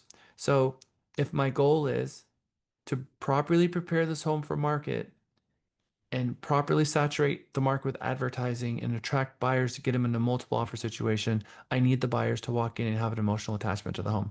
I need them to be excited about it because if they're not passionate about it and excited about it, I'm probably not going to have a lot of buyers interested in the property and they're not going to be coming in at list price or better. So how we approach helping the seller get the property in the right state to sell it. There was a property in Round Rock that I sold last year that I had to do all kinds of stuff. It needed to be painted. The sliding glass doors, because it had 4 sliding glass doors in a row, because the whole back of the house was glass. All of the hardware was broken off of the backyard, had trees and brush that was 4 feet tall. I mean, it was a mess. And it took 2 weeks of my trades. We had them epoxy the garage floor because the whole house had been flipped, but the garage floor was, the whole garage was just, it looked like a war zone. And here you're in this home that looks like it's a couple years old, and then you walk in the garage, and all of a sudden you realize, oh, this home is from the 80s, and it looked like it was from the 80s. I would usually not recommend painting the garage, but there was such a huge disparity of what the house looked like versus the garage. I'm like, in this situation, in an $800,000 price range, I think you should epoxy this floor and paint the garage because it's just making the whole house look different. So we did, and it was $300 to epoxy the floor, which usually that's like $800, but my painter Antonio did it for me. He painted the whole house and painted the epoxy the floor and the garage. Okay, so those are some examples of what you're going to do to help your client get the property in the right state. Once that's done, and don't overestimate thinking that's going to take 3 or 4 weeks. What I loved about my stager was she would go in every single room and give them a list of action items, each room of what to do. and then even go to the store with them and buy throw pillows and some other stuff and put placemats on the table, just a little extra stuff to make things just a little extra special. And they usually did all of them and it looked fantastic. Once all of that's done, and all of that can be done in a couple of days, maybe you met with them on Monday and Tuesday, Wednesday, Thursday, Friday, Saturday is all they need for all of that, including the painting over the weekend. Come out the other side and it's done. So don't be thinking, oh, they're going to paint and replace carpets. That's going to take 3 weeks. It takes 1 weekend to replace shingles on a roof. It takes 2 days to paint a house. It takes 1 day to replace the carpeting. So, and these people come out pretty quick. So don't overestimate the amount of time that it takes to do all of that as well. Okay. Once that's all done, so now we're past number 2. Number 3 is that you need to get the most lovely photos you can possibly get and the highest quality photos that you can possibly get in video. I like Matterport. How many of you have ever seen Matterport? We're going to take a break at 3 o'clock. Between now and then, we're going to spend a moment looking at Stastny property. This is what I'm looking for. Voila. Okay, so when you use Twist Tours will build a website for you. They will do the photos for you. And this was the staging. They put in the artwork on the wall. They brought in the furniture. None of this furniture is hers. They didn't go over the top. They didn't go crazy with it. Just enough to give you some dimension in the rooms. And she bought this condo on Stastny. It was a duplex that was converted. The prior owner actually flipped the property when she bought it, and she never moved into it. And for a year and a half, it sat there vacant when she moved in with her significant other, and then ended up moving to Chicago without ever living in this home. So it sat there vacant the whole time. So then I turned around and helped her sell it. And this was the third property that I helped her with. So what I love about Twist Tours is they've got the 3D tour, they've got video that they do, and they will build an entire video. When I talk about getting the very best collateral that you can buy, you've got this concept of and you've probably seen this before already, the Twist Tour, but it allows you to walk through the home and be able to see how all of the rooms fit together so that the buyers can see this and they play with this, and the stickability on Zillow and Realtor.com based on this is really cool. And this comes along for the ride for the product. So you get the Twist Tours, you get the photos, and then you can separately do twilight photos at night if you want. And it's a menu of options. So you go to twisttours.com and then you check off the box of what you want, you click it, and it's done. Now, I spend a lot of money for these and I pay for it. On average, I was seeing if I actually had a receipt here, and it doesn't look like I do. It's not uncommon for me to spend $1,700 to $1,800 on my photos and my videos. Why would I spend that much? First, I don't discount my commission. I spend a lot of money on photos and videos because it's the very best write-off I could possibly have. But more importantly, guys, I would much rather hit a home run for my seller and take this level of product for them because the neighbors see it and they hire me. And I get buyers from this. Buyers show up. When you use Twist Tours and video and you have the Matterport virtual tours, more people show up to the front door, which means 2 buyers in 1 listing. From the listing, I would rather spend my money here, do my fiduciary duty to the seller, have the very best collateral possible, and get my buyers this way than spending money on Zillow. A lot of agents said, well, I'm going to go spend money and buy leads from Zillow and then take their listing photos with their iPhone. That's the wrong philosophy. That's exactly backwards. This is the best write-off you'll have. You'll get buyers from it, and you'll get other sellers from it if it's done right. So again, this is my recommendation on Twist Tour. So when you're seeing this item here, the 360-degree image scan, floor plan, their website, the dollhouse view, which is what I just showed you, which shows you the map of how the home goes together, then boom. So once that's done, and I have the listing collateral back because it's Very important to me to know when my photos are going to come back because I'm going to put this on the market on a Monday.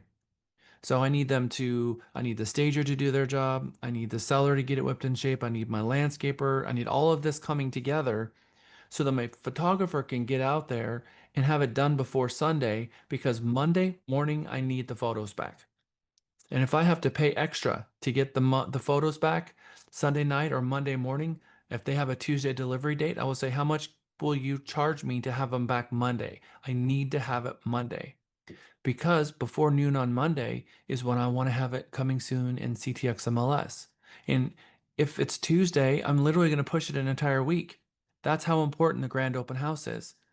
If I get the photos back on Tuesday, I've missed an entire day, and I want 5 or 6 days at least to be able to propagate and build this coming soon campaign that's built into my grand open house. It's not really coming soon, it's active, we're just delayed showings. But the beauty of this is that I am trying to plan the biggest party I possibly can in the house's history, and I want as many people to come, and I need time to advertise it so that I can get it in front of the 70%. Those people who are sitting at home between 11 p.m. and 2 a.m. in the morning. I need to have it available for them, which means I need to have it online before noon on Monday. And all that I'm doing to try to get my team, my stager, my photographer, and all of those people to do all what they need to do in the right order so the home is in the state necessary to take photos and get those photos back to me before noon on Monday. Again, so once I've got it online, then I get the photos back, put it live on Monday, and the whole goal here now is to do a grand open house on Saturday and Sunday. And I'm going to leave it there active on Monday, Tuesday, Wednesday, Thursday, Friday. 2 o'clock on Friday, I'm going to put it live in the primary MLS for that market. I'm also going to put an open house in the MLS for that MLS as well. So now I have it in 2 MLSs. In both MLSs, I have Saturday and Sunday open houses.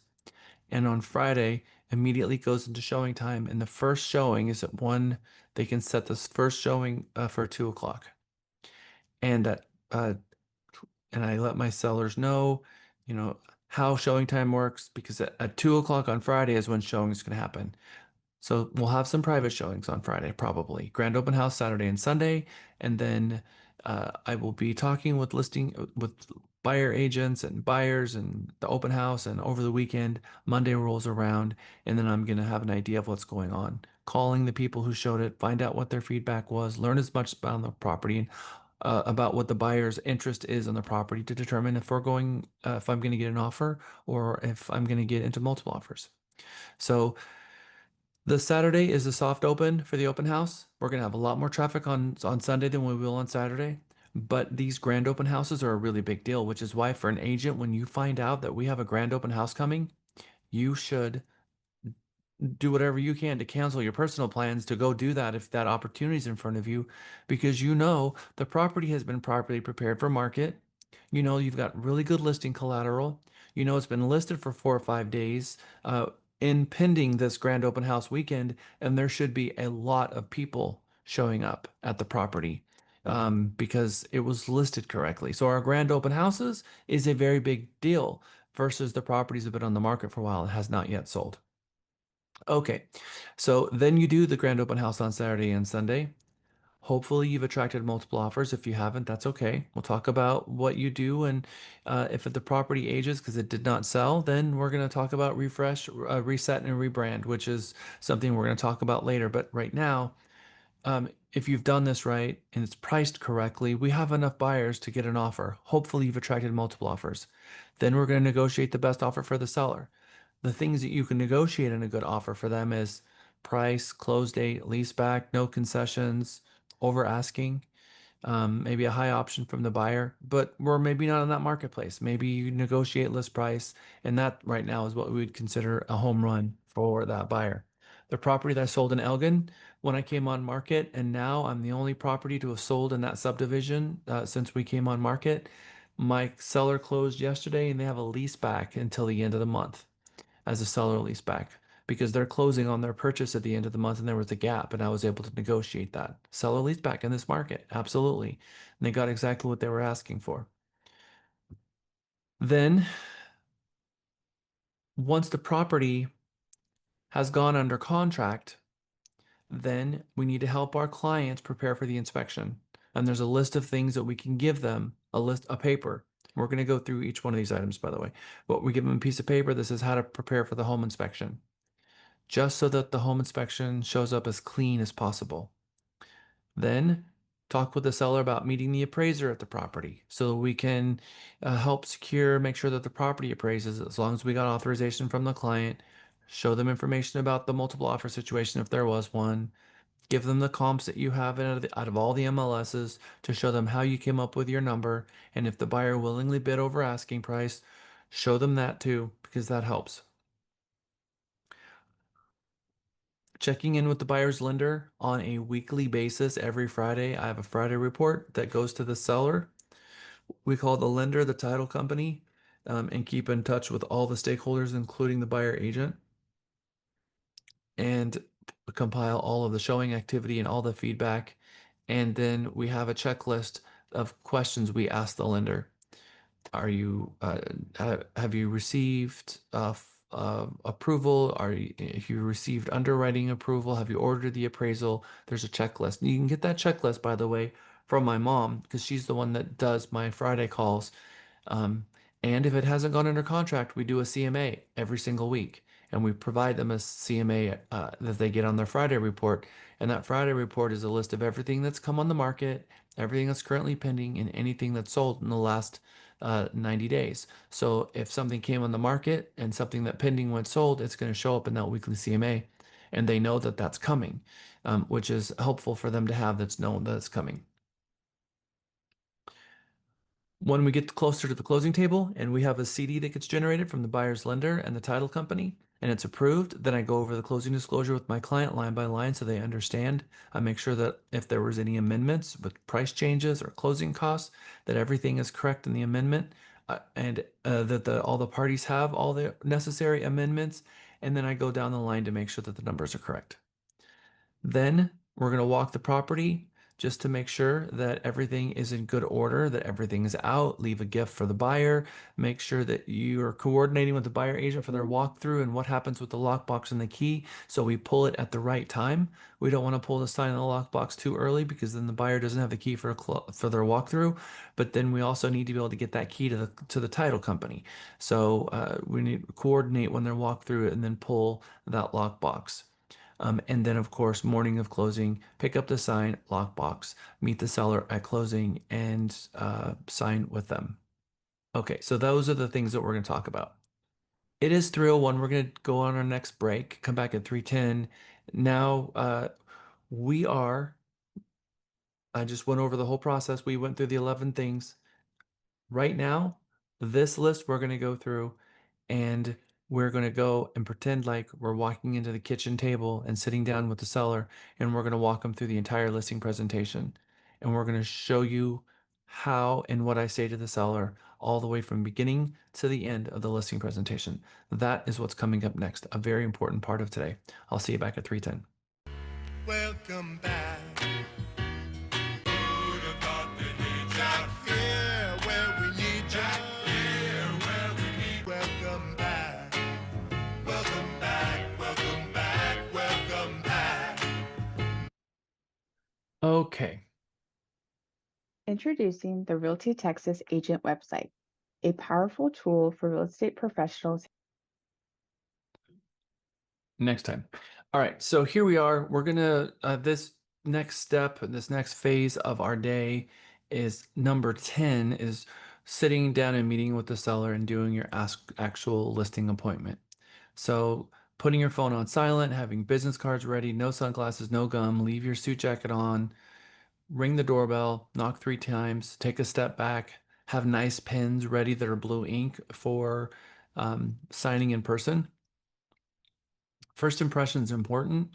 So good socks, good clothes, looking nice, smelling nice, being prepared for it, slept well, look them in the eyes, introduce yourself, shake their hand, and then be invited inside. Again, cognizant that some people don't wear shoes inside their home and they're not going to want us to, so just ask them and be prepared for that, both ladies and men. Don't set anything down on their property without asking. If you have a bag or something that you need to set down, I always ask them who would like to give me the tour, because I want to see the home before we do anything. And as I'm going around the home, I remember that there's been homes where there was feces, the dog feces in every single room, and it was just a mess. It was a tenant occupied property, and they knew that it was there, but that's just how they lived. And I made sure I looked past it. I didn't make a facial expression. I just ignored it, because that's not why I'm there. I'm not there to judge them in their living environment. My goal is to help them sell this property. And in actually that particular situation, they were tenants in a home where I helped that landlord buy that property. They picked these tenants, and these tenants wanted to buy the house, and they ended up buying the house. And so I was there meeting with the tenant who wanted to be a buyer. So I represented the buyer and let the seller be a for sale by owner. In any event, you never know what you're going to walk into. So just be ignoring all of that. The underwear on the floor, all of it, just ignore it. And every room, point out something that's good about that room. This is a good size room. This is a good size closet. This is a good floor plan. Actually, this is the kind of floor plan buyers are looking for right now, because I know that I can fix all of their stuff. Their stuff is not in my way. I can fix that. That's a curable problem. I'm really looking at what I can do to this home, and I'm looking in my mind, where are we going to be here when I sell the home? What are my big issues? Obviously, cleaning it is easy. Carpets, easy. Paints, easy. If they're going to do these things, I'm not concerned about those things, and neither should you be worried about those things. So, have someone give you the tour, walk the entire property, and then you want to find yourself on a hard surface. You want to find yourself at a seat at the kitchen table. And I like to not sit at the end of the table. Um, the National Association of Realtors has sent me to Chicago 3 times now for mediation training, and all 3 times was an entire week of mediation training. We spent an entire day on seating placement in a mediation of where you should sit as a mediator. And I found that very interesting, because where I sat as a mediator is no different than where I sat as a listing agent. And it just reminded me of exactly why I like to sit where I like to sit. Why do you think, as a listing agent, I don't like to sit at the head of the table? Because you can't talk to both of them and see both of them at the same time. You have to be looking left and right. And it's talk. I can handle the head tilt going back and forth talking to them. I can handle that. But what I can't handle is I can't show them both the paper at the same time. And I'm trying to show them my comps and my paperwork. And if they're sitting on left to my left and my right, then it's really difficult, because it's going to be upside down for someone. And I'm okay with it being upside down for me, but if it's up down for me and I just point it this way, they're both looking at it sideways, and it's very difficult to do a listing appointment that way. So I want to sit on one side with one of them at the head of the table and one of them on the other side, so that they're both facing me, so that I've got my paperwork and I can take them through my entire spiel, because I need them to see. This is a work group. I need them to see the paper. I need them to walk and see all of it. And there's a video I'm about to play that's in 3 slides from now, where you're going to go into groups. And it's a 20-minute video. So there's the longest video that we will see in Mega together, but it's me. It's a literally recording of a avatar version of my listing appointment from A all the way to Z. And it is incredibly helpful so you can see how I take them through my comps, how I take them through the recommendations of Make Ready, and the small chit chat that I have before I jump right into it. So I want to know, I want to find a kitchen table. Where do I not want to have a listing appointment? Where do you think that would be? In the living room. On their couch. Not going to happen. I do not want to have a listing appointment on a couch. I don't want that. It is not comfortable. You don't have the ability to walk them through the paperwork, and I don't like it. It's not what I'm there to do. So if they ask me where I'd like to go, I always let them know hard surface. I remember I had a home that I listed in Highland Park in Pflugerville. And the home that I sold, it had been hit by lightning recently and had caught on fire, and they had to have the home redone. And then it flooded after that. So this was a home that had a lot of disclosures about it.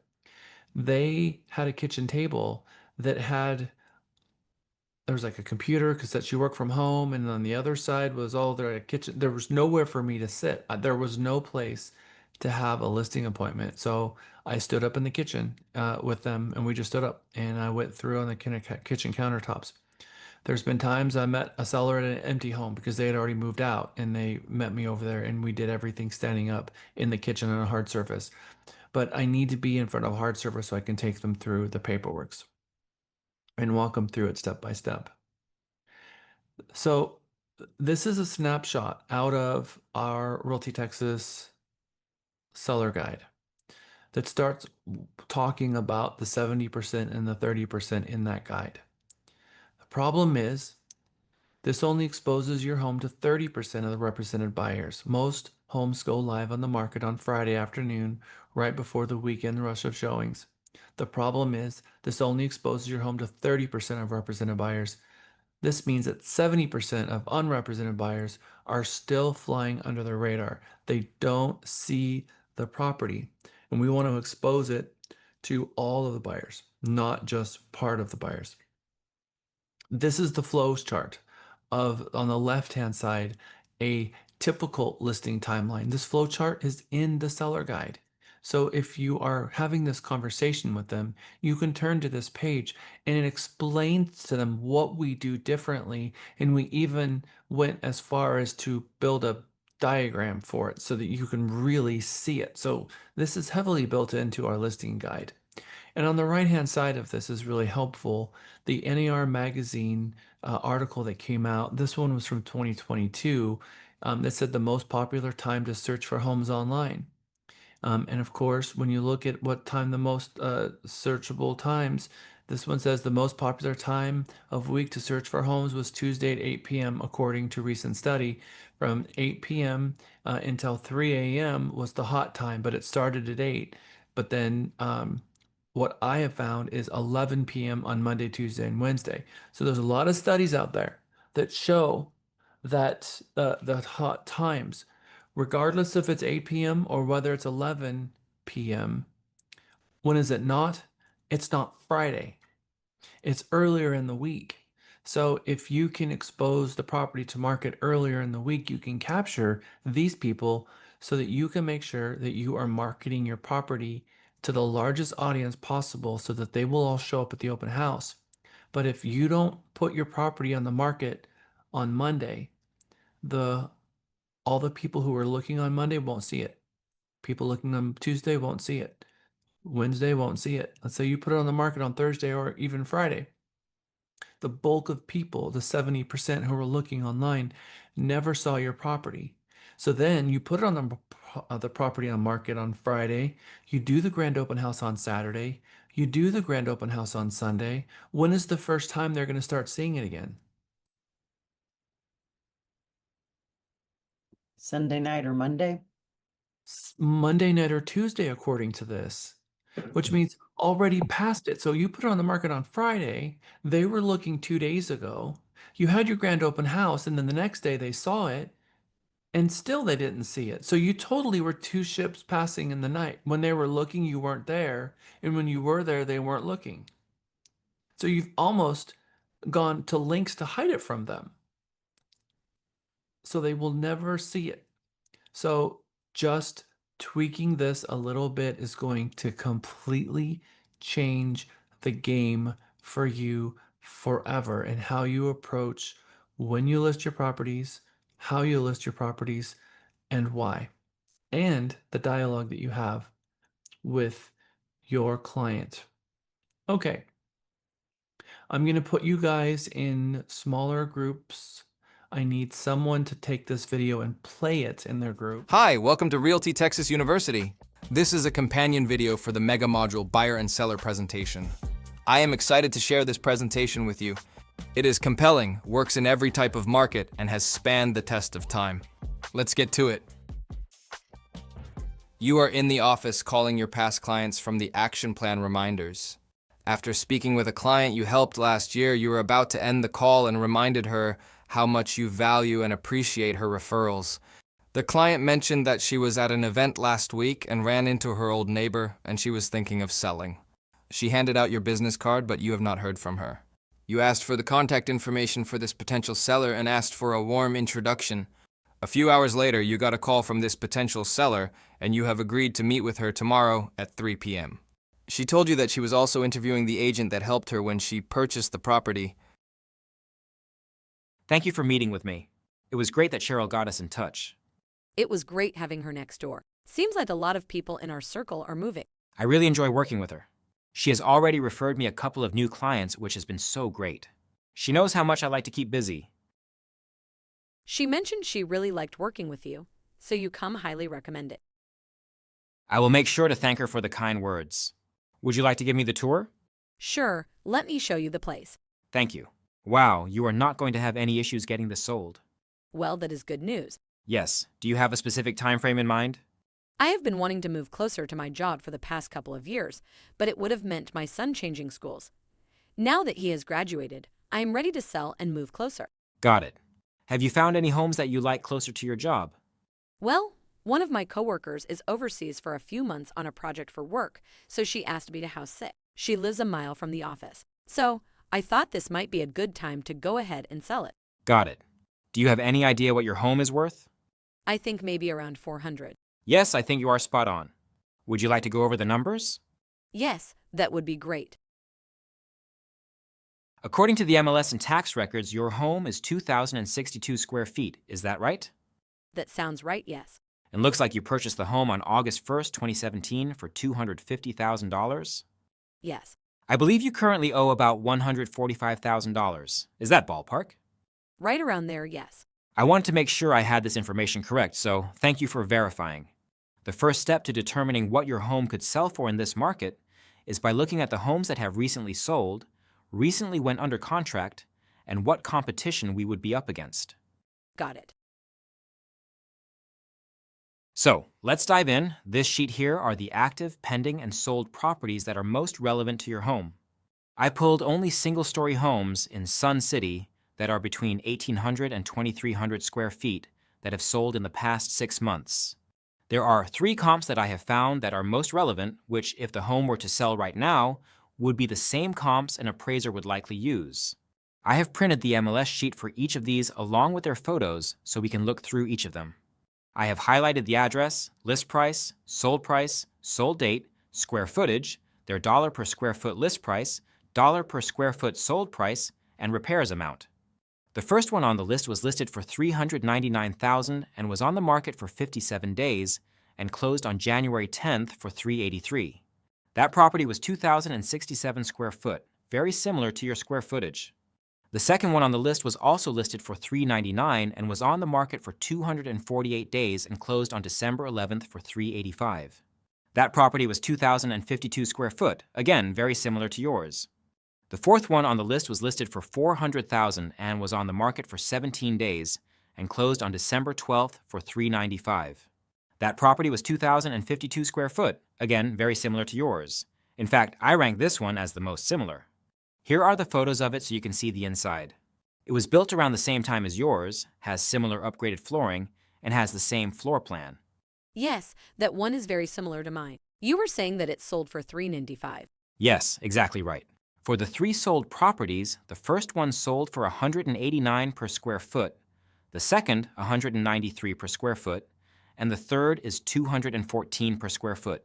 This is an average of $198 per square foot. That works out to $408,000.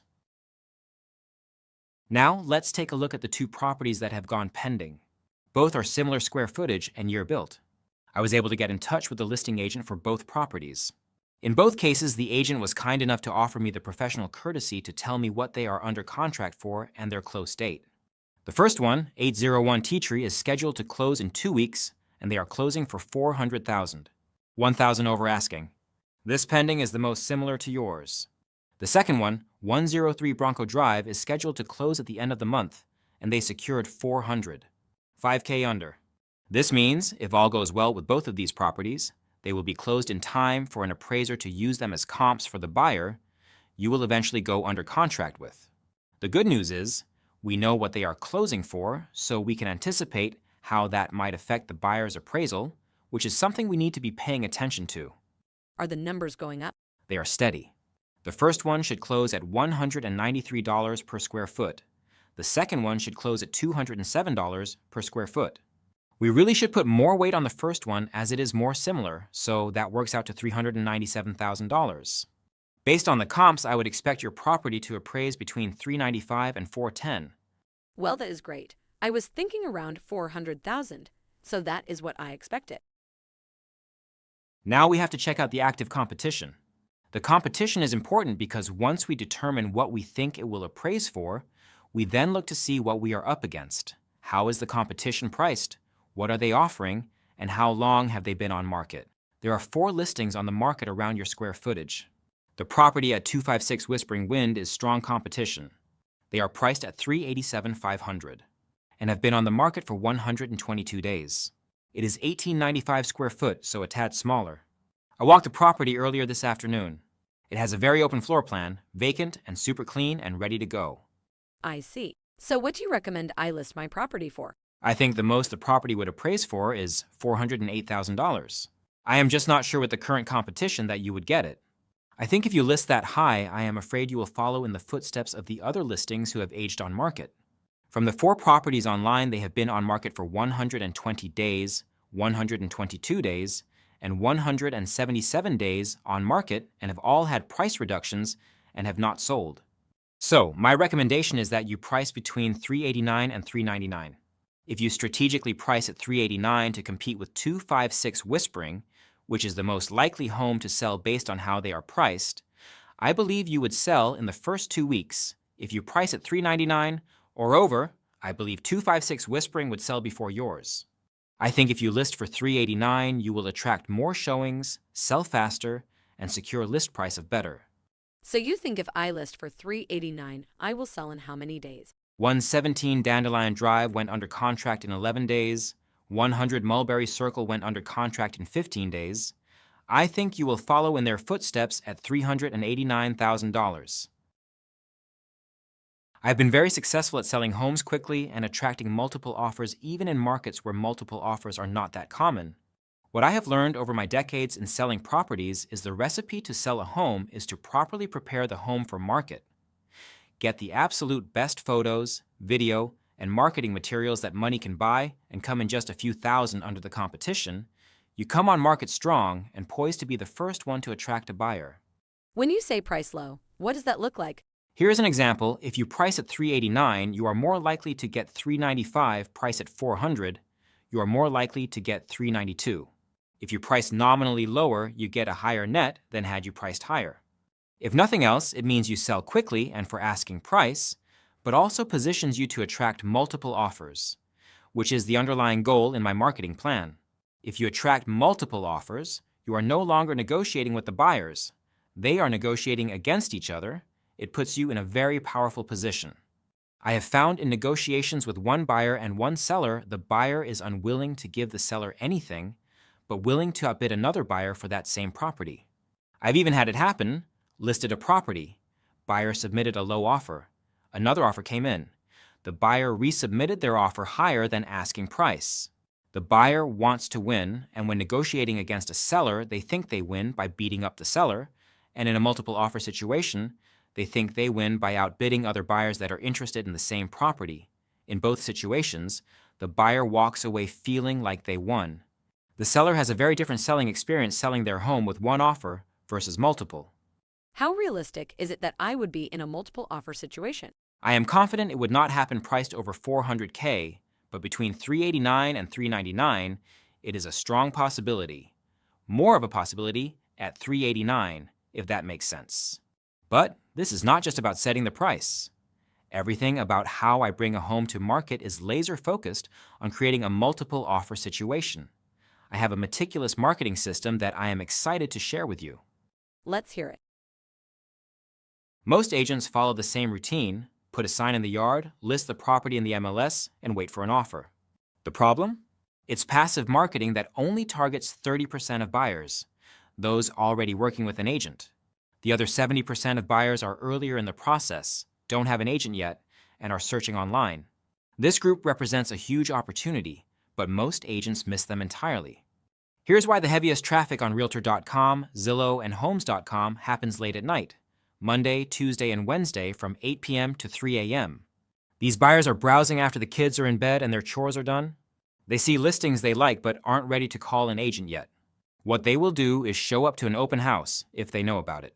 The problem is, most agents don't start advertising open houses until Friday morning, and the marketing ends on Sunday night. But the online portals report that unrepresented buyers are looking Monday, Tuesday, and Wednesday night. But agents are advertising the open house on Friday, Saturday, and Sunday, which are the lowest search times. So most agents' marketing completely misses the 70% of buyers searching earlier in the week. So the open house appears on Friday morning and disappears Sunday afternoon after the open house has ended. So the 70% never knew there was an open house. Had they known, there is a good chance they would have attended. That's where my approach is different. First, I list your home in 2 MLS systems. On Monday, I put it in an MLS that syndicates to Zillow, Realtor.com, and other sites, giving the 70% plenty of time to discover it. Showings are blocked until Friday, and we advertise the open house all week, building momentum. Then, on Friday at 2 p.m., I list it in the local MLS like all the other agents, which reaches the 30% of buyers already working with agents. This strategy combines both groups, the 2/3 of buyers most agents are missing, and the third that is already working with an agent. This creates maximum exposure and the perfect setup for multiple offers. Think about it. Advertising your open house for 5 days makes all the difference. It's like planning a party. You wouldn't give guests 1 day's notice, right? But we don't stop there. We also run Facebook ads to boost visibility to grab the people who may not even be looking on Zillow.com and Realtor.com to make sure we saturate the market with advertising for our listings. This strategy is a game changer. It gets your property in front of an audience that nobody else will. That's how we consistently achieve outstanding results. Well, I like what I am hearing. This is exactly what I am looking for. A home that is properly prepared for market and properly advertised has the highest propensity to go into multiple offers. I help my clients properly prepare their home for market. I pay for the best photos and video and marketing that money can buy. We help our sellers price the property correctly. We saturate the market with advertising about the listing, and we throw the biggest, well-thought-out open house event possible. This process ensures our seller's property is sold for the highest price without question. What do you recommend that I do to the property to prepare it for market? I will help you with creating a list. We will need a bit of landscaping and decluttering. I have a very good landscaper that can do amazing things at the lowest price possible. My landscaper can assist with many of the following: power washing the driveway, remove the screens from the windows which lets in more natural light, wash the windows inside and out, and by removing the screens, it makes the glass sparkle in the photos and video, adding to the curb appeal, raise the canopy of the tree out front to ensure we can get some good images from the street, remove the no soliciting sign in the walkway, get a fresh new welcome mat, mulch the flower beds and add some flowers for color, mow and edge the lawn, and I'm going to recommend a fresh coat of paint on the front door. All of that should be less than $2,000. I have a really good stager that will help make the home buyer-friendly.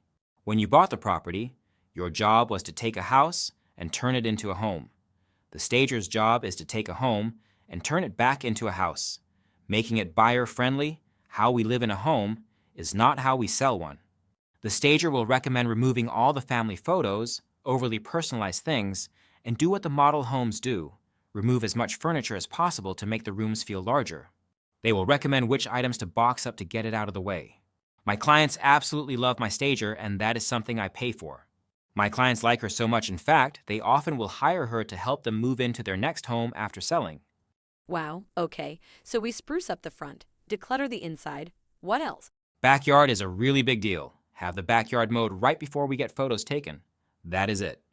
So that would all take a couple weeks. Actually, I could have them here this weekend, and it could all be done in 2 days.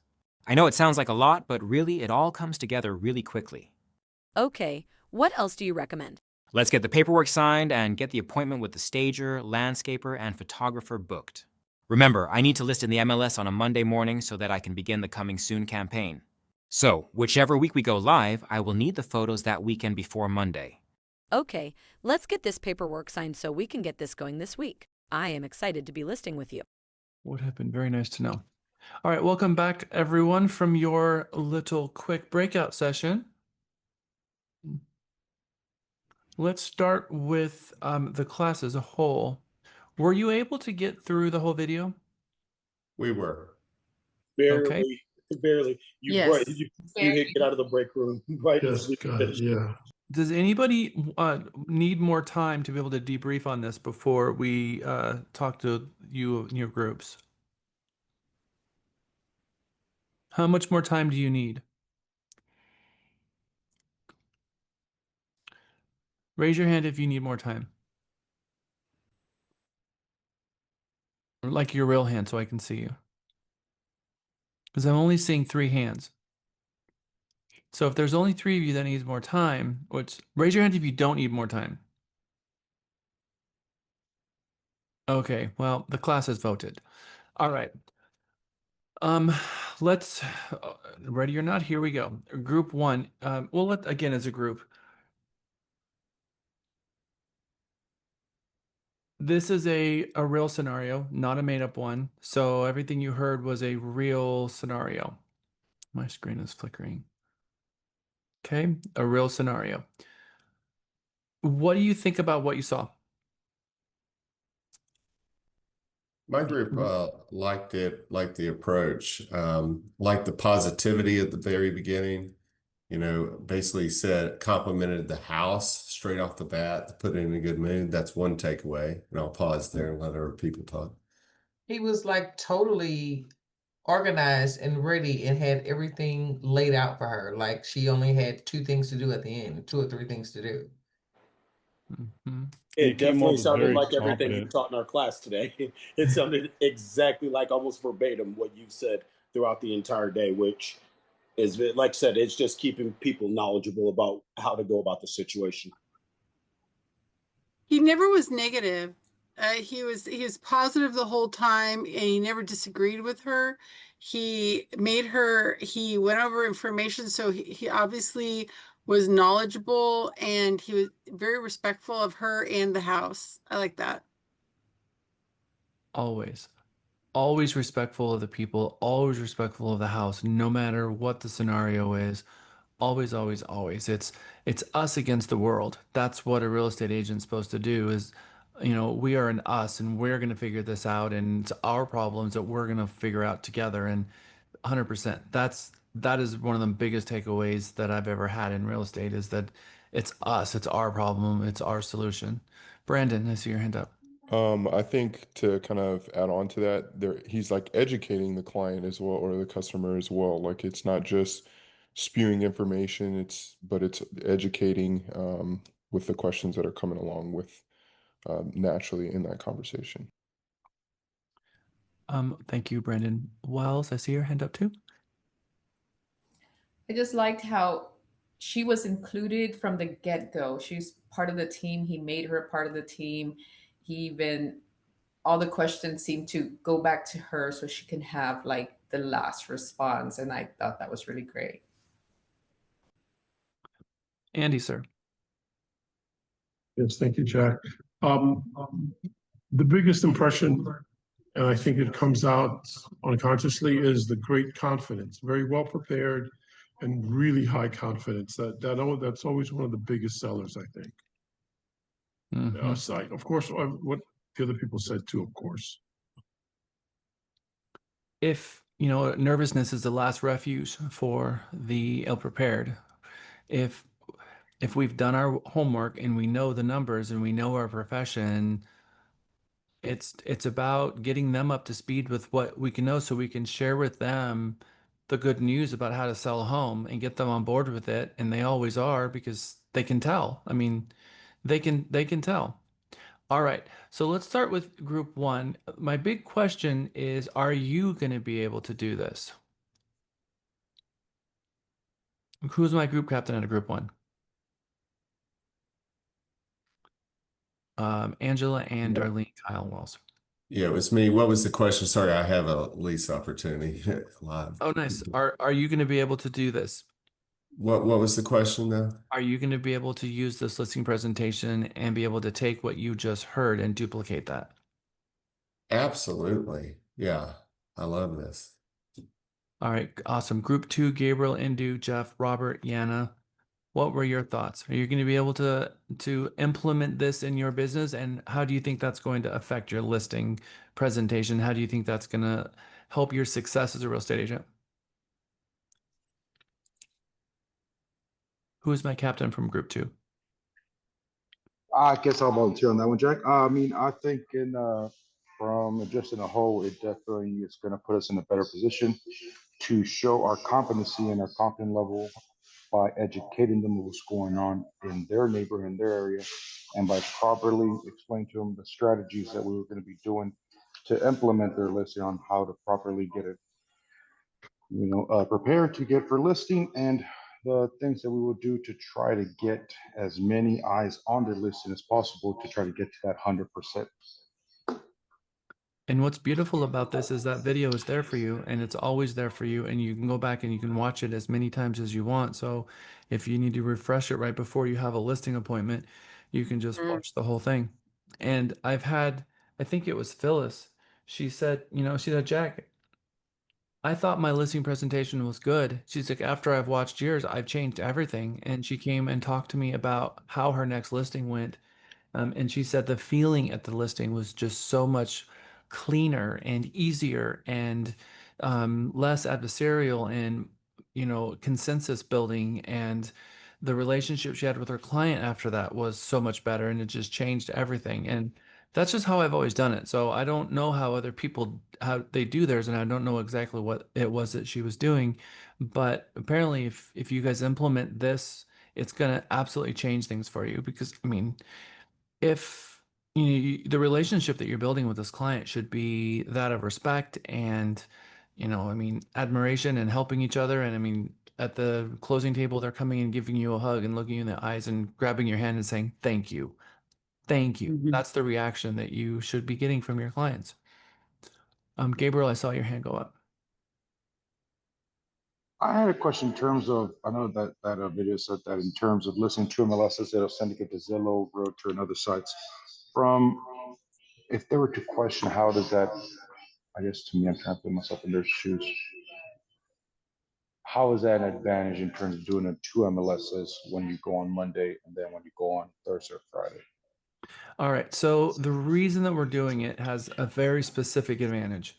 The advantage is that the buyer agents who are in the actress, they will, if I put it live in there, they're all going to be calling me relentlessly, asking me to get inside.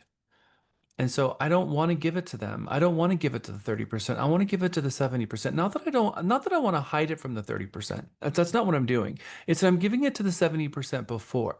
I'm giving it to the 30% at the time I always gave it to them. I'm just a couple days ahead giving it to the 70%.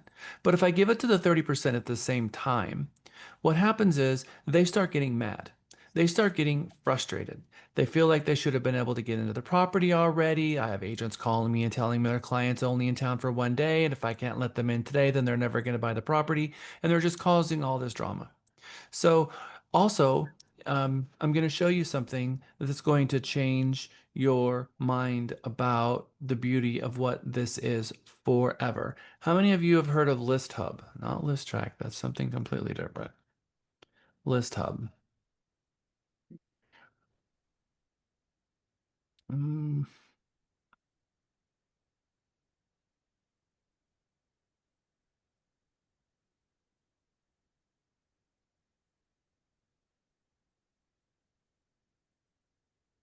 Yes, here. So for clarification, so the 30% essentially of what the consumer is seeing is because they already have buyer agents, but the 70% that we're trying to tap into are the people or buyers that essentially don't know that they're really looking to buy, but they're on the fence of buying. Yeah.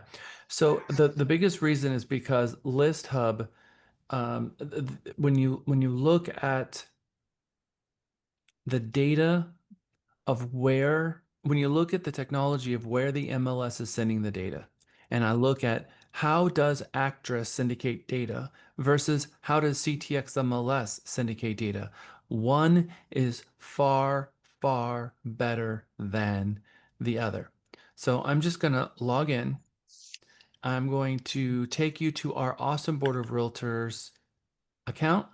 We're going to set that as the active company.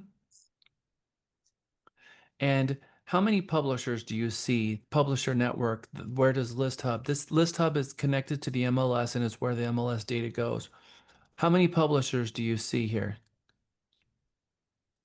3. Okay. That is Netris. I'm going to change it to the Austin Board of Realtors. I believe they have 8. They might have changed it to 3. Okay. So Austin Board of Realtors has 3. I'm going to change now to CTX MLS.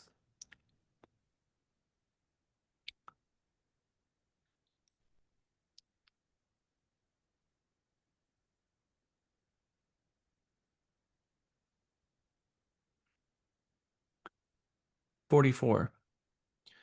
So Wow. all of these places, and when there's a plus, there is a syndication on top of it. So when you put your property in Actress, it basically doesn't go anywhere except for Actress and Zillow. And Zillow is a brokerage, Realtor.com is a broker, so obviously it goes to those. But it doesn't go to very many websites. When you list in the CTX MLS, it actually goes to more than 400 different websites. So by putting in CTX MLS, think of it as a syndication giant that's going to take that listing and it's going to propagate it on every website imaginable that's real estate related. Whereas you put it in Actress, it's not going to go anywhere. So I've strategically planted my listings in CTX MLS, and as a CTMLX governor, made sure that we've been very syndication heavy and that anyone who wants MLS data on their websites, we send it to them so that I know that this is going to show up everywhere. My clients and the consumers out there have the highest propensity of seeing this property. So you put it in CTX MLS on Monday. It's a syndication giant that's going to send your listing every which way possible. So it's displaying everywhere. You're going to sit there and say no showings until Friday. I did not put it in Austin Board of Realtors, which has most of the buyer agents in the portal. So the buyers are not yet seeing it. And I'm going to give it to them when I'm good and ready to give it to them. And when is that going to be? That's going to be at 2 o'clock on Friday when we always gave it to them. So unrepresented buyers are getting it Monday, early in the day as possible, so they can see it Monday night, Tuesday night. It's just sitting there and propagating all the way through the week, gaining momentum, gaining hype, gaining traction.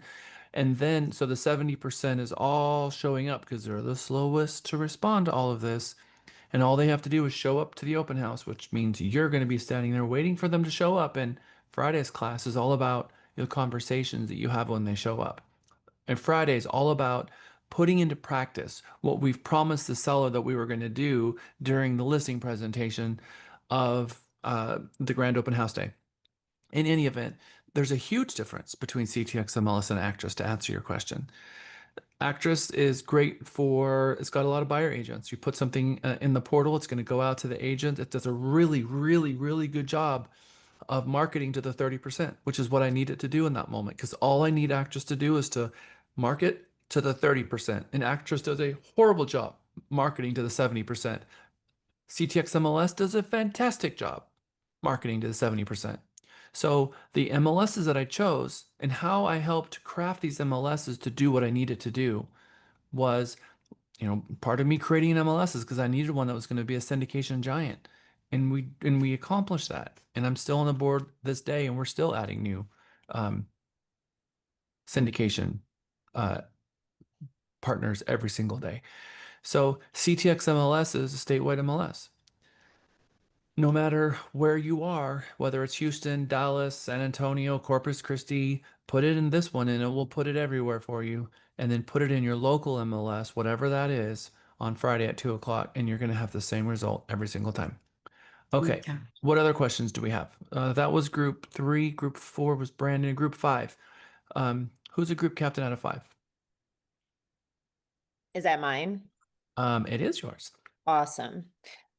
So our takeaways, it might duplicate some of what was already shared, but we highlighted that he asked for a warm introduction after it was communicated that his card was passed along, that his comps included active, sold, and pending, that was one of the biggest things that we highlighted was the buyer competition, that buyers like to win by either beating the seller or by outbidding other buyers.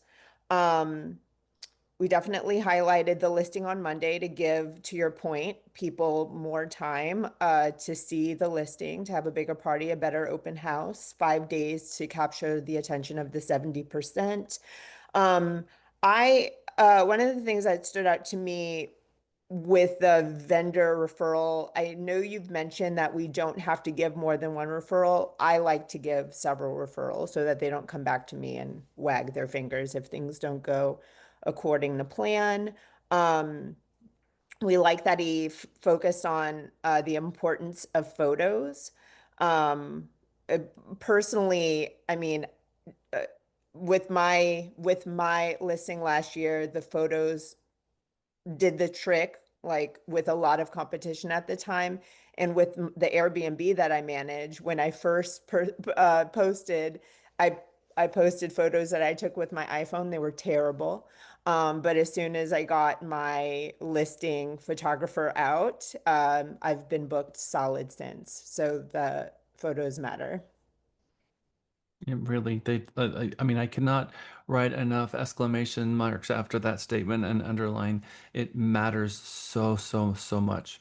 Thank you, Christine. Excellent job. Group 5. Group 6 is Rachel, Tasha, Tina. What was your takeaway? And are you going to be able to put this into practice?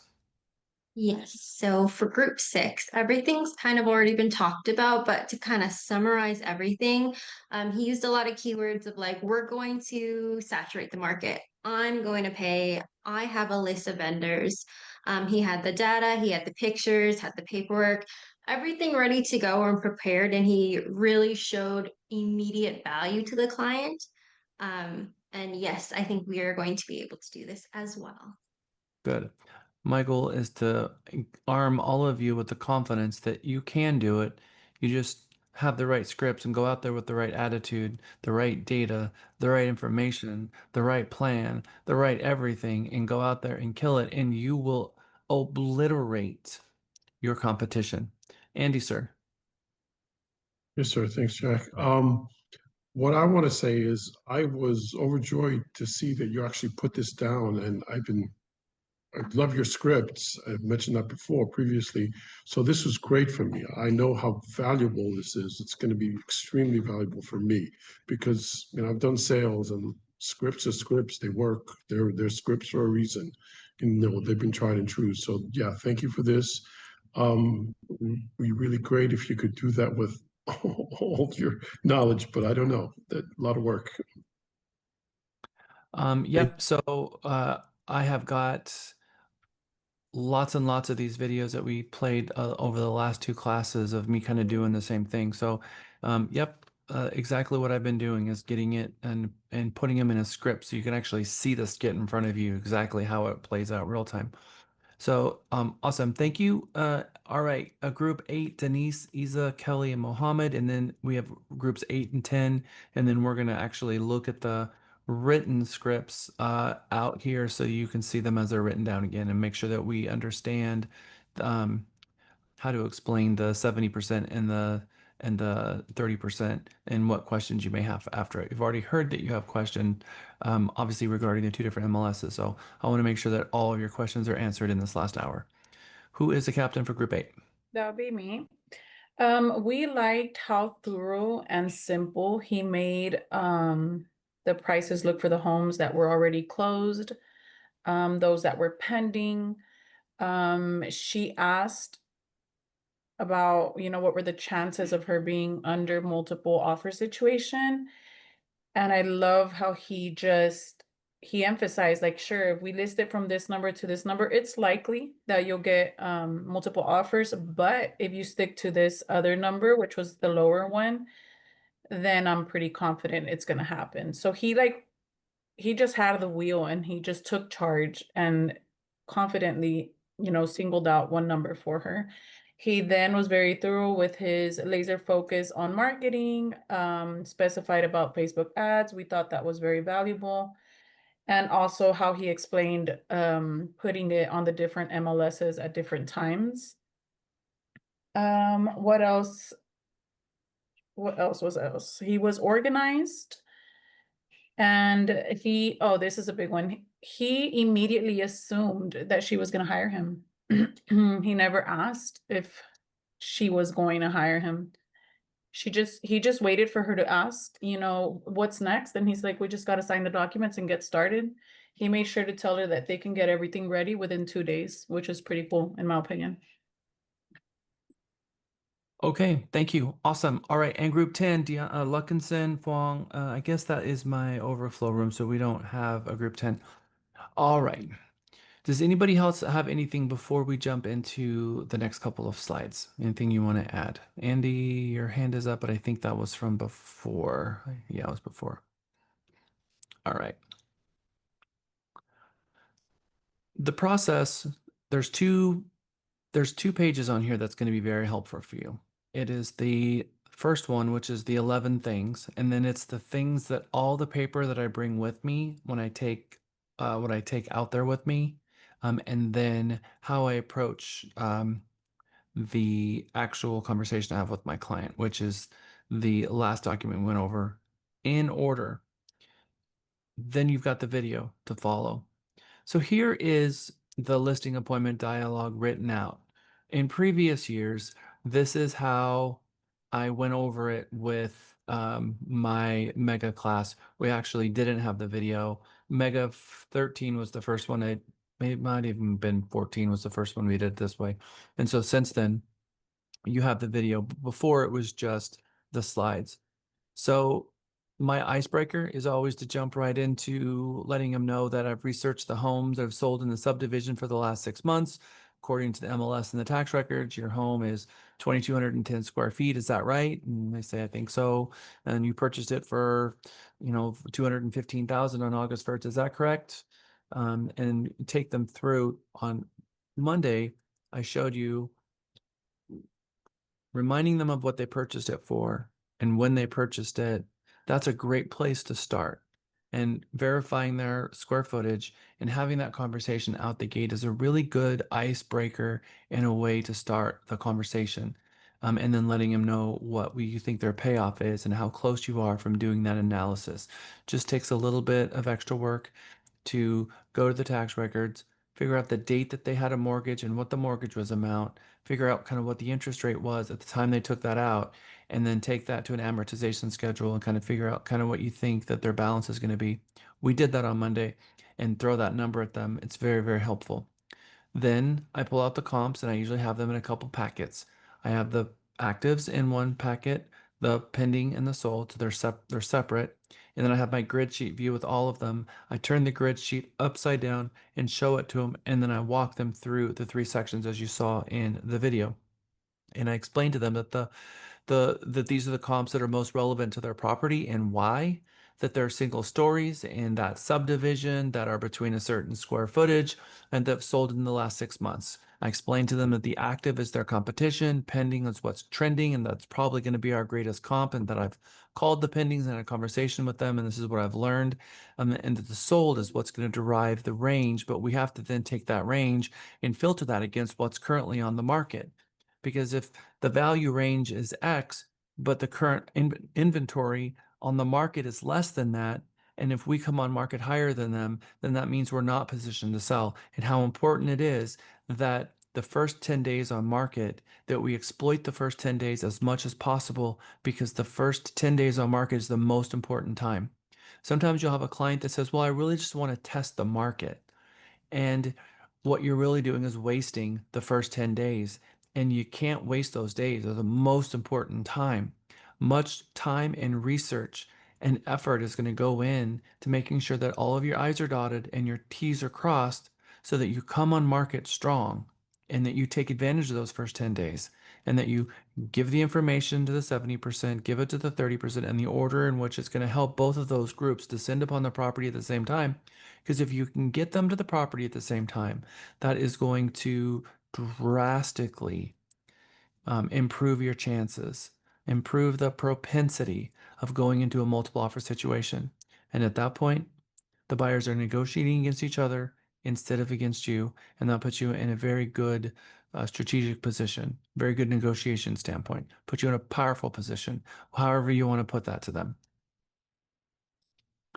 I grab the MLS packet for each of them. I go through each section just like here. I go through the solds and I explain how long it was on the market, what their original list price was. And on each one of my MLSs, I've highlighted. I spend about 30 minutes.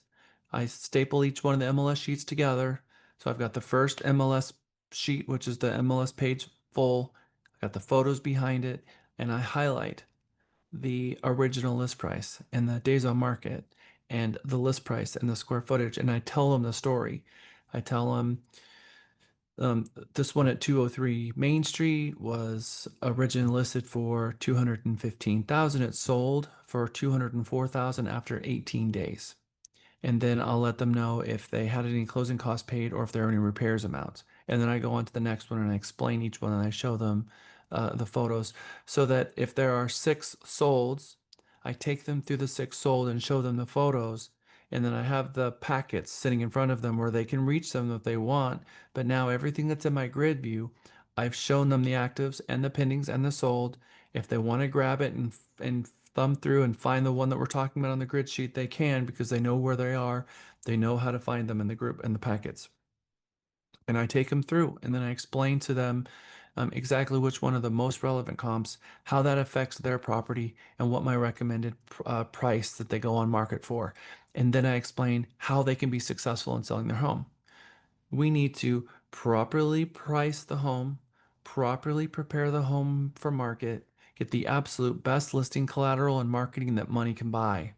And then we need to list it in the right order at the right times and direct all of everyone that we can that's a marketplace buyer. Make sure that everyone who's a marketplace buyer at this moment has had the highest visibility in seeing this listing hit the market, and invite them all to come to a grand open house where they don't have to pick up the phone or call anyone. All they have to do is show up. That makes it as easy as possible.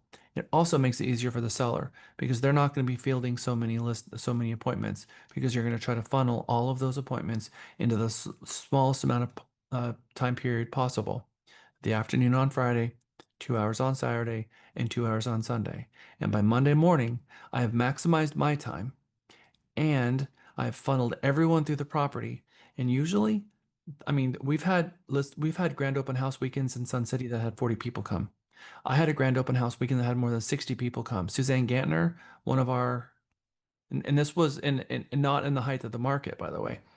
And I didn't grossly underprice the property. It was cool because my lender, Michelle Ikonen, and Suzanne Gantner were in Mega at the time. And they said, you're not going to get 60 people at an open house. And I said, you're challenging me. So I invited them to come to my open house and I had 100 people come. You can call them and ask them because they were there and saw the whole thing. A massive amount of people show up when you properly price it. Just like Christine said a moment ago, there is a big marketable difference when you get the right photos. When you do the virtual tour and you do the overhead video drone footage and you have the Matterport, which the Matterport dollhouse view and the website, and you put that in the website and you put it in CTX MLS, which then sends it to all the websites imaginable, your phone's going to be ringing and people are going to show up. Now, in the market that we have today, there is most of the time one buyer for one seller, which means that maybe last month 10 homes sold and this month there are 10 active listings. So the saturation rate is going to be that all of those properties are going to get absorbed this month. That is the absorption rate. So if that's the case, if your property is priced along the best properties and marketed better than all of them, then maybe you grab 3 buyers from 10 of those homes to yours, and all of them tried to go in on yours to buy it, which put you in a multiple offer situation.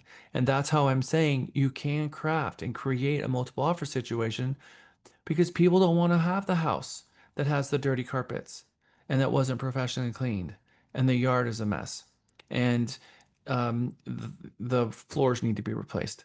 If we handle all of that on the front end, when people come in and first of all, they see the photos, they find the listing because they were able to see it because you advertised it correctly. And then the photos took their attention because they were really good. people are going to afford what they can afford and they're looking in that price range. And obviously, one's going to pop out and it's just going to look better than everything else. They're going to gravitate to it and they're going to want to see it. So then you get them in a multiple offer situation, and how you conduct yourself in the multiple offer situation is the most important thing out of all of this. Because you can send people walking away from a transaction in a multiple offer situation if you take the approach that this is the best house in town and they're lucky to have an opportunity to put in a bid. I've been in multiple offer situations where the listing agent was a tool and it was just very off-putting and disrespectful in how they approached everything. And I watched how my client interacted with that. And they're like, no, you know what? No, I don't want to have anything to do with this. They want to continue having that excited feeling in their heart and their soul and buying a home. It's supposed to be a positive journey, a positive experience. And as soon as it's not fun anymore, they're like, no, let's just move on. Let's just move on. I don't want to have anything to do with that. And that means respecting people at the listing table, at the multiple offer situation, during the inspection, during the showings, all of these things. How you conduct yourself is the reputation that you're going to make for yourself. And when other agents, when they see your sign in the yard, if you took the bully approach or talked to them with condescension, you were condescending to them, they're not going to work with you. They're going to see that sign and they're going to be like, oh God, no. Or it's going to be like, okay, cool. This is going to be a good experience. I trust this person. I know they're fair. They might be a good negotiator, but they're not going to lie to me. And I know that I'm going to have a good experience. And I know my client's going to be safe putting in an offer with these people. That's the reputation that you must have. So, as long as your multiple offer situation is transparent, this is what I learned early on. Working with buyers, I kept hearing my client say the same thing over and over again. Jack, how do we know we're in a multiple offer situation? This property's been on the market for 15 days, and you're telling me all of a sudden now we put in an offer and another offer comes in? This seems suspicious to me. And I'll tell them, I know, I'm right there with you. Well, find out you're in multiple offers. There's no way for me to know.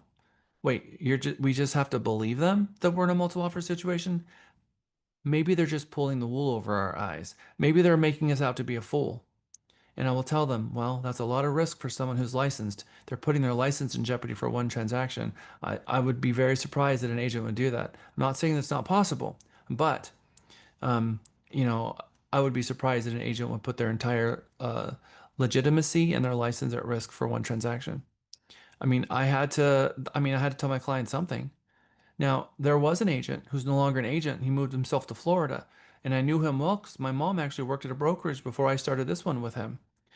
And he put me in a multiple offer situation, and my client decided not to put in an offer, and it never went pending. And I know that he lied to me, and he knows that I know that he lied to him, to me, but he ended up moving on. So, in a multiple offer situation, representing buyers, putting my feet in their shoes and seeing through their eyes and experiencing firsthand what they went through, you think that affected me as a listing agent? Because now I know, I remember how all my buyers felt about this multiple offer situation. How can I craft a multiple offer situation that's going to make the buyers believe in the multiple offer situation so they have no question in my integrity? So they're not having a conversation with the buyer agent that says, how do we know this Jack guy is not pulling the wool over our eyes? How do we know we're truly in a multiple offer situation? So, knowing that, I always want to remove layers of objections. If I know there's going to be objection, I'm trying to pave that long before someone can have an objection. So what did I do? I send an email to everyone who's shown the property and everyone who put in an offer, and I will say, hello everyone, we're in a multiple offer situation, and here are the 3 agents and the 3 firms that those agents work for that we're in a multiple offer situation with. We're in the multiple offer situation with Avis over at Keller Williams, with Renee over at Compass, and Susanna over at Pure. And I tell them the broker and the agent. Now, there's nothing confidential about the agent's name. I don't tell them what the offers is. I don't tell them how much the offer's for. I don't tell them who their clients are. I just tell everyone, you're in a multiple offer situation And these are the 3 agents who have offers out. Now, if they want to pick up the phone and call each other, fine. But what they don't think right now is that I've lied to them. They know they're in a multiple offer situation and they even know who they're up against. It removed the objection. And I've had people actually send me emails and later that have said, you know what, Jack, I really want to thank you for that because that transparency meant the world for my client. So I've seen it firsthand. And I'm going to show you what my email looks like. Notice multiple offer situation. We're going to go over it more on Friday, where we're going to really break it down. Here is what my notice looks like. Oh, Michelle Mund. I sold like 5 homes for her. Okay, so here was it forwarding to somebody else, but in any event, here was the multiple offer situation. And in fact, I want to go to the one before this because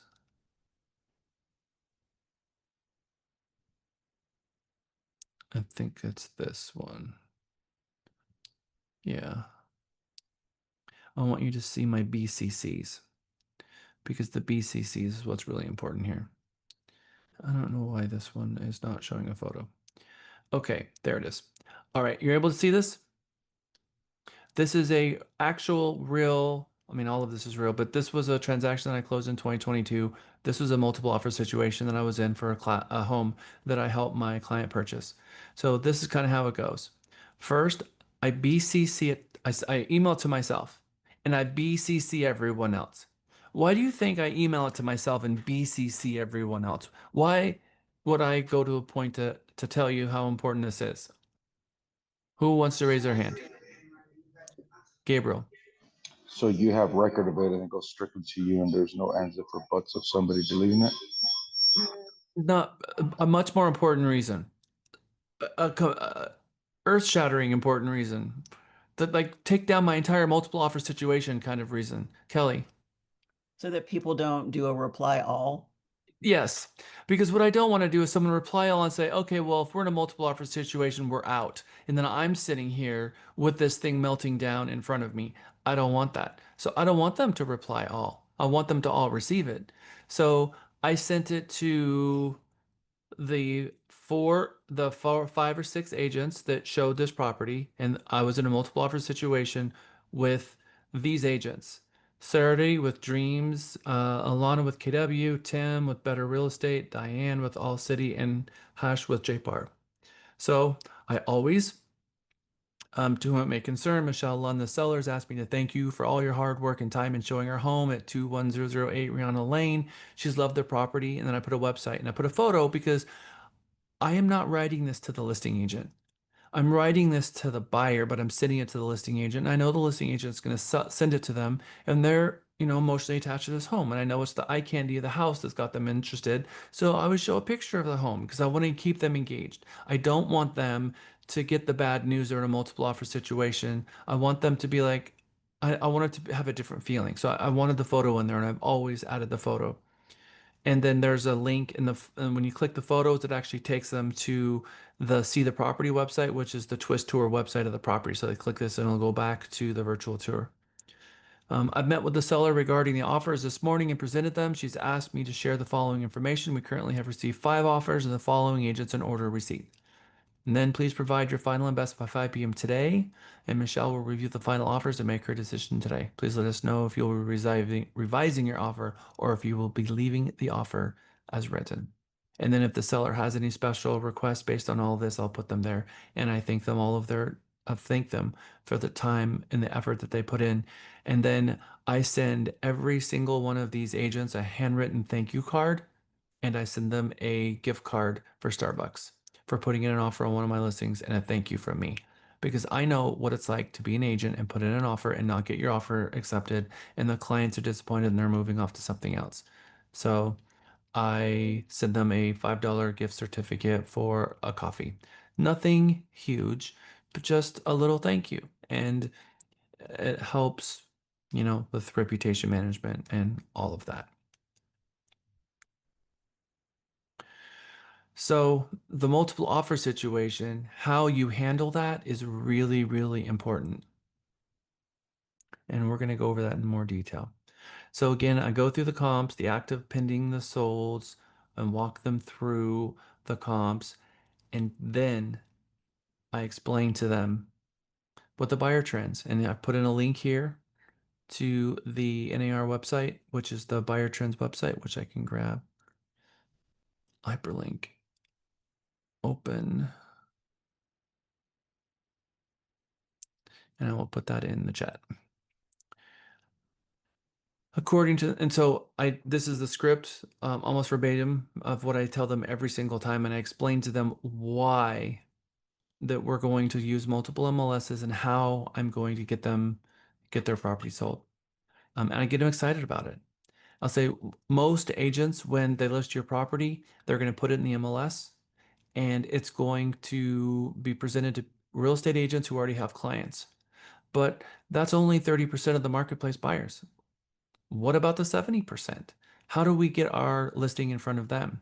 And what I found is that 70% is typically looking on Realtor.com and Zillow between 11 p.m. and 2 a.m. in the morning on Monday and Tuesday. Most agents are bringing their listings to market on Friday and doing a grand open house on Saturday and Sunday, which means they're trying to throw this huge party and bring in as many buyers as possible, but they only have 1 day advance notice. And that's not enough time to get the buyers to show up.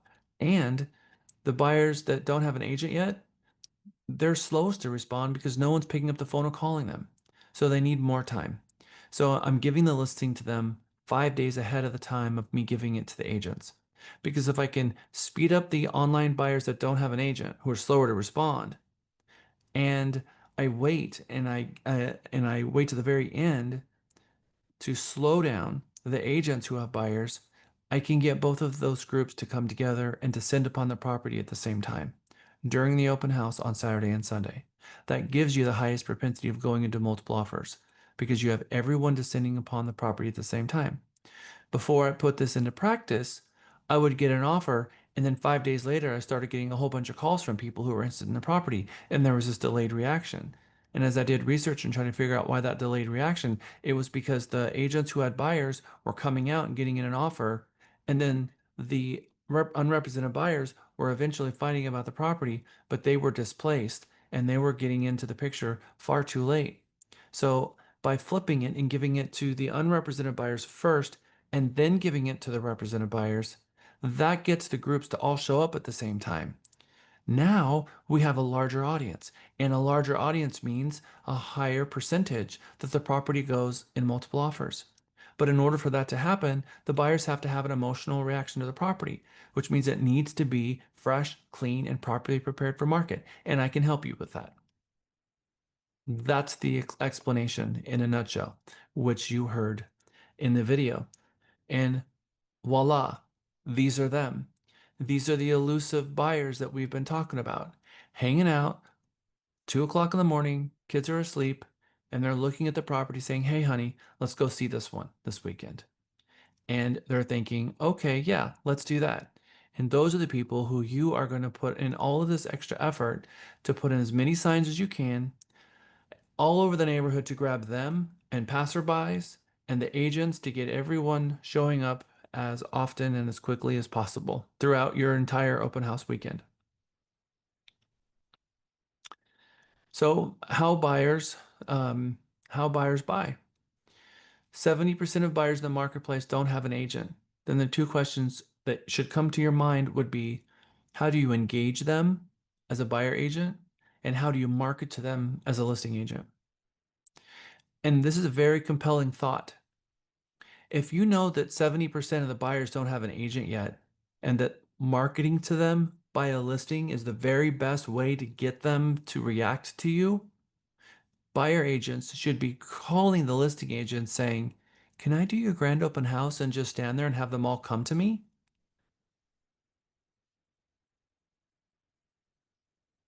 And the fact that Kim Dale, week after week after week, has grand open houses that go by and we can't get agents to get inside. Lisa, are you on the phone? It makes us crazy. I mean, Lisa was having an aneurysm this last weekend because, of course, we've got Mega going on and we have Elisa St. John helping us with these grand open house weekends, and Kim Dale's on vacation and she's got all of these listings coming, and so many of them are grand open house weekends, and we're having a hard time filling them. And the ones that are grand open, which means that they're coming to market and we followed the correct plan, we know that the 70% is going to be showing up. The question is what scripts do you need to be able to connect with them and convert them at the open house? And I have a script for that, and I'm going to share it with you Friday. But this is a script that I have been using for 20 years over and over and over again. When someone walks in the door, hi guys, thanks for coming. Take a look around and let me know if you have any questions. That's my script. They walk into the primary bathroom, they walk around and they're checking out the house. They come back into the kitchen where I'm wearing my suit and tie, but I also have my Mr. Cookie Man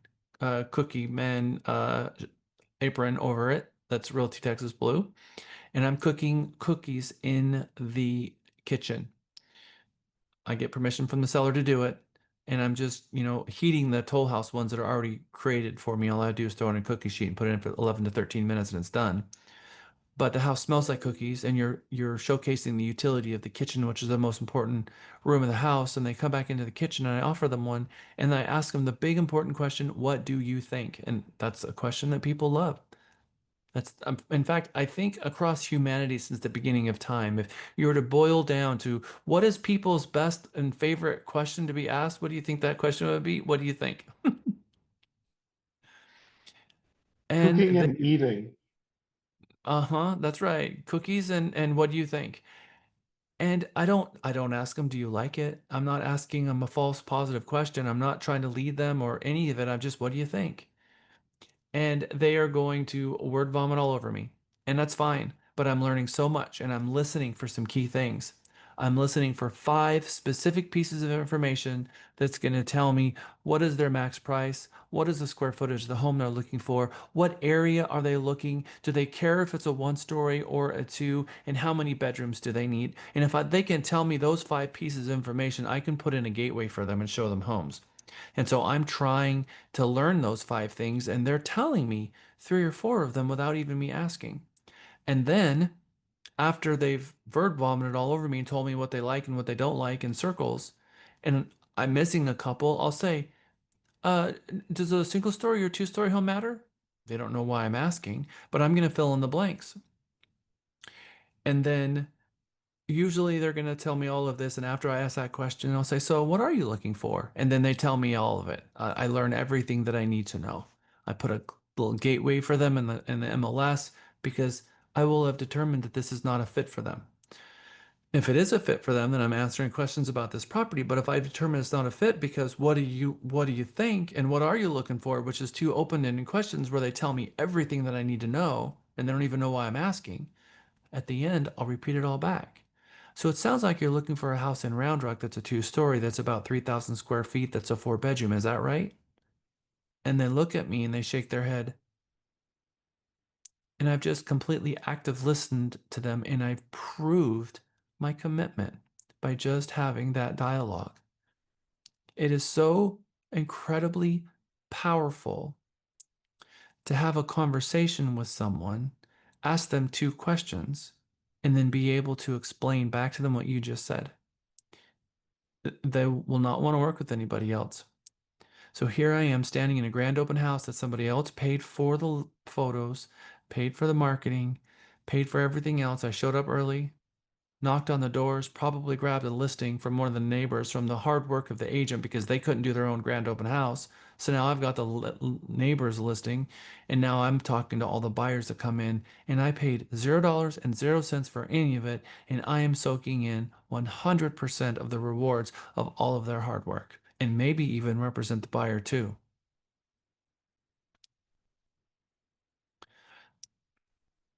So Lisa, what I was talking to them about is our dismay of how often we can't fill a grand open. Yeah, in fact, I just dropped into the teams for you all. It's really crazy to me because we have 360 agents or so, and we don't have that many open houses, not that many, not even close. And this is the one way that is true and true to pick up buyers and sellers, to put money in your pocket and to have that opportunity to connect, even if it doesn't happen right away. You're planting that seed. And I know we've talked about that before. And so has Jack. You might you might pick up somebody that's not ready for 8 months, or somebody who comes back to you a year or 2 or 3 later, which has happened to me. But you have to do your open houses in order to meet the people. Walk around and invite people to your open house. That's how you get listings. Doesn't matter if another agent seems to have all the listings, because nobody owns a neighborhood. We kind of jokingly say Kim owns Star Ranch, but she doesn't, because some of our other agents have actually had listings in there. We've got other agents who live in there. Yeah, or not. Christina. No, was it Christina? I think it was. She had one that sold, or one of them that doesn't live there, and they had a listing in there. So that's the opportunity. And really 2 hours of an investment, plus maybe an hour for setting up, and maybe another hour to get 4 hours to make whatever, $7, $8, $10, $12,000 in your pocket for 4 hours time. I mean, is that worth it? It is to me. Andy had a question early today, and it was, do I have this written down somewhere? And of course, the answer is yes. And here it is. I always bring a little blank calendar like this. When it doesn't say May, it's got the days of the week. And you can go online, whatever month it is, you can Google a blank calendar for the month, and you can print this, and I will always take it out there with me. And what I am trying to accomplish with this is, there's going to be, when I get my listing agreement signed, and it's very important we have this conversation. You don't get to put a sign in the yard until you have a signed listing agreement, and we don't let to put it in the MLS until you have a signed listing agreement. We have had agents put properties in the MLS without a listing agreement. In fact, we found out about one this week. That's against the law. TREC says you have to have a listing agreement before you can advertise a property for sale. You can't not have a listing agreement. So this is very, very serious stuff. It is a very serious violation to start marketing a property. Now, the listing agreement has 2 dates. The date that the listing agreement begins, and the delayed date that you're going to put it in the MLS. And there can be a separate event going on there. You list it on this date. Your listing agreement should start immediately. It should start immediately, not 2 weeks from now when you're going to get your photos. Because the listing agreement states that if another listing agreement is written and has an effect date that begins before yours is void. Did you know that? If you get a listing agreement signed that starts on the 6th, and today is the 1st, and someone else gets a listing agreement after the fact that starts on the 3rd, yours automatically is void. So don't put yourself in that scenario. Your listing agreement should start the day that you're at the listing appointment, and you're going to ask for in the agreement 10 days for make ready. And then that's going to be your coming soon, make ready, and all of that. So here is a situation where on the 1st, the listing agreement was signed. The stager came out on Tuesday. The seller had Wednesday, Thursday, Friday, and Saturday to do all of the list that was on the stager's report. Sunday, you paid extra to have Matterport come out and do photos. Monday, it went live in the MLS. You put the sign up, you put the flyer box up. I can't put the flyer box up without flyers. I can't put flyers up without photos. So I'm not going to be going back and forth their property 15 different times. So there's a rule now that says you can't put up a sign or start marketing the property publicly until you're going to have it in the MLS within 1 business day. So my listing agreement has an effective date of the 1st. My stager came out on the 3rd. The sellers had 4 or 5 days to make everything ready. They were done by Saturday. My photographer came out on Sunday, had everything back to me Monday. Monday, I put it live in the MLS. Tuesdays, and by the way, Monday I put it live in the MLS and I said grand open house Saturday and Sunday and blocked out showings and showing time until Friday at 1:45. So the first appointment was available was at 2. And then on Tuesday and Wednesday and Thursday, you're gaining momentum in the MLS and propagating and getting more eyeballs on it. And then you put it live at 2 o'clock or noon, somewhere around there on Friday. And then you do your grand open house on Saturday and Sunday. Monday rolls around, you're very, very likely to have offers. Monday, you don't finish it up. Tuesday morning, you're still dealing with the multiple offers. And then Wednesday, you've gone pending. 90% of the homes I've sold has followed this exact map. This exact same program over and over and over again. 90% of all of them. So I'm going to put you guys, and this is not what we're doing now. We're doing this. Okay, I'm going to put you in your group breakout session, and I want you guys to answer these questions. I'm going to change your sessions a little bit because I only want 4 this time, not 10. And you're going to have 8 minutes.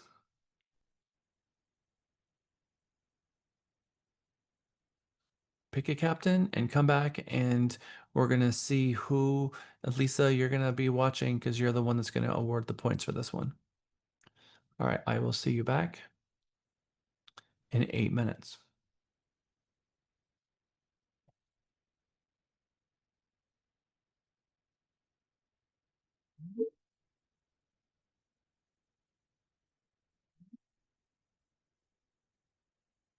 I'm already off by my answer. I know. I just wanted to say thank you for all your hard work, and I will see you tomorrow morning. No problem. But now that we're here, test test.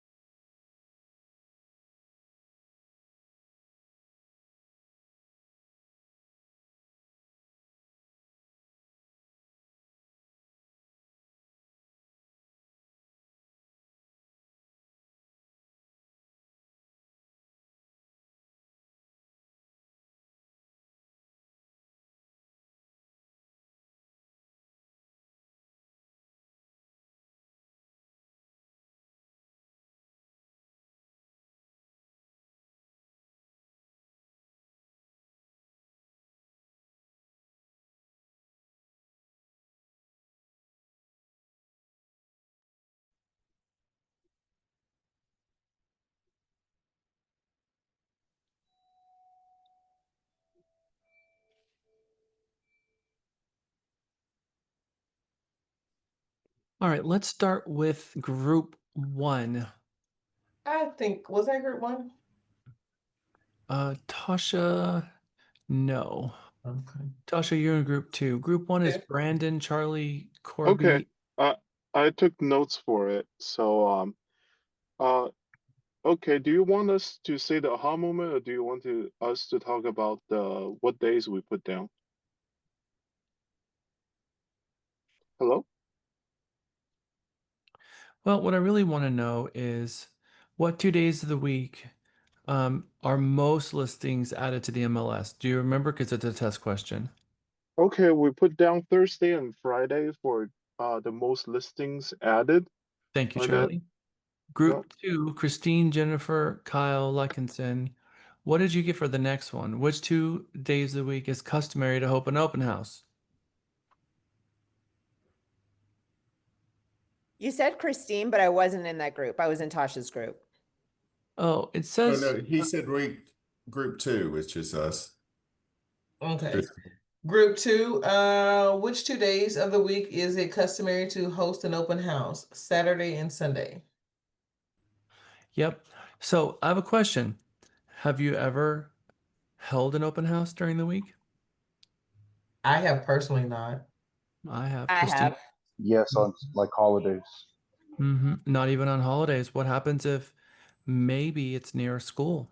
Maybe there's an elementary school inside that subdivision, and you put signs all around, and you got a bunch of people thinking, you mean I could walk my kid to school instead of wait in this line for the rest of my life?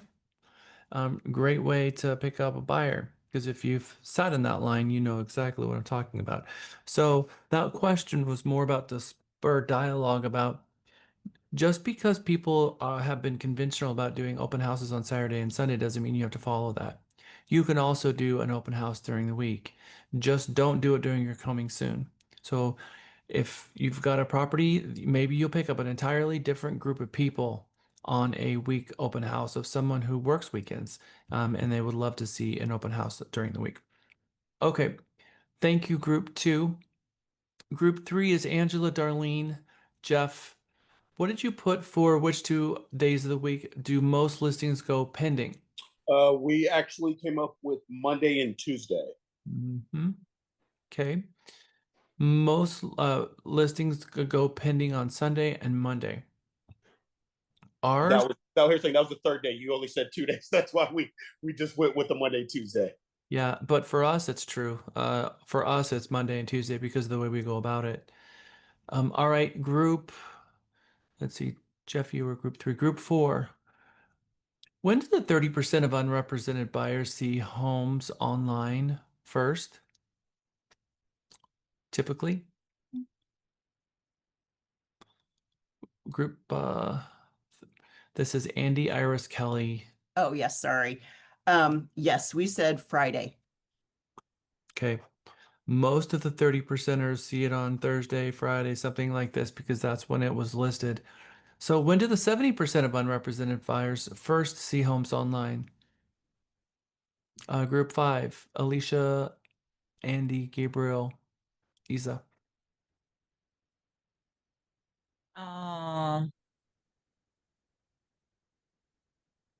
What is number 4, right? No, Aki, we're looking for group 5 now. Alicia, Andrew, Gabriel. Oh no, you're in group 5. All right. Yeah, so sorry, Aki, you are in group 5.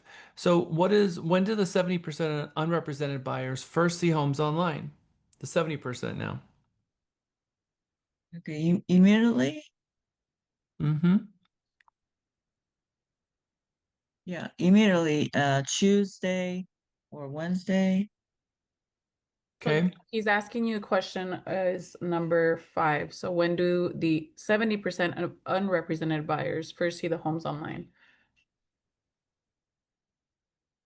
So by and large, they're seeing Monday and Tuesday is when they're first seeing them online, because that's when they're looking between 8 p.m. and really, in my mind, what all the numbers that I've seen other than this last poll was 11 p.m. to 2 in the morning. Realtor.com recently one had said that it was 8 o'clock was a spike on Monday, but it's the same thing, late on Monday evening. Monday, Wednesday. Okay, so then for everyone, what is your big revelation here learning all of this? Gabriel, you had your hand up. What's your big, all right, so lots of hands. I'm glad. Gabriel, Kelly, Angela, Jeff, Corby. I mean, I guess my biggest revelation is that for the typical agents that are listing on or that are going live on that Thursday or Friday, that they're only tapping into that 30%, leaving the other 70% unexposed, which essentially is, like you said, is just two shifts at a night passing. So that's kind of what I got. But I did have a question in terms of, oh man, I had a brain fart. I'll come back to that. Okay, I'll ping you right after we get through these questions. Kelly, what was your revelation? Our revelation was that based on research, there is predictable behavior of buyers that between the 30% and the 70%. And we feel like we're in the know because no other agents are taking advantage of that information. And we have that information to use and create this amazing grand opening weekend for our clients. Mhm. Lovely. This is beautiful. Jeff. So the revelation that we kind of came up with is that between Wednesday through Friday, all agents really should be doing all of their research on everything they need to know about all the surrounding properties if they have a listing, or figuring out what properties are going to be there for their buyers as well. Because it seems as if throughout the week, the weekends will have your open houses. Sunday, Monday, and Tuesdays, you're kind of doing. You have the 70% kind of looking into homes, and on the weekends you have the 30% who are looking into homes. So for us as agents, that we should definitely be doing all of our due diligence and research between Wednesday through Friday. Mm-hmm. And also paying attention to what's going on, and look for patterns as well.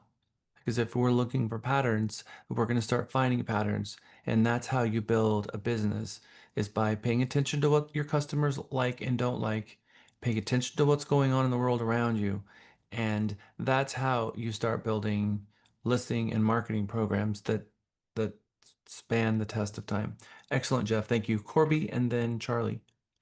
My math may not be correct on this, but basically, if you implement this strategy, or when we implement this strategy, you're going to take 30% and turn it into 100%. So if you do your calculations, you're tripling your productivity and tripling the number of potential buyers. You're massively increasing the chances of getting bidding wars and increasing the prices, purchase price, and also shortening the time on market, assuming that one of those closes. Exactly right, Corby, and also drastically increasing the propensity that you're going to get the listing next door as you're showcasing all of this going on live to the neighbors, which we're going to talk about how you get another listing from each one of these listings by engaging the neighbors and letting them kind of see what's going on by knocking on the doors and getting them involved in the very beginning. Exactly right, Corby. Good job. Charlie, and then Gabriel.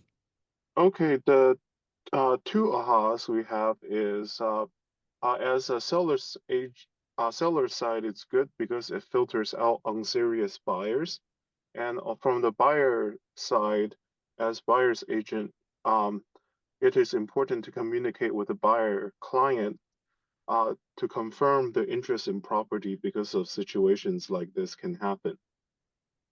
Mm-hmm. Thank you, Charlie. Andre. Honestly, just to see that 70% are unrepresented buyers, that's, to me, that's a revelation to even see that number is so high. With the number of realtors that we have in this world, to have 70% unrepresented and they're up for grabs, like open houses all day. That's exactly right. Because these people, you're catching them earlier in the process. Gabriel. My question was just where from the listing perspective, how fast after you go live do buyers get it? Because I know you had mentioned that CTX has 44 publishers, Actors has what, 3? once you go live, do they immediately start syndicating on those websites? Yeah, the APIs are instant. So within milliseconds, they're already listed. Yes. Andy. I think I may be the last one. Thank you, Jack. Thank you again. My revelation is that and I've had this revelation before, I just have it every time we have a meeting, is like, wow, this is the best training in real estate that I've ever encountered, and that we have all the tools that we need to succeed beyond our wildest dreams. Thank you again, Jack. That was it. Thank you, Andy. It is true. You have everything that you need. You are in the best country for real estate, in the best state for real estate, in the best markets in real estate, at the very best time to be doing real estate. And we're coming into the summer months for the best months to be doing real estate. And you have all the tools, everything necessary. And you know that there's just so much opportunity out there to be had. So, you know, in every market, I've seen pessimistic real estate agents out there looking for the negative and trying to find a reason to fail. But those people who go out there and just go to work every day, they find success picking up the phone and calling people and calling your spheres. And getting them engaged is going to be the difference between you making as much money as you possibly want in real estate or you struggling. It starts with contacting your spheres, getting that listing, hitting a home run, and just keep doing it over and over again. All right, it is officially 5:02, so we are class dismissed. I've already sent you your after class email with your homework assignment and the exam for today. I know today was a long day. There's a lot of technical stuff in how the 30% and the 70%. Lisa has said that Corby and that group, which is group, I believe group one is going to get 500 points, which is Brandon, Charlie, Corby, Isabel, and Lewis. It's 250 points. 250 points, exactly right. You get the points, so congratulations, group one. And thank you, everyone, for all of your attention and being here and being present. You've got your, I know that tomorrow's a holiday, but we have our morning huddle going on as usual. We've got your Mega Mini going on as normal. And then I will see you on Friday for a very, very important class, which is the working with builders class. No. It's the listing marketing. It's the big one. Yeah. My favorite class to teach, which is the listing marketing and grand open. We're going to have a lot of fun on Friday. So come to class, get lots of sleep Thursday night because you're going to really have fun on Friday. Thank you, everyone. I'm super proud of you. You're all doing great. And this is official class dismissed. Lisa, do you have anything? Okay, thank you. I dropped in the chat, speaking of open houses and picking up all of this goodness that you just talked about. So Kim has a couple left. Just go to your agent hub and see she's put them all in there now that she's back from traveling, and sign up. She has, I think, one more left in Star Ranch, and then she's got a couple outside of Star Ranch. Lisa, I just signed up for one for, I don't know if I'm saying this correctly, Phyllis Force. So I signed up for it, and then just now I received that she might be getting an offer, so that she'll let me know. How do because I'm okay with doing 2 open houses on Saturday if the times work. I do. I mean, yeah, so I would suggest calling Phyllis and just maybe telling her that you'll sign up for one that you know you can move forward. I personally market my homes through, if we go under contract, through option, because if it doesn't go through, I still want to market my home, but I don't know how Phyllis does her business. Okay. So just ask her. For Kim, is there one in particular that you feel needs to be like hosted the soonest? They are in the agent hub for her. So, and just look at what I dropped into your channel, your MEGA-16 channel, and all the open houses are there, and you can cross-reference to your hub to see what's still available, and she would be very happy to have you help her out. Okay, thank you. I think Kirkhill on Sunday or Saturday, I think, would be really great, because that was a grand open, and on Sunday we had a big rainstorm, and so she wants to have another one. So her seller has a better opportunity this weekend. Okay. Thank you. You're welcome. Anyone else? Oh, hey, Andrew. Hey, Lisa, just want to let you know I did sign up for 2 open houses this weekend, Saturday and Sunday. So I'm going to swing in and grab the signs that you said I could borrow. Yeah, I got them right All right. here. And then don't forget to take photos of how you set up your open house, you in front, do a video, you know, all the good things, and then drop Okay. it into the Teams post. Okay. Thanks. Tasha?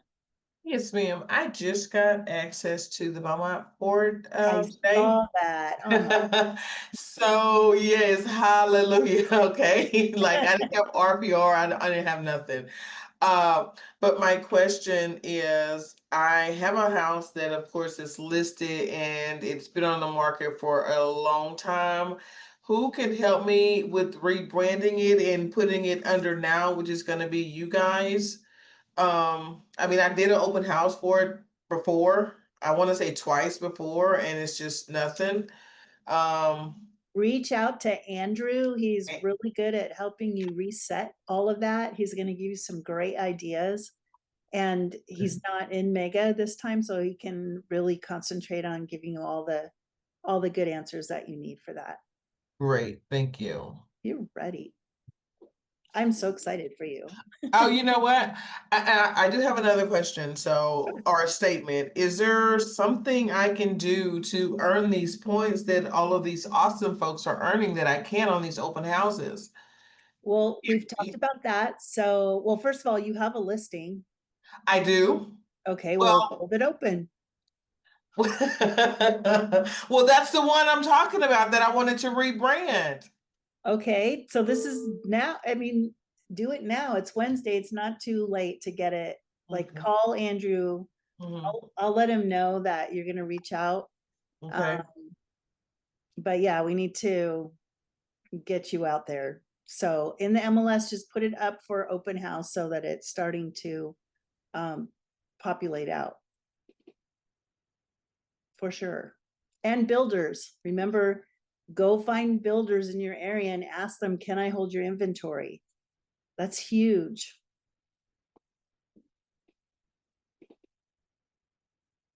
Corby. So I know Miguel is working. Hi, Lisa. I know Hello. Miguel is working on this issue for me. My question is, well, first of all, the issue is that when I went to check, I want to make sure I could see what potential clients would see or the public would see. So when I scan my QR code, it populates my Realty Texas direct number, but it also populates my personal cell phone number. And I didn't want my personal cell phone number included in that and broadcast to the public. Number one, for privacy, but number two, to make sure all the phone calls came into my Realty Texas direct line so they can be recorded and we can protect the brokerage. So I'm not sure, am I the only one that happened to, or am I just unusual that I don't want my personal cell phone everywhere? No, that's come up before. And that is something that will have to be helped on the back end with the tech team. So I'll go back over to Miguel when we're done, when y'all are done, and ask him if he and Deandra are working on that and when we can get that. Yes, it actually was brought to our attention. And so we are working on it. The web team is aware of it.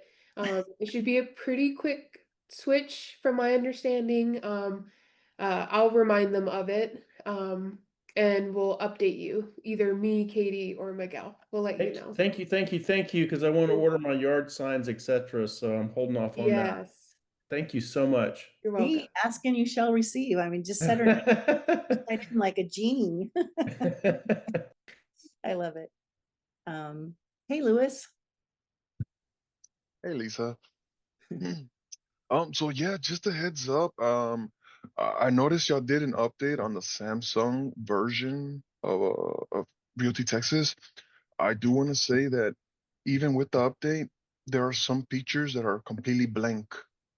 Like for Okay, that is a Miguel. So if you can Teams Miguel, and as soon as something like that happens on your app, Teams him, and then he'll address it or help you figure out if it's on your end. But if it's on the tech end, then Miguel's the one that can get that going and fixed.